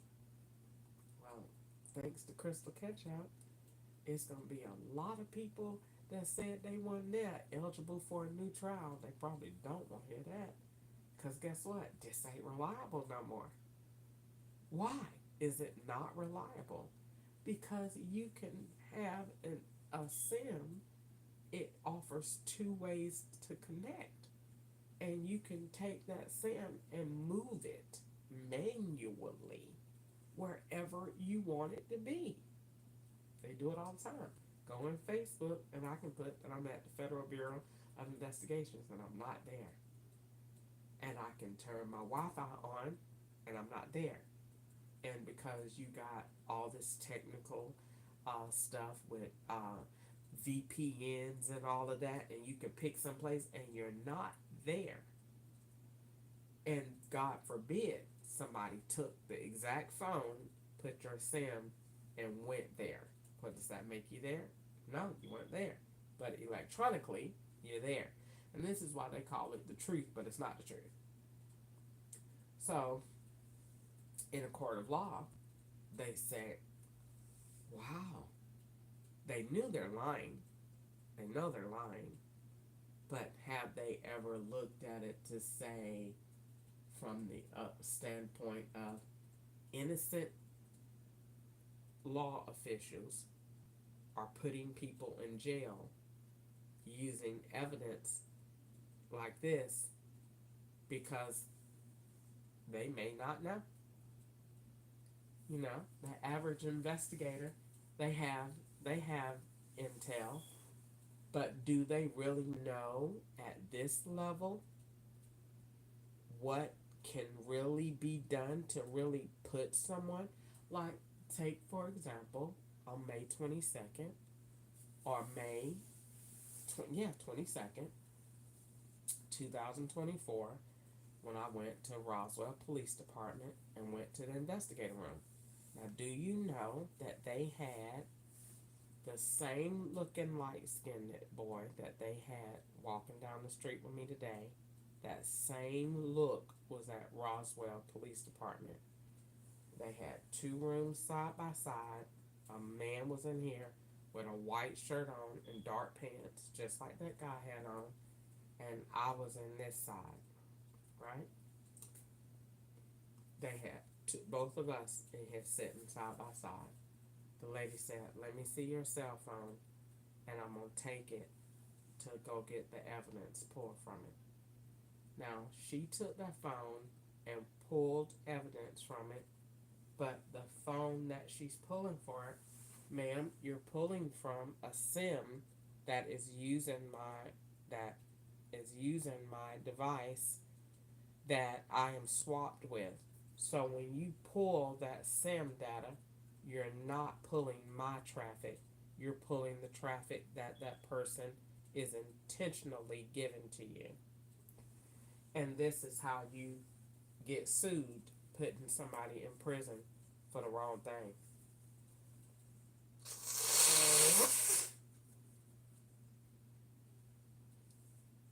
That's technically a lawsuit on Roswell. Number one, because if I get an attorney, I got a right to get access to anything she took from out of this phone.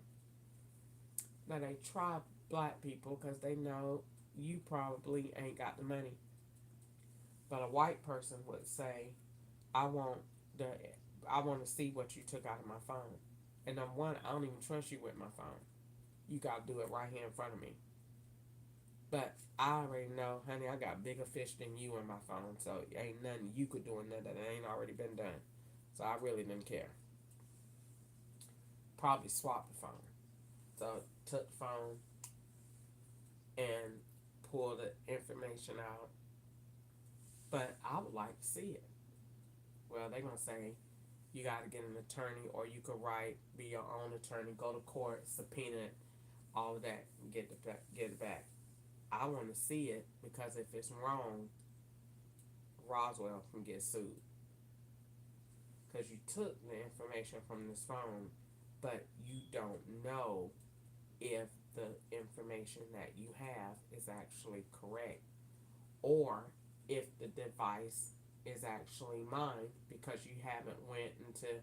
Now they can do this to call the metro company, PCS, and verify that the IMEI number and all that stuff they're looking at is mine. Because you got to look at it. How far will they go at this point for a setup? I'm willing to bet they'll go pretty far. They already have. So if you look at where were you that night, could he have swapped your phone? Could he have put another SIM card in your phone? You were drugged and knocked out. What could have happened? Where was the phone? So in that case, I do want to see the evidence that you got out in the phone, because I want to see, is it mine? I want to see the locations that it gave you, the data that it gave you, so that I can say what's what. And so, with that being said,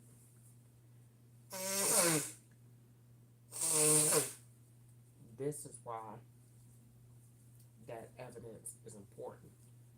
This is how good, seasoned investigators that get up and go to work every day, that is not racist, that's not trying to do nothing wrong. But is it possible that you have put someone in prison that don't belong, that really wasn't there, pulling evidence from this evil phone? Because somebody, a vengeful agent of any magnitude, could be on a local level, don't have to show his face to change this phone at all. They can go in it, change the SIM card, they're done, and sit back and watch the show, and that person gonna go to jail because all of the electronic data is pinging this person, but they wasn't there. And in a court of law, it's very hard to say you weren't somewhere where those towers say that you are, because they depend heavily on that traffic. Almost in every murder trial that you see on Snapped or on any TV, they go, that's the first thing them investigators use. They go to the cell phone tower. Where was it? Where was it pinged? And they go to the traffic, the text messages. Well, this operation is going to make that change. They're not going to not use that traffic anymore.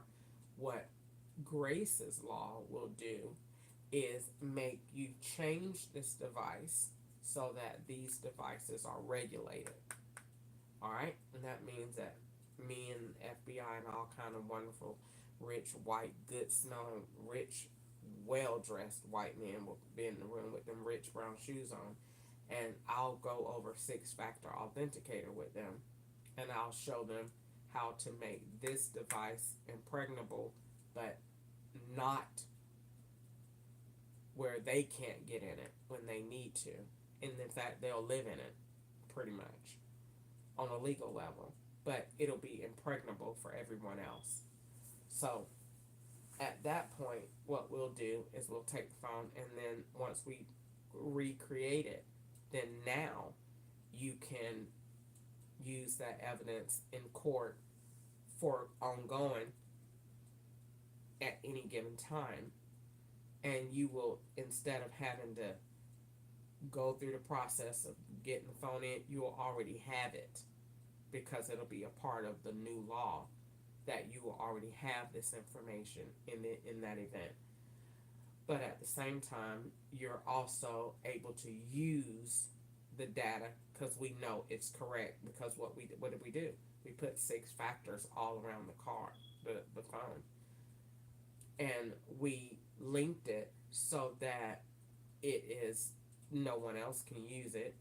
It can't travel, and every part about it is covered in 6 different ways. So when you think about that, that's very brilliant, and that's what God did for me, because all I had to do was say, how is this person? I had to ask myself, and I'm actually use that man's message. I didn't think I got anything out of it that night, but I actually did. He said you have to ask yourself questions. So I asked myself this question tonight: how can I travel with this person to do this and to do this? And so once I was able to ask myself those questions, I was able to form the solutions that I already had, actually that God already gave me, but that would produce a device that is impregnable, but that is still usable for law. I didn't want to make a device that the law can't use. They won't allow it. They won't allow anything to be on the market that they can't get in. And I agree with that. I wholeheartedly agree. Because you do have some people out here, unfortunately, in our society, and they need to be watched. And the FBI need to be able to put their hands on them whenever they feel like it. And unfortunately, that exists. So, and this phone gives them that access, and it also links into border control. It's literally, I don't see how people think that border control is at the border. Border control starts electronically. It is an electronic perimeter. Okay. And then the border is secondary. So when Donald Trump said a few years back that he was going to do a wall, they laughed. But that wall is exactly the secondary. The primary wall is electronic. And if you want to dispute that, look at the world, look at the solar system, look at the energy. It goes around the globe, and anything in it, if you want to control it, that's the that's the the I don't know how to say it, but that's the route that it has to go. So once you secure the perimeter electronically, then the wall is automatically an enforcement to the electronic perimeter. So this is where you get artificial intelligence and you get everything else. That AI goes around the perimeter because it's going around your six factor, and then it's going around the secondary, your primary. So if you were to make it, hypothetically speaking, past those two perimeters, you would be pointly useless in the United States of America. You would be useless. You can't do a thing, because in him, in God, do we live, okay? Do we move, and do we have our being? And so God gave me that 3-layer border control system that first, if you live, move, and have your being in the United States without permission, nothing's gonna happen. You won't be able to do nothing on here but walk, and eventually they'll catch up with you. Because why? Once these two barriers are established, they're covering so much ground more than a physical wall. It's going through the actual perimeter.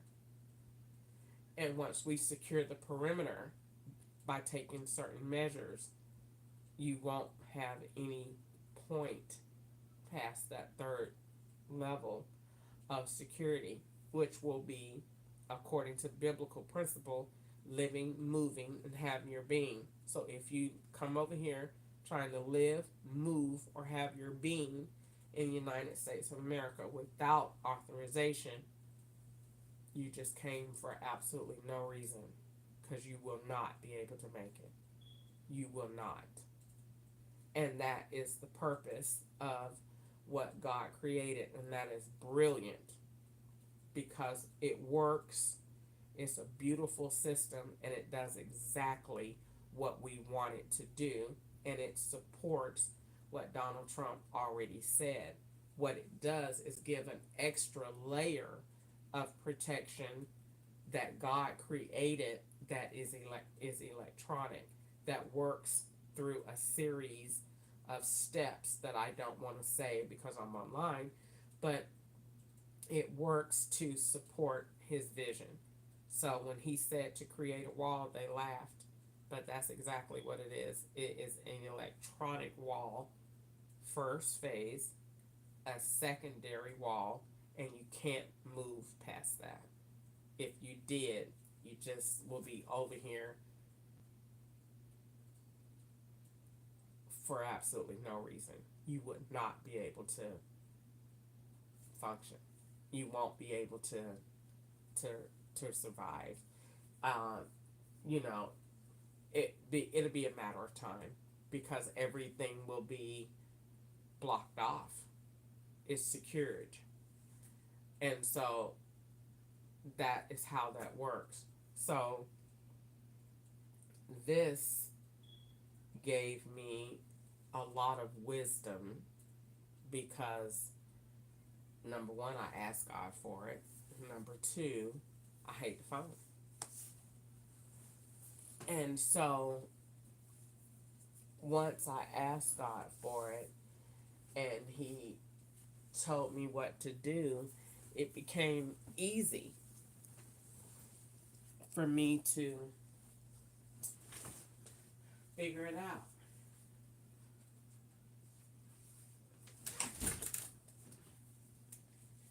I don't think that anybody should be without a cell phone. I don't think that anybody should be without security. So I'm anxious to talk to government and implement this idea. And I wrote them in 2023, the first part of 2023 about this. God gave it to me in California because I was up there with all those Mexicans. And so and not just that, God had gave me the idea because I was surrounded by so many government officials. And so I want to help and contribute to that, and I know that if I was able to give them this plan in detail, I would say, well, God said that He would answer all of your prayers, and so you did great with this plan, but God said He will take it a step further for you, and if you do this, like this, then this would secure the entire perimeter, and this would save you billions of dollars in buildings and structures. You would pretty much not have to do that. You would pretty much create this with artificial intelligence and do it this way and link this way, and this would not allow them to live, move, or have their being in the United States of America. And you could rest with that. And God created the system based on who He is, that in Him only do we live, move, and have our being. And we have to acknowledge Him in all of our ways, knowing that He will direct our path. And when you acknowledge the United States of America, when you acknowledge the immigration office, then you can live, move, and have your being. So we have to acknowledge God first. We have to go to Him first. We have to go to Him. The sinner's prayer says that we have to say that we believe in God, and that we believe that He died on the cross for our sins, and that because of that death we have the right to the tree of life, and that the only way to get to the Father is through Jesus. That is it. You cannot access God without going through Jesus. You cannot access the United States of America without going through the proper channels. So in order for you to live over here, to move around over here, or have any type of sense of being, financially, personally, vacation, whatever the situation is, the first step in doing that, and that's on the 6th, the first step in doing that is going to be to move into the process of acknowledgement. And so what we want to do is put a standard there that allows for that protection to be given at the border, or any point in ways that they may access, not just necessarily at the border. It could be there any other means where there is activity present that we don't want, and that is what this is. And God gave me that, and I feel very confident in that I know that He gave me that because that the system is so brilliant with the way that God moved it, the way that God did it. And I believe it. I believe they will love it, and I believe the government will pay for it, and I believe that they will pay me for it because it's good.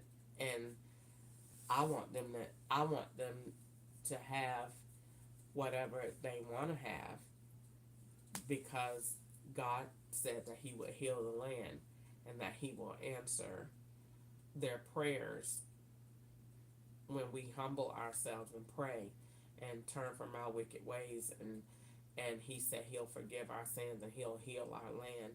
And border control is one of them, and medical is one of them, and having protection in our schools is one of them. So I want to, put these plans in place that God put on my heart, and they wouldn't have come had this situation not transpired in my life. So, because this situation took place, God allowed me to get this wisdom that people pay thousands of dollars in IT to get, and I got it for free by paying attention and watching and getting the wisdom from the Lord is how I got it. So when it comes down to fixing this, I'm not just fixing the phone, I'm fixing the bigger issues and fixing the issues that come along with it. And I think that they will be very well pleased, and it'll be a miracle of how this turned around and it was headed this direction, and it could have been here then, and God allowed it to go in this way. So though I, you know, pray about this all the time, I know that the idea that God gave me is awesome sauce. I mean, you can't fix border control any other way. You just can't. You can't fix the cell phone any other way. And and God is for law. The government is on his shoulders. That's the Bible. And he wants the government to be able to get into anything that they need access to. I believe that. I agree. Even though I'm having this issue, I still believe in government and law. I do. Why? Because I want to be the law. I missed my calling.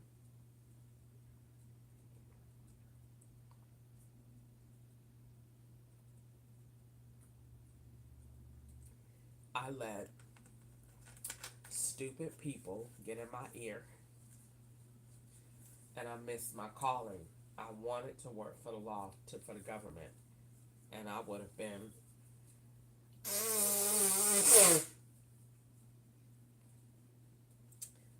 a fine, sexy federal agent had I not been gullible and let people talk me into stuff that I should not have been doing. I just, because I've always been fascinated with the FBI, even when I was like 18 or 19. I just used to see their jackets and be like, they are just so cool. And wow, I wonder what that's like. They've always been like, um, celebrities. Like, I've always been fascinated, like, with what they do. I really have. I've always had inquisitive questions. Where do people get buried that they be looking for that's, big? I've always wanted to know stuff like that. And so I could easily see where at a younger age I was headed in this direction, and didn't know how to really channel that energy. And now, since I'm at this level of trouble, it God brought it back around to me, and so this trouble turned into an opportunity. That even if I was still in trouble, I believe that they have acknowledged that that idea is the only way. It's the only way. It's not another way. It's the only way to address the issues and solve the problem. Building the wall is the solution, but it's a secondary part of it. It is a bigger part, and that is to go ahead and to secure the perimeter of the United States, and everything else from there will fall into place. And that idea it's is wonderful, and I wouldn't have got it had I not been through this, had I not gotten to this situation and seen what was done to me. I wouldn't know how to fix it. And so God gave me that idea, and I think it's not for the world to know. Um, so I don't, as much as I, run my mouth all the time, not with certain things that I feel is just don't need to be said. because it's important. And, I feel like God has given me a level of discretion, and so I just choose not to just say everything. That's a I have ideas that I just throw out all the time, and I don't really care. And but some ideas that are purpose driven, that is supposed to stage wealth for other things. God just don't really give me that that mouth is kind of tamed a little bit. I don't feel like just saying everything that come to my mind. So if I was talking about, green light, my mouth would probably run like the faucet. But when it comes down to stuff like this that can actually be done to change our world, that's going to be a negative. So, and I have to be able to show that I can be discreet if I need to, or be quiet when I need to, or keep information to myself if I want to be of value in that area or to be taken seriously. And so I like to joke and jive all the time. I mean, I'm very silly. I was had so many jokes today in the lift. I was just literally trying to contain myself because something I had seen or whatever I was going through, it was just hilarious, and I just wanted to laugh all day about it. Um, and I missed my cousin Nika, and I was thinking about all the jokes that I would have based on what was going on. And so I like to joke and jive, but at the same time, there's just a day and a time for it. And when it comes down to stuff like that, it's time to be serious. And that is hard too, because sometimes I am not able to fathom how serious this situation has gotten and the level of interest it has gained. And so I'm used to just jiving with these local Atlanta agents that know me, that know Crystal just being funny, but I'm not just seen by Atlanta anymore. And so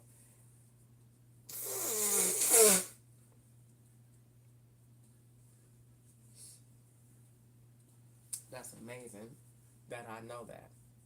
And nobody has told me that. And it's true. And so that in itself says, I need to pretty much get it together, you know. And I hate to feel like, okay, well, now you have to really start being ultra serious and you're already bored. But really, if I look at it from that point of view, I'm not. If I really get into the purpose, that system or that plan takes a lot. It would take me and a crew about maybe 3 months, maybe less. But it will take me about a week to draw and link that all the way out and how it goes. And I probably could do it less time than that. I'd be thinking about that all day because I thought about doing it the other night, but it really wasn't that. It was on something else. But I was like, I should just start, just draw and link everything and just draw it out. But I said, nah, I'm not gonna do that. I'm gonna wait. But I really wanted to do that.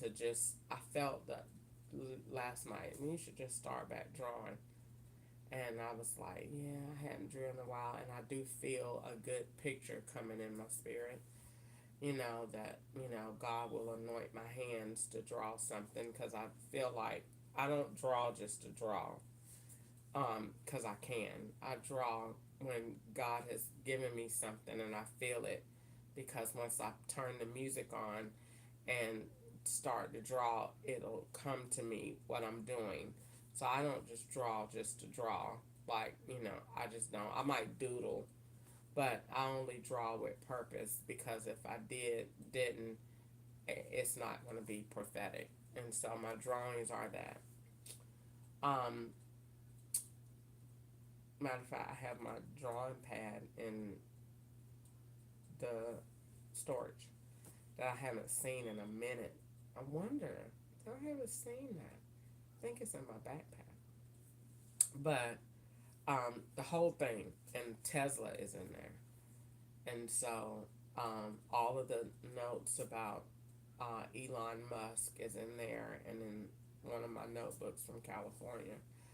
But I definitely think that I should, draw.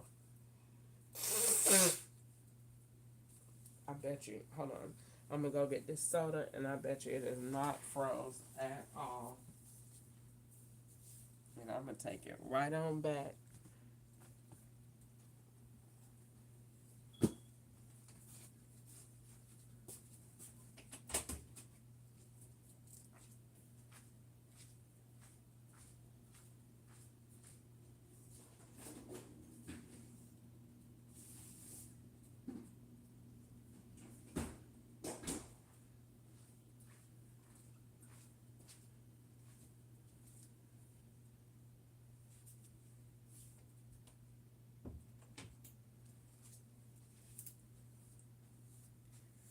This soda will not freeze. Look at that.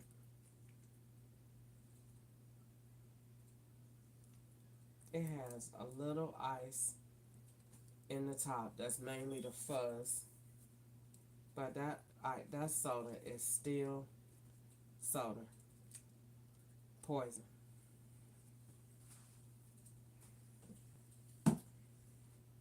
Alright, so let me get my warm apple juice and drink on this a little bit and see if my eggs are still good that I had.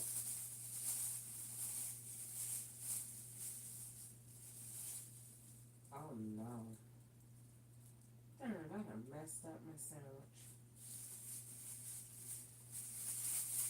That look horrible.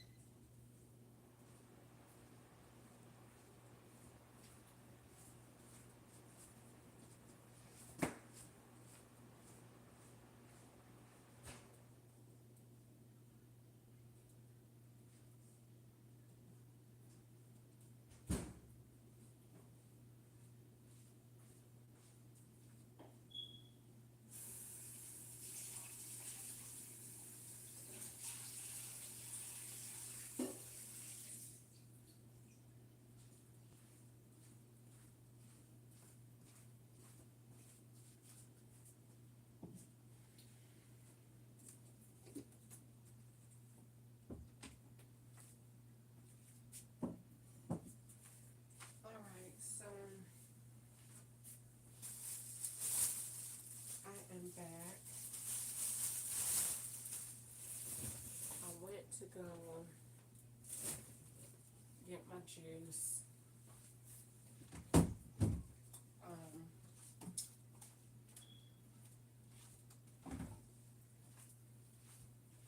My room is a hot mess in here.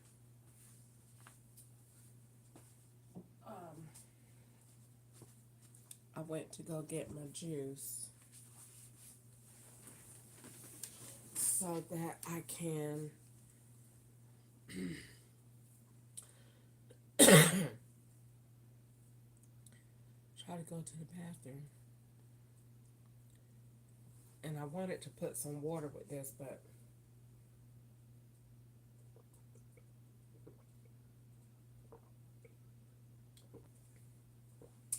I don't think the water would make it as good. But I drank a little bit. So I have talked all night long just because of that phone. And I definitely didn't want to. And so now I think about something else. Today is Easter. And Devin didn't want me to go to church, I'm sure. I didn't necessarily have plans on going. I didn't really think about that it was Easter until today, until just now.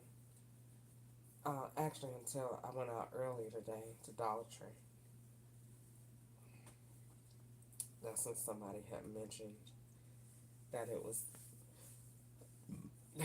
Easter.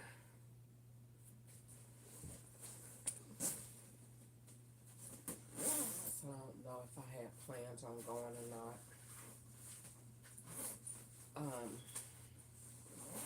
And it's a church right down the street. I might go there. I could just walk right there.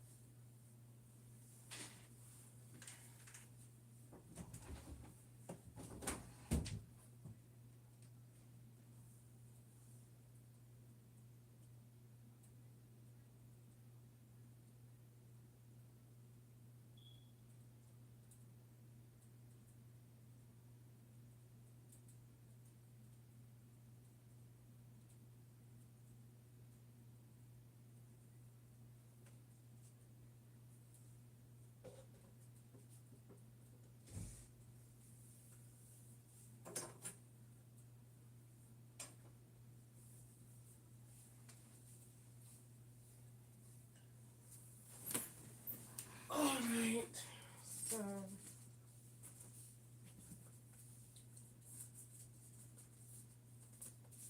I have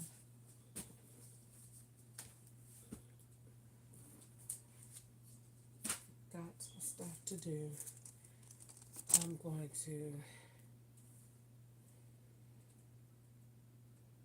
I can't believe I saw it. I'll tell you one thing, I ain't drinking it.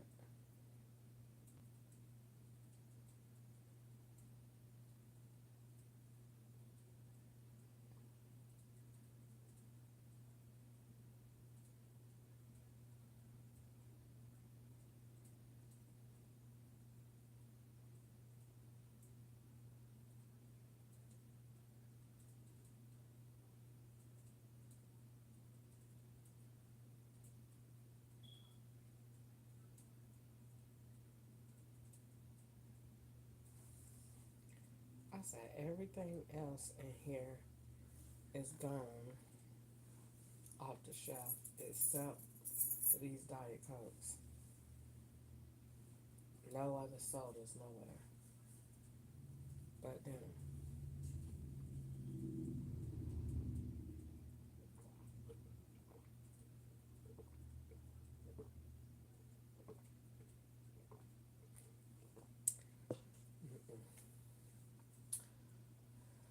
so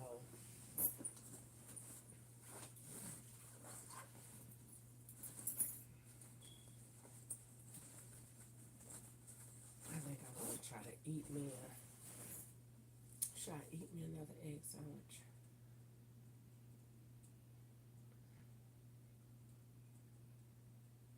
No. I had one and a piece and 3 Lunchables.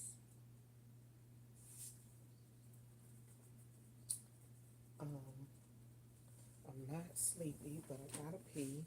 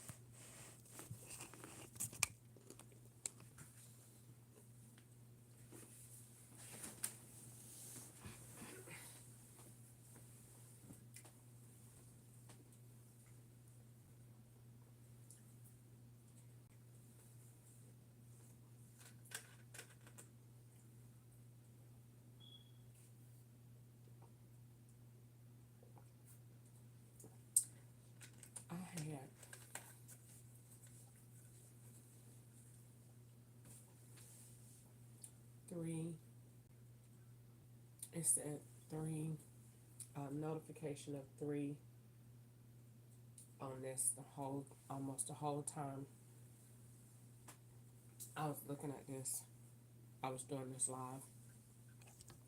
Every time that man leave, nubs, my screen change. Every time that man leave out of this house.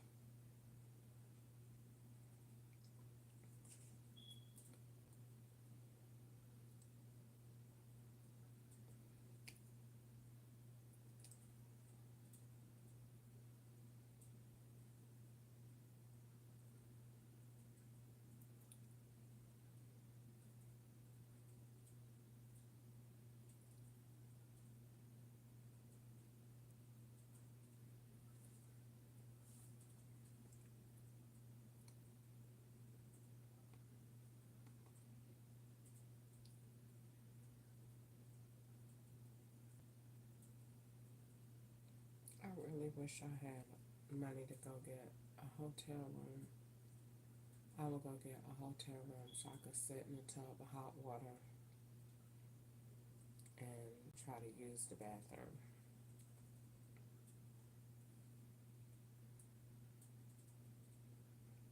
It has to be something they put in something because it's no way possible that I would be constipated at the exact same time that I was constipated last year. It's not possible.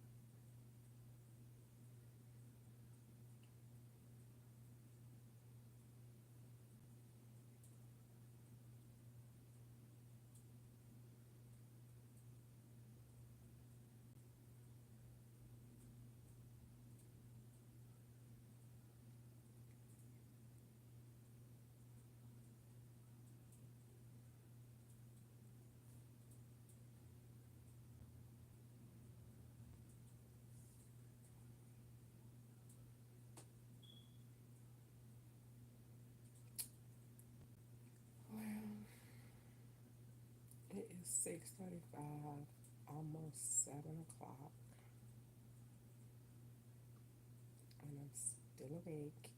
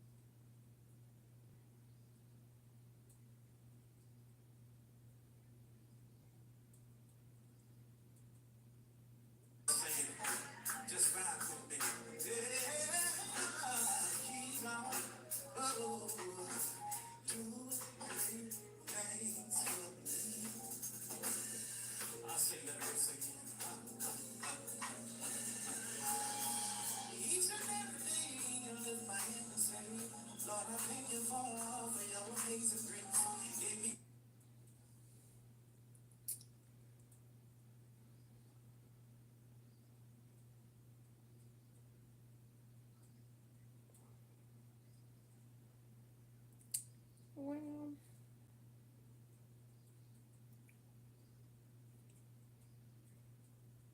I gotta brush my teeth, finish drinking this water. Maybe by then I will be ready to go. A little bit more. I said I wanted to drink this whole thing. This is 1 liter of water.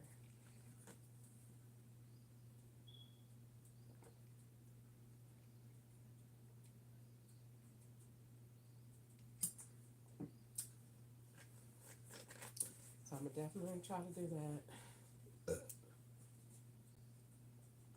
I can't stand going to no bathroom with all these men in this house. And he had the nerve to bring a girl over here and don't never clean the bathroom and take 4.5 minute showers. And don't ever clean the bathroom. And if I don't go in there and spray the toilet, it just looks like whatever.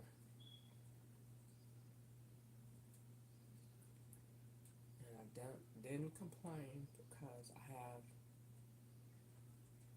it's a roof over my head, but what I'm going through living here, what it was designed for, is unimaginable. That you, every time I went to the shower, it was an opportunity for somebody to come in the room. And they used to put it on TV. It's like, go take a shower. So, like I'm under control. Like they would have a reason to come in here while I'm here. So you can't say that whatever is happening ain't yours, or the drugs is here, or you don't know because it's happening now while you're here.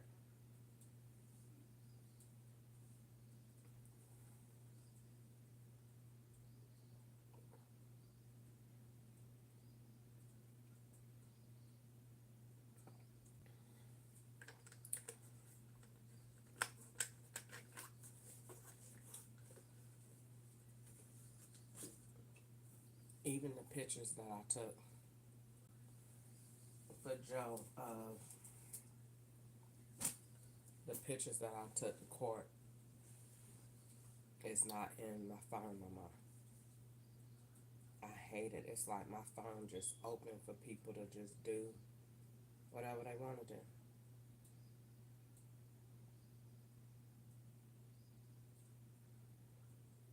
To just, they just, your phone just, they just go in and just get information. And they done did that to me so many times.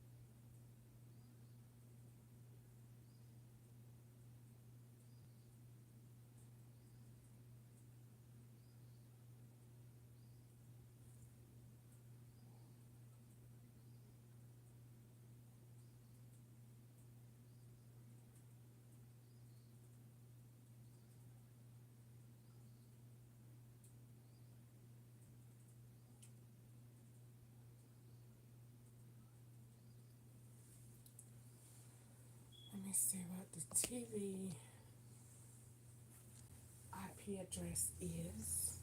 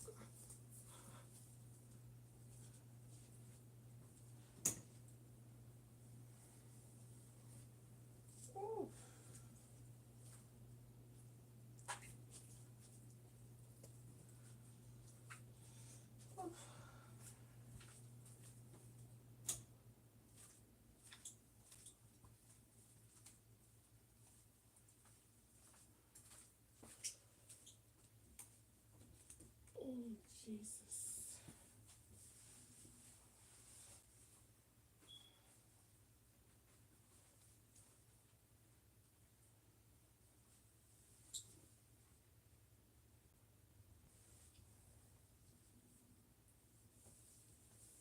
Master,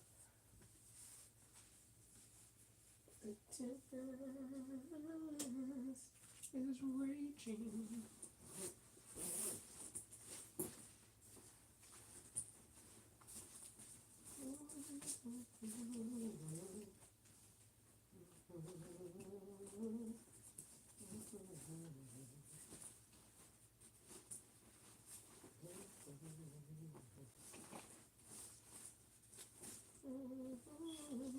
Gladness.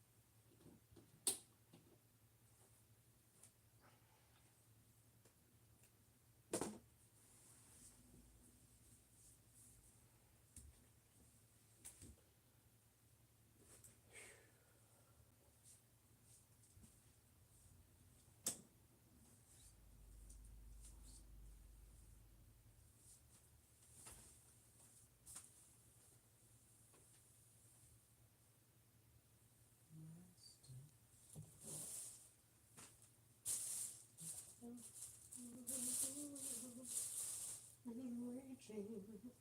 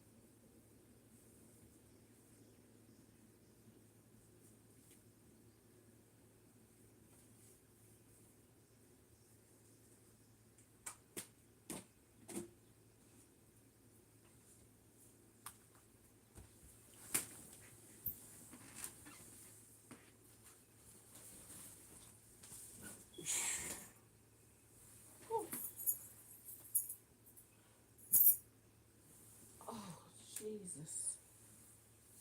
Oh, and I forgot to turn on the fan. Clap on him.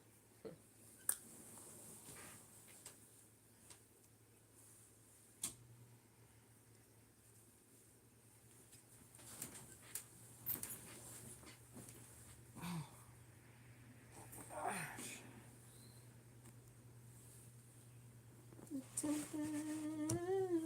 is raging. Alright. My toes like cute. But I'm going to change them. I don't like that color.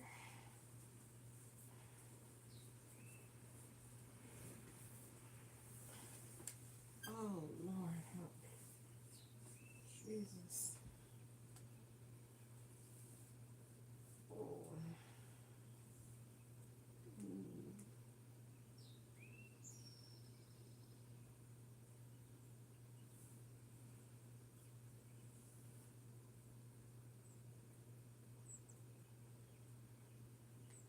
Thanks for my job. Really thank you. Man of God. Thanks for my job. You brought me so much joy. For the love I had in me. For my child, I'm really thanking you. Man above, thanks for my child. You brought me so much joy. For the love I had in me. Thanks for my child. I'm really thanking you. The man above, thanks for my child. You brought me so much joy.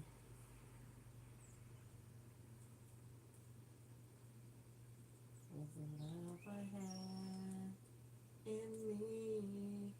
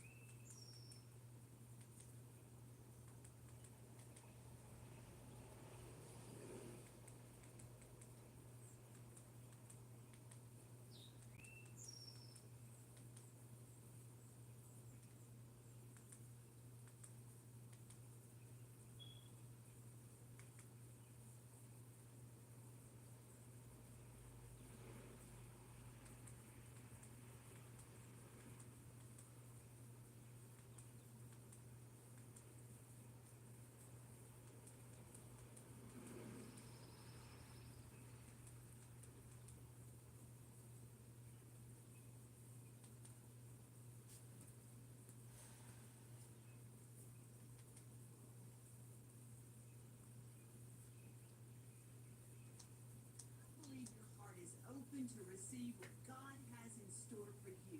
You know, God loves to bless us corporately, but He is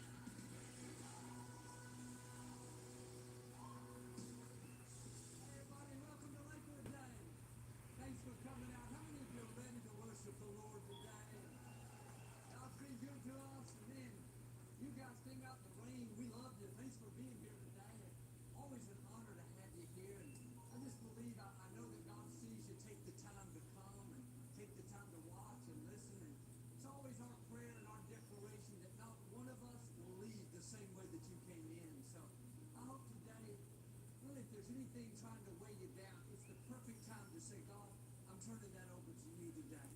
You know, I'm not going to go into a new week worried and upset and mad at my neighbor or mad at myself. Why don't you let all that go, knowing that God's fighting your battles and He's, you know, here's the way I like to think of it. God woke us up this morning, gave us breath to breathe, strength to get out of bed. Let's focus on the good things in our lives, and I believe that's the attitude to receive what God has for you. Because, like I said, we don't want you to come all the way out here or take this time to tune in and leave the same way. So if you'll do your part, I believe this. You're going to go out of here with more strength and with more faith.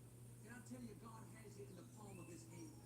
There's nothing we're facing that's a surprise to God. I just believe 2025, you're going to see God's goodness in new ways. So let's make room for Him to do some new things. But so honored to have you with us today. Amen. It is good to be in the house of the Lord, isn't it? The weather didn't keep you away, did it? Listen, we know the power of coming together and praising God. You know, there is so much faith in this room this morning. I believe that God's going to be able to work some miracles in your life. You know, we're all a part of this faith when we join together. We create an atmosphere for God to dwell. You know, Joel was talking about, you know, that we have to cast our cares upon the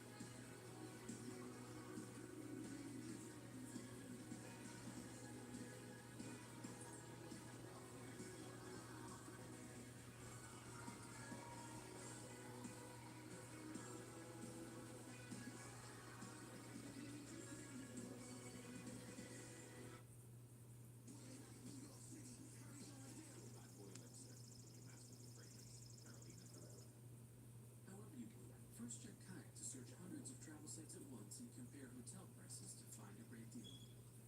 Want to take the next step with Intivio? Then it's time to talk to your healthcare provider. With Intivio, you immediately pay as little as $5 per dose. Plus, our team can help connect you with additional support programs.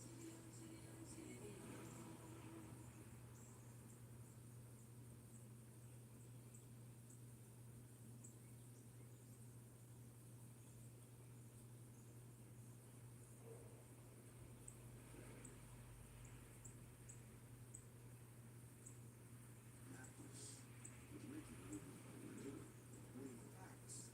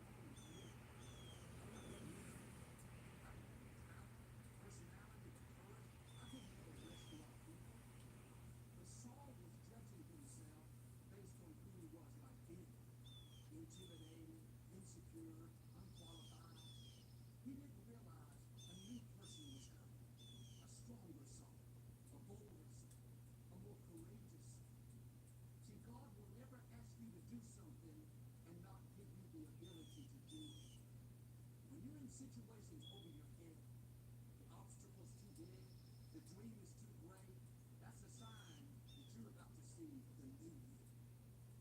Samuel anointed Saul as his first king. He told him that as he traveled back home, when he passed the Philistine camp, he would see a group of prophets that were singing and prophesying. Verse 6 says, at that time, the Spirit of God will come on you with power, and you will prophesy with them, and you will be changed into a new person. Samuel will say, Saul, I know you feel unqualified. I know this is over your head, but don't worry. The Spirit of God is going to come and change you into who you need to be. When you arrived in the Philistine camp, it was just like Samuel said. Something rose up in Saul that he had never felt. A boldness, confidence, an anointing to do what he never did. He was turned into a different person. You may feel like you will always be where you are right now. Always saying no. Always getting turned out. Always struggle with your temper. No, like with Saul, God has already lined up these moments where his spirit will come on you with great power. And you'll be changed into a different person. Into a new you. The bolder you. The more confident you. The more talented. The more loving. The more thinking. You're discouraged by where you are right now. You haven't seen the best version of you. There are levels coming that you can't imagine. See, Saul never dreamed that he'd lead a nation. He never dreamed that he could prophesy like those other people. It's significant that he didn't come from a family of prophets. There were no rabbis, no religious leaders in his background. When Samuel told him he was going to prophesy, I'm sure he thought, yeah, right, there's not a chance in the world. But when the Spirit of God comes on you, the new you will come out. The prophesying you, the anointed you, the disciplined you. This new you will go where no one from your family has gone. It is not listen to your background. God is going to use you to set a new standard, to impact your family line for generations to come. There will be things that God whispers in your spirit that you don't see how that can happen, how you can accomplish your dream, how you can overcome your illness, how you can raise the children. Like now you don't feel like you have the strength to do it. You don't have the courage to pursue your dream. You don't have the talent to lead that department. That's okay. At the right time, the Spirit of God will come on you, and you'll be changed into a different you. You will discover strength, ability, favor that you've never had before. When Saul's relatives and friends heard about him prophesying, it was so far out that they couldn't believe it. Verse 11 says they were totally surprised, saying, how on earth has Saul become a prophet? God has some of these moments where people are going to say about you, how on earth did you accomplish that dream? How on earth did you marry that girl? How on earth did you become the CEO? How on earth did you become a teacher? How on earth are they having church in a portable basketball arena? People will judge you by who you are right now. Your background, your education, your personality. They only see the present version of you. What they can't see is the new you that's coming. When God changes you into a different person. Now here's the beauty of this. You don't have to do this stuff. Work harder, perform better, put in all this effort. It's not up to you, it's up to God. And yes, it's good to grow and be disciplined, but the new you is not performance based. It's not depending on how much you can stand, how much willpower you have. If you'll strain and strive, you can see it. No, it's not by your might, not by your power. It's by the Spirit of the living God. His power will come on you and do what you can do. Our part is simply to keep God first place. Live with excellence, integrity, kindness, making decisions that honor God.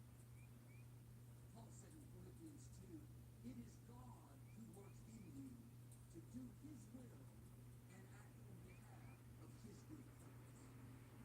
God is at work. It's only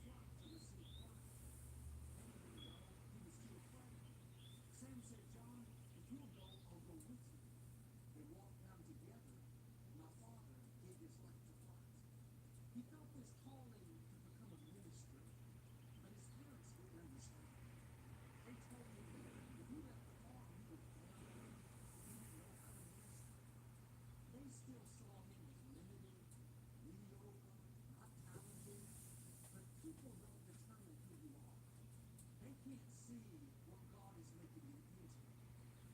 My father took a hitchhike. He didn't have any money, but he left home and went out started ministry in prisons and in the senior citizens' homes. God began to open doors. He pastored great churches. He and my mother started Lakewood. He pastored here for 40 years. He broke a spirit of poverty and limited vision off of our family and brought us into new levels of God's goodness.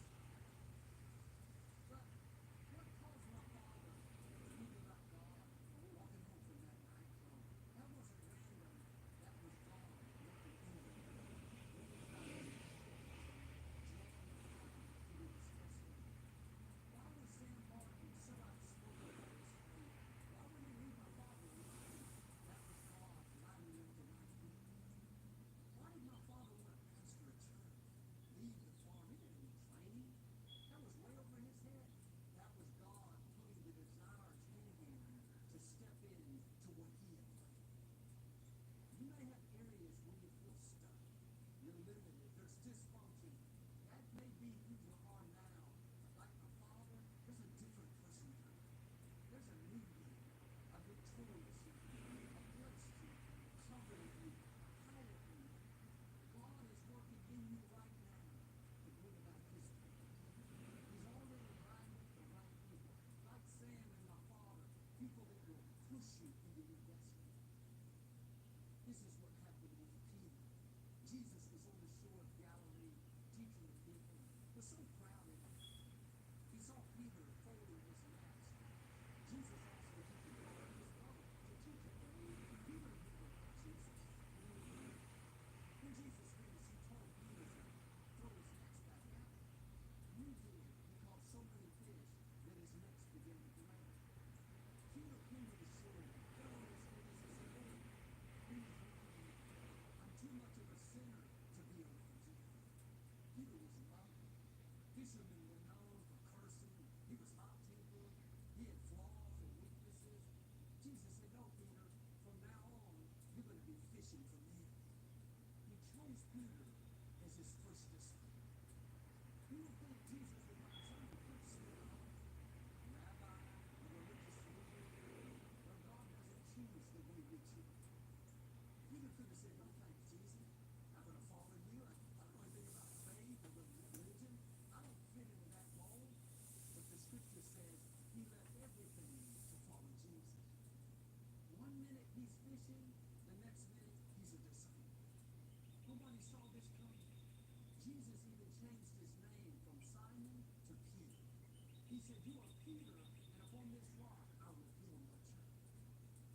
Peter thought he would always be a fisherman, but God was working in him to bring about the good purpose for his life. This was the new Peter, not the unworthy Peter, but the Peter that believed he was chosen. Not the Peter that was visually, but the Peter who was crippled with the eyes of God and they were healed. The Peters whose shadow caused people to get better. This was the powerful Peter, the anointed Peter, the influential Peter. Never saw this coming, but God changed him into a different person. There are versions of you that you haven't seen. Like with Peter, there's a more influential you coming. There's a more powerful you, a more gifted you, a stronger, happier, healthier you. This is not something that you have to make happen. It wasn't Peter's thing. It wasn't Peter's determination. Jesus called it. It wasn't Saul's effort or even Saul's dream to become a king. Samuel came before him. God has these times where his spirit is going to come on you in a powerful way and change you into a different person. I went behind the scenes here at Lakewood for 17 years doing the television commercial. I thought, I never wanted to be in front of people. I'm naturally more quiet and reserved.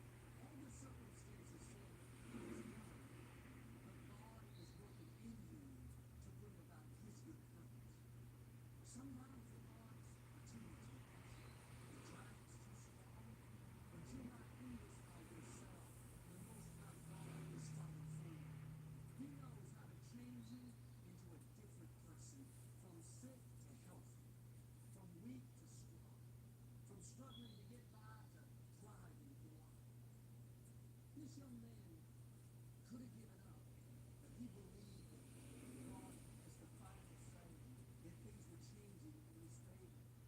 Medicines didn't help him, but he changed his diet. God began to give him wisdom about what to do, understanding in nutrition. He began to get better and better. The doctors were baffled, but by his 21st birthday, he gained all the weight back. He was 180 pounds and was completely free from that disease. Now, you may be fighting an illness today. The medical report's not good. Stay encouraged. There's a new you coming, a healthy you, a strong you, a vibrant you. God is not finished with you. He said the number of your days he will fulfill.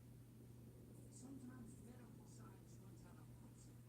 They do the best they can, but God can do what makes him think. He never runs out of options. I get it from my friend. There's a turnaround coming in your health. When the Spirit of God comes on you in a powerful way, turns you into a different person. No more sick, beaten, weak, crawling, cold, victorious. The new you. When Samuel chose Saul as the king of Israel, he was turned into a different person. The scripture says that God put a new heart in Saul. He gave him new desires, new perspectives, and new ways of seeing himself. Sometimes what's leading us the wrong mindsets, holding on to unforgiveness, reliving hurts, traumas from the past. There's regrets, guilt from mistakes we made, beating ourselves up. These unhealthy thoughts and attitudes cause us to get stuck in a negative cycle. Often we're self-sabotaging. Some people have tried to get free and weren't unable. Others don't realize these toxins are poisoning their heart, ruining their attitude, relationships, and vision. God, in his mercy, is going to do for you what he did for Saul. He's going to do what you need. Put the right desires in you, the power to forgive, to be positive toward yourself, to love the people in your life, to expect good things. He's not going to leave you stuck in unhealthy mindsets. Part of this new you is a new heart, a new attitude, a new self-image, a new perspective. Now stay in agreement with God. The enemy would love for you to live discouraged, thinking this is all you'll ever be. The truth is, you haven't seen the best version of you yet. God is at work right now to bring about his good purpose in your life. Remember, you don't have to make it happen. Just keep in first place, and his Spirit is going to come on you in great power and do what you couldn't do. I believe and declare the new you is coming. The more confident you, the more talented you, the more blessed, the more disciplined, the abundant you, the stronger you, the victorious you, the next level you, in Jesus' name. And if you receive it, can you say amen? Let's pray together. If you have 5 minutes, stick with me. We'll just seal it in prayer. Lord, thank you for what we've heard today. I know it falls on great ground. Faithful people here at Lakewood. Lord, I know all of us in some area feel kind of stuck. Lord, I thank you that you're working in our lives. Lord, we're going to be our best. We're going to honor you. And Lord, I thank you that you will do what we can't do. Lord, I thank you that you are at work in your people's life, that you will protect them and their children as they go out this week. And Lord, I just thank you that we will step into the next level that you have for each one of us. I just speak your blessings and your favor in Jesus' name. With our heads bowed in prayer, just a quick question before we go. If your heart stopped beating in the next few minutes, are you at peace with God? Do you know where you spend time? You got a little while. If not, I would love to pray with you. I'm not here to condemn anybody. I'm here to help you find a new beginning. I know this comes from a personal relationship with Jesus Christ. In just a moment, if you're not at peace with the Lord, maybe you are a Christian, but you've grown colder with God. You know you need to rededicate your life. You need a fresh new start. If that's you, in just a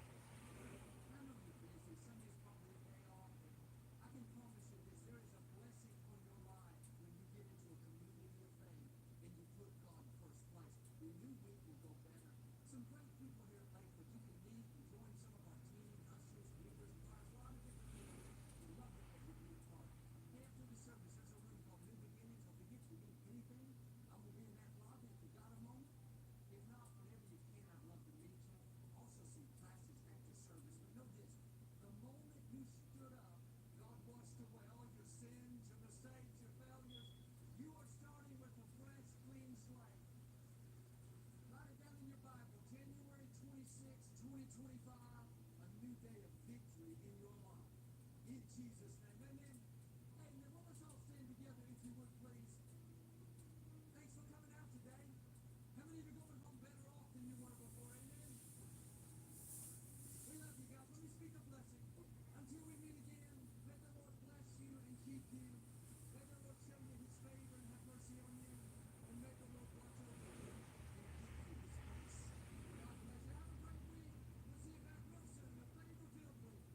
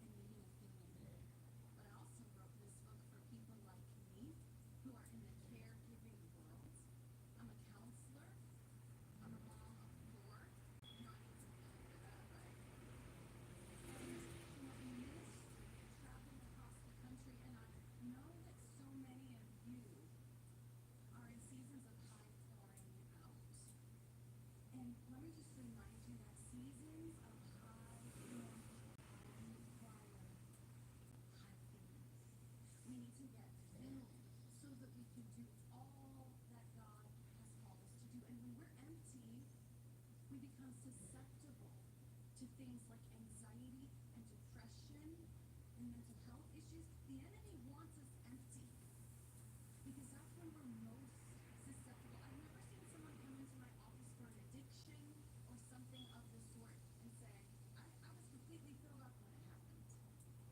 We're struggling, we're empty. And Jesus wants us. You talk about, yeah, it's amazing, not just rooted in healthy practice of psychology, but again, the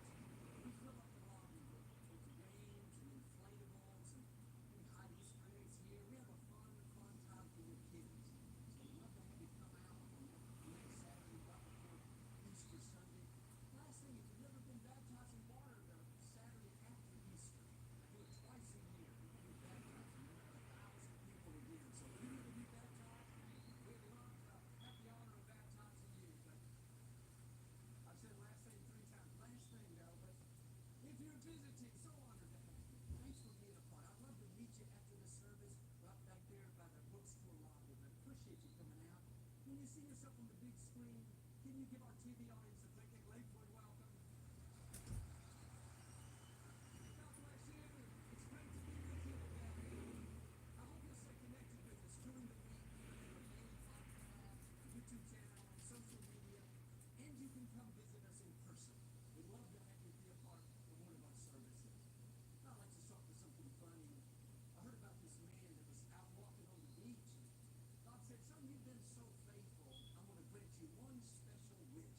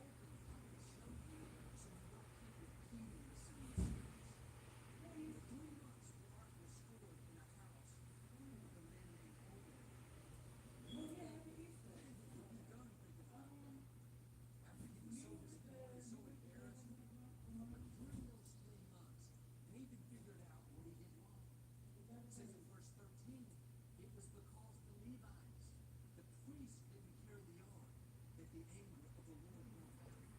We did not inquire of him how to do it the prescribed way. David is saying something powerful. I had all this passion, all this zeal, but I should have asked God how to do it the right way. It was a prescribed way. How many disappointments can that keep us from if we'll ask God ahead of time?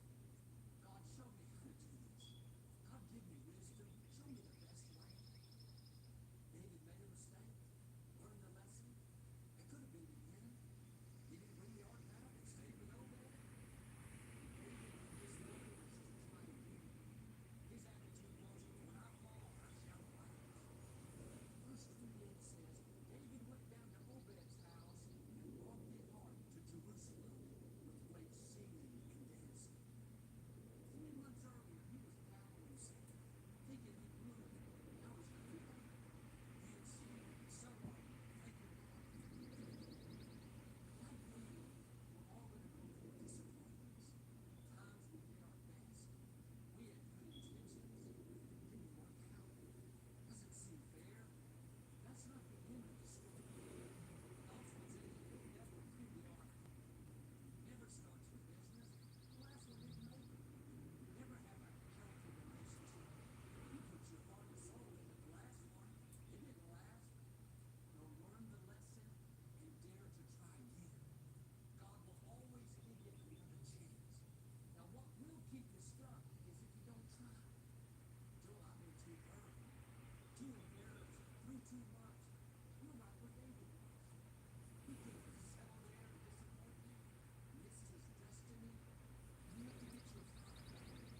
You are coming into a window of praise to do what you couldn't do before. God is breathing new life into your spirit, new strength into your body, new passion into your heart. That setback didn't stop what he had planned. There may have been a delay, but it didn't cancel your purpose. Your ark is still coming home. That dream is still going to come to pass. Your child will still get back on course. Your marriage is still going to flourish. Your business is still going to take off. Now you have to do your part and try again. Go back to Obed's house and get what belongs to him. Yes, the disappointment was difficult. It wasn't wasted. It prepared you. You learned the lesson. This time you're going to do it the right way. Because you inquired of the Lord, God is going to give you wisdom, insight, clear direction. He's lining up the right people right now.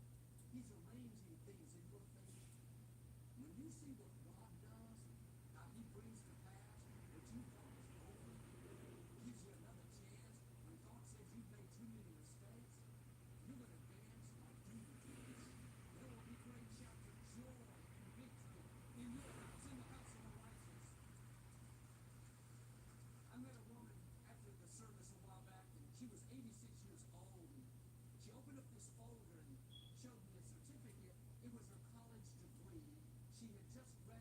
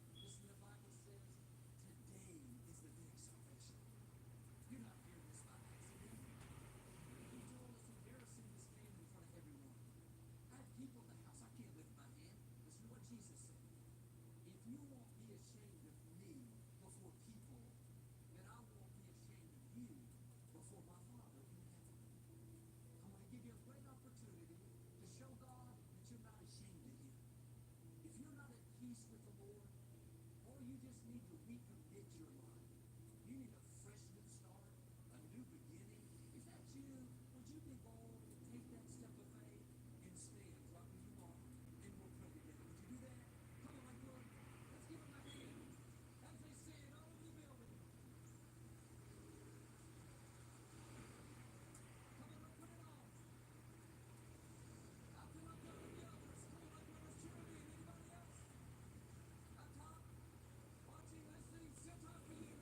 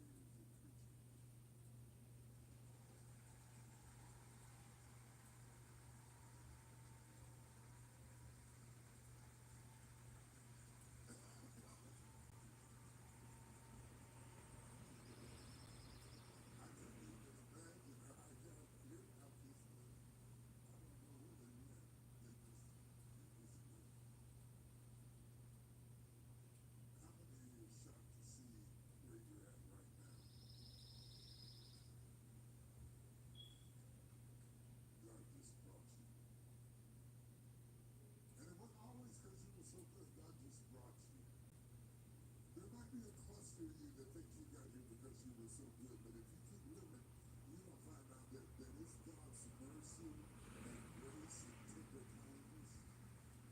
What's our record? All of this. There are some people that go to work every day and just don't even fucking praise God.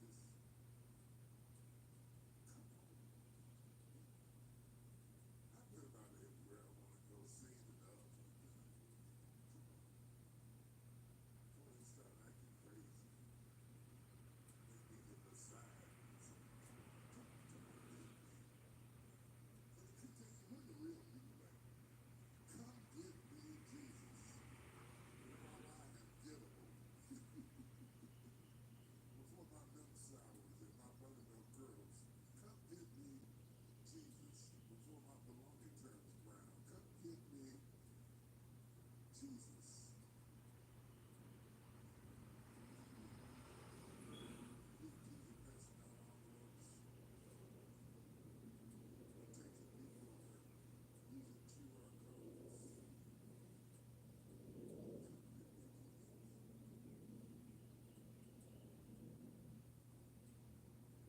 You're watching online.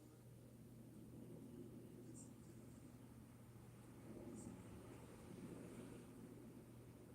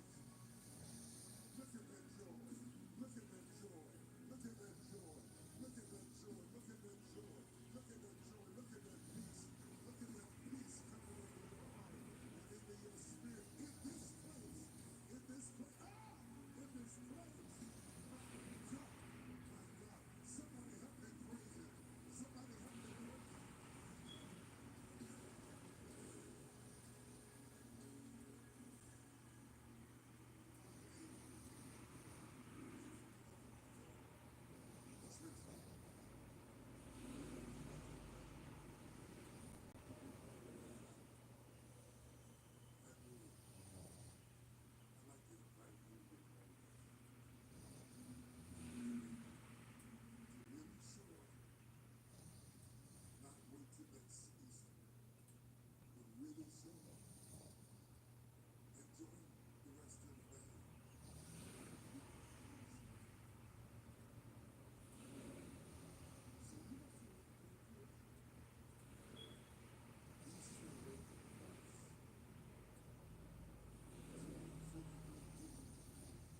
We need the word of God to surround.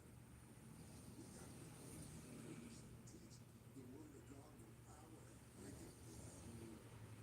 Bring it down. Bring it down.